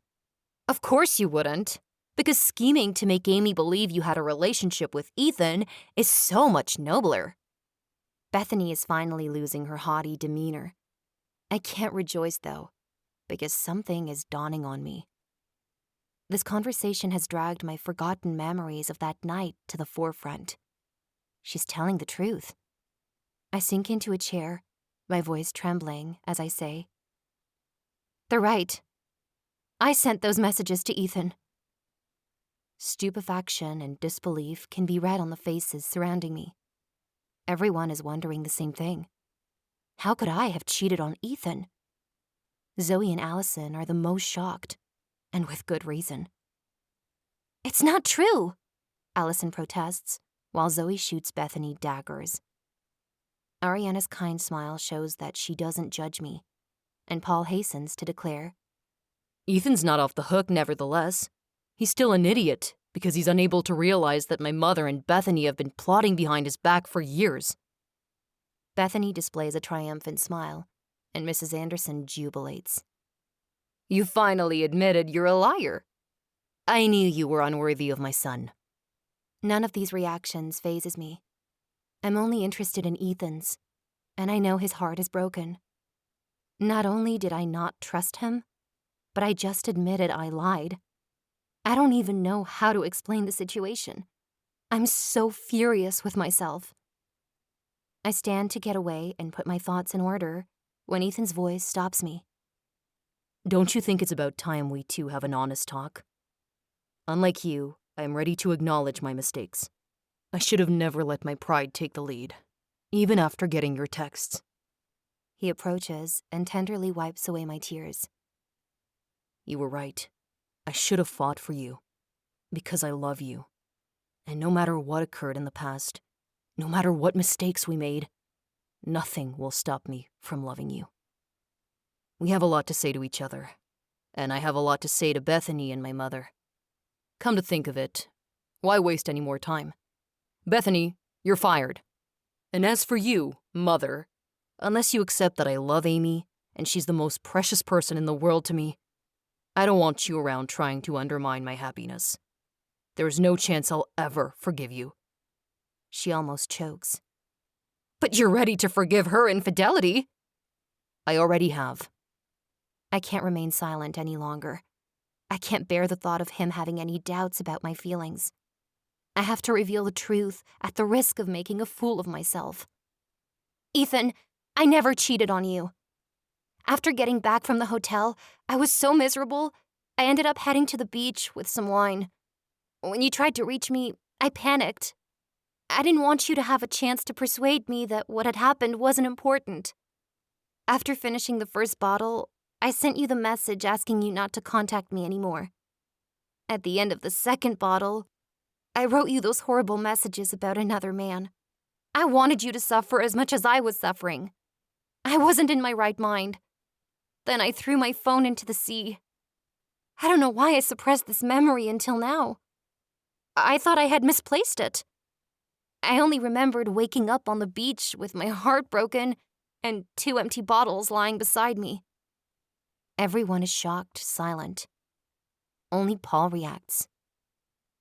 To sum things up, you two would do us all a favor if you got back together. At least this way, you won't meet someone else and make them miserable for no reason whatsoever. Luckily, it took you only a few days to get things right. Okay, 3 years and a few days, but who's counting? You had an excuse. Both of you are idiots. Oh, and Amy, you should make a donation to an environmental organization to redeem yourself for littering. The girls burst out laughing, and although I fear Ethan's reaction, I can't help but smile. Ethan turns to me, his eyes shooting daggers. I so want to be mad at you. To make you pay for all the pain you've inflicted on me all these years. And what's more, over a stupid misunderstanding. He runs his hand through his hair, looking lost for a moment. But I know I made the same mistake by not trusting in us. I also know my love for you is stronger than any other feeling. This time, I throw myself into his arms without hesitation.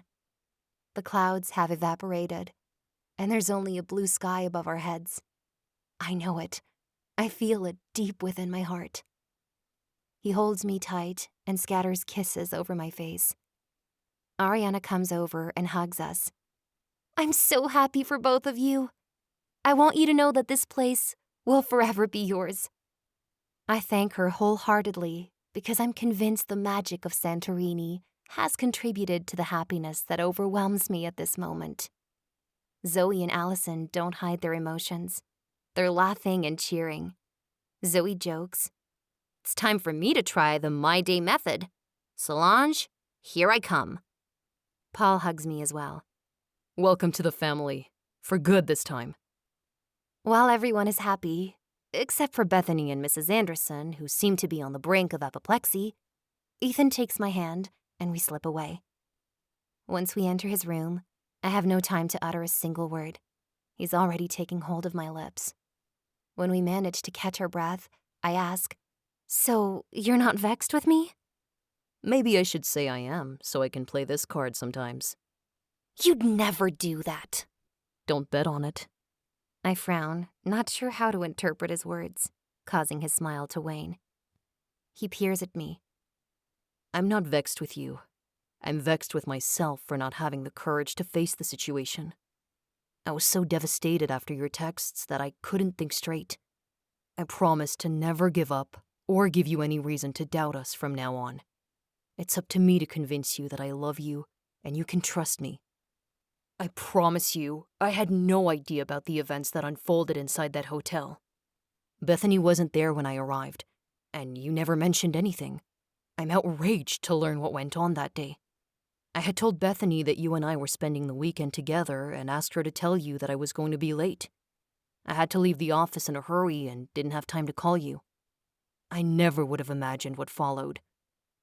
I believe you, I say, snuggling up against him. Thank you for understanding and not giving me a hard time. Your mother is right about one thing, though. I'm at fault for even considering you were capable of acting so despicably. His kiss makes me melt, and I know that this time, we'll both be careful not to let our doubts ruin this precious thing we have. I'm so glad you had the excellent idea of rewriting your day. I suggest we choose one day to celebrate it. I'm sure others would follow your example. I tell him about Zoe's plans, and he chuckles.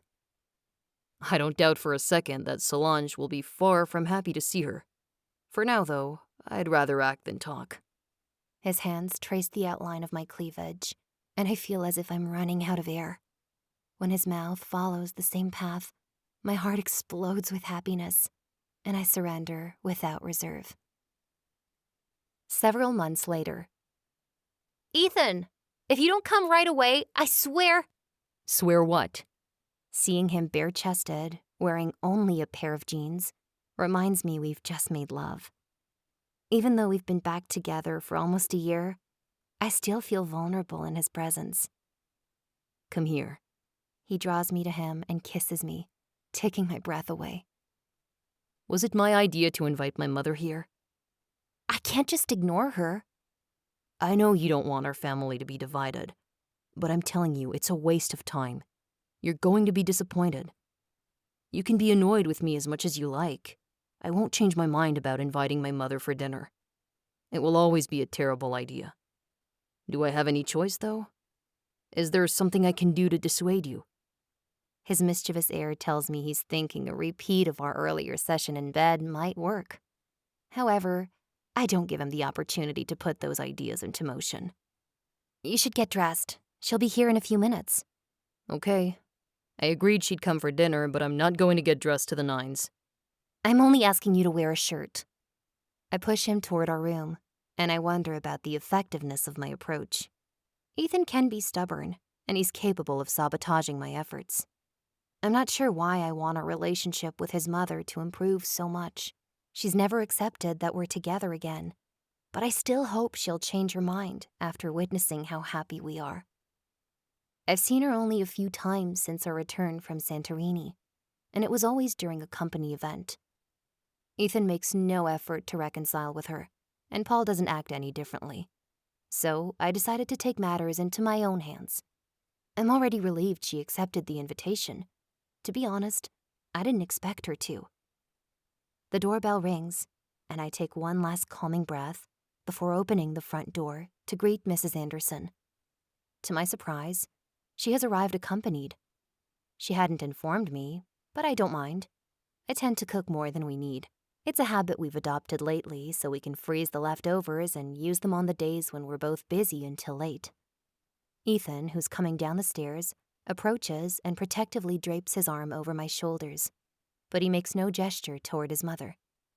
I see that she's affected, so I bend over to kiss her cheek. After a second of hesitation, she does the same. She introduces us to Bill, who seems to be aware of the situation because he tries to create a pleasant atmosphere from the start. With his tailored suit, gray well-cut hair, and gentle smile, he looks quite distinguished. He carries himself with confidence and shakes my hand warmly. They've been dating for a few weeks now, and he seems to have a positive influence on Mrs. Anderson, who is a little more measured in her remarks toward me. Ethan whispers that it's in all likelihood the calm before the storm. It's clear he doesn't plan on lowering his guard. On the contrary, he taunts her. Mother, you'll be pleased to hear that Amy and I are planning to get married. I begin to cough, because that's an exaggeration. We've talked about marriage. We both know we want to be together forever, but we don't have any concrete plans. Moreover, I don't think this is the best time to talk about it. Your brother doesn't miss an opportunity to mention it, she replies. I don't see a ring, though. She wasn't about to miss that, I say to myself, amused. That's because I haven't officially asked her.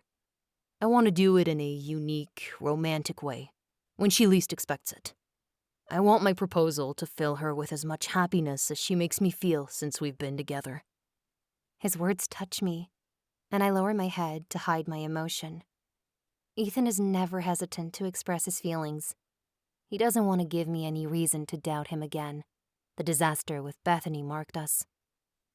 What do you expect of me, Ethan? You and your brother have always done as you wished. Nevertheless, I admit I went too far regarding the incident with Bethany. If Amy is the woman who makes you happy, I'm ready to accept it. Whether you accept it or... he begins to say, and I kick him under the table. Truth be told, there's no hint of joy in her eyes, but she's making an effort, and that's enough for me.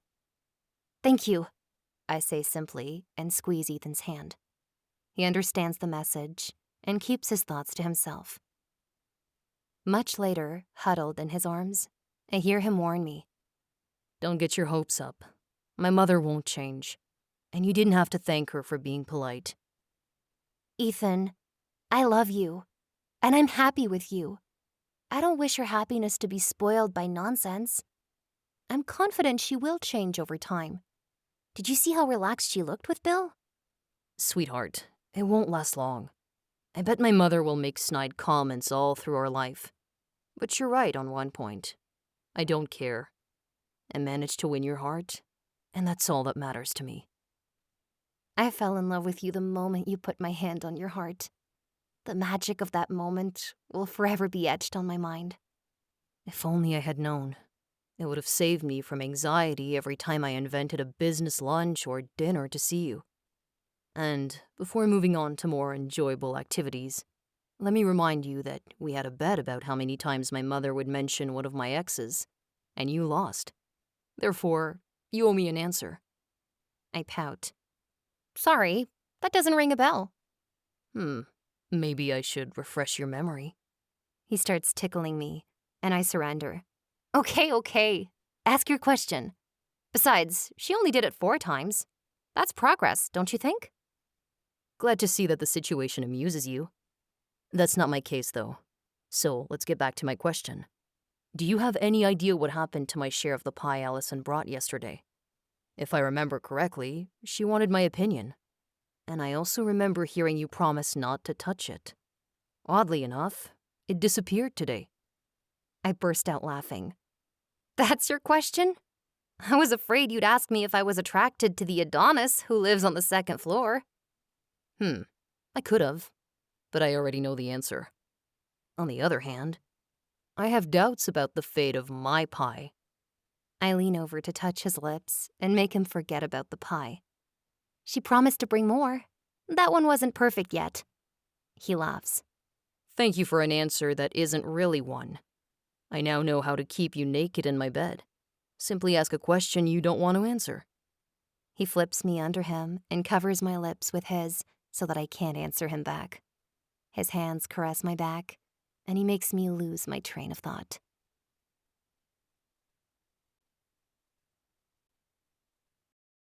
Chapter 12. 2 months later.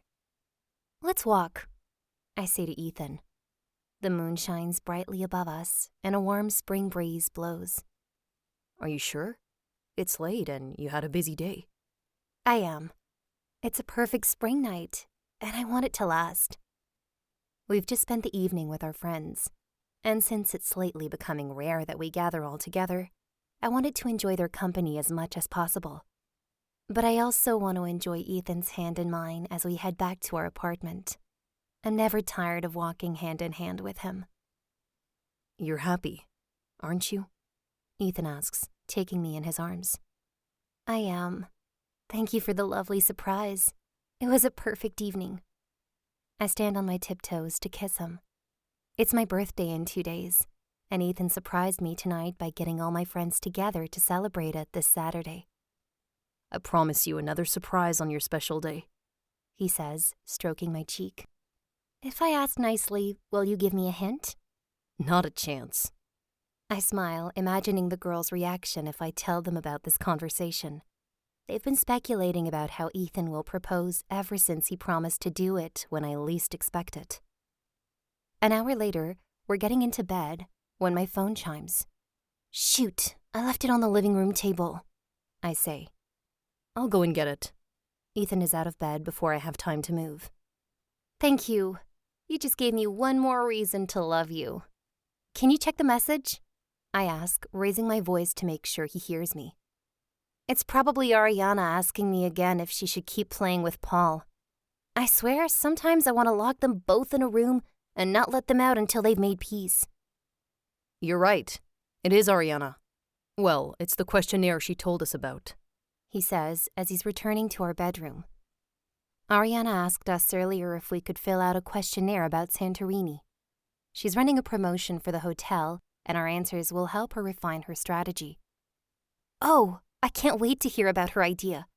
Would you like us to answer together? I ask as he joins me in bed. Of course. Even just to see your face light up as it does every time you answer a questionnaire. I give him a falsely offended look. I'll have you know that some tests are very useful. Like the one last week that was supposed to help us recognize our flaws by answering questions about the type of pizza we like. Oh, are you still upset that the results said you're too stubborn and I'm perfect? He laughs and shakes his head. At least we spent the evening making pizza. See what I mean? There's always a positive outcome. Let's find out what Ariana has concocted, he says, reading the first question. What did you like most about Santorini? The beaches, the food, or the landscapes? Definitely the landscapes. Why not the beaches? I find them quite unique. They are, but nothing compares with the white villages perched above the cliffs. You're not wrong, he says before moving on to the next question. Which of the following places did you like the most? The Red Beach, Akrotiri, or Pyrgos? Did she create this questionnaire specifically for the two of us? His blank look amuses me. Ethan, we've been to all these places. He bursts out laughing. Sorry, I was thinking how beautiful you were the evening we watched the sunset near Iya. For a moment, I forgot about everything else. He leans in to kiss me, and I let myself lose my focus for a few moments, lost in his kiss and the remembrance of how everything changed between us that day in Santorini. how my heart knew before my mind that I had never stopped loving him. So what do you say? Ethan asks when he sees that I take my sweet time to answer. I can't decide. The entire day was an enchantment, especially because it was the day I realized I was still in love with you. His gaze turns tender, and my throat thickens with emotion at the thought that we could have missed this second chance. We opt for Akrotiri because there are few places in the world with such a rich history. Is Santorini the ideal place to get married? I let out a laugh. Is there any question about it? Of course it is. Ethan raises his eyebrows. Are you just saying that because it's fashionable to get married there? Of course not. The reason it's so popular is that it's the perfect setting for a wedding. He kisses my nose. I just wanted to be sure. Question number 4. Which of these locations is the most romantic for a wedding ceremony? We have a choice between photos of a white chapel, a hotel terrace that I recognize as Ariana's family hotel, and a beach. Should we pick the hotel? I ask. No, Ariana wants truthful answers. I sigh. I'll let you decide. I could get married in any of them. Except I can't answer that question, because if I were to marry you, I wouldn't care in the slightest about the setting. It could be wherever you'd want. Oh no, don't try to wiggle out of it. I promise you that's not what I'm doing. It's obvious that Ariana has in mind a wedding-related promotion, and I think it's the bride who should decide. You're good, I say with a chuckle as I select the photo of the beach without much conviction. Maybe I should have picked the chapel. They're so unique and picturesque. Let's move on to question number 5 before you change your mind, he says with an exaggerated sigh. If you had to choose an engagement ring, which one would you choose? I look at the pictures of 3 rings, and without hesitation, I click on the turquoise sapphire ring. It's so beautiful, I say. They're all very pretty, but this blue reminds me of the blue of Santorini. Plus, the meander encrusted with little diamonds on its left and right sides makes it the ideal ring for those who want to get married there. I agree, although maybe up close it's not as pretty. The photos don't always paint an accurate picture of things. That's true, but I enlarge the image. Take a look. It's even more beautiful when you zoom in on the details. Are you positive? The playful tone of his voice makes me look up from the screen. I blink, unable to speak, as he reaches under his pillow and pulls out a small blue velvet box. I gasp as he opens it to reveal the ring I had just been admiring in the photo. Was I right? Is it not as pretty? The teasing smile that lights up his face brings me out of my stupor. Is that an engagement ring? Tears well up, and my voice cracks. To tell you the truth, I don't know. My eyes widen. You don't know? What can you possibly mean? Is he toying with me? You'll find out if you click on the next question. He hasn't finished talking, and I've already clicked. Amy, whom would you like to marry? Ethan, Kyle, or Liam? I read aloud. My first impulse is to throw my arms around his neck, kiss him with all my heart, and show him how ridiculous this question is. Then again, why would he be the only one to have fun? Oh, I see. I do have a choice. In that case, I pick Liam. Although, what if Kyle is more muscular and handsome? Hard to decide. It would help if I had some pictures to compare. Ethan grimaces. Pictures? You don't need pictures. It's obvious you should choose Ethan. He's inventive, he has a ring, he's head over heels in love with you, and you can touch him. Still, I have to think about it. Whilst this is all true, I have it on good authority that he's also plotting behind my back with my friends. Maybe so, but he's ready to prove his good faith. Is he? In what way? If you choose him, he'll give you the ring. He'll show you how inventive he can be, and he'll promise to adore you forever. With such promises, I really don't have much choice. How could I say no to such a beautiful ring and to a lifetime of being adored. I hope you can't, he says, his voice a little gruff. He places my phone on the small table beside him. Then he positions himself in front of me and takes my face between his hands. He kisses me lightly on the lips before saying, Amy, I can't promise you that everything will be perfect. We've been through a lot, and we know how fragile a relationship can be. What I can promise you is that I will never doubt us. I'm not perfect, but I know how lucky I am to wake up next to you every day. You're my whole universe, and the only thing I wish for the rest of our lives is to see you happy.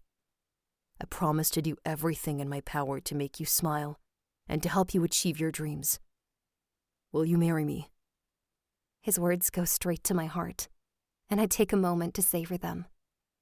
When I'm able to speak without bursting into tears, I answer with an emotional but clear voice. Yes, and I have no doubt about my decision. I just hope you know that marriage is just an opportunity to celebrate with our friends and family and create more memories. That our daily life, the one we already live, is what matters to me. You think you're not perfect, but you're wrong. You are to me.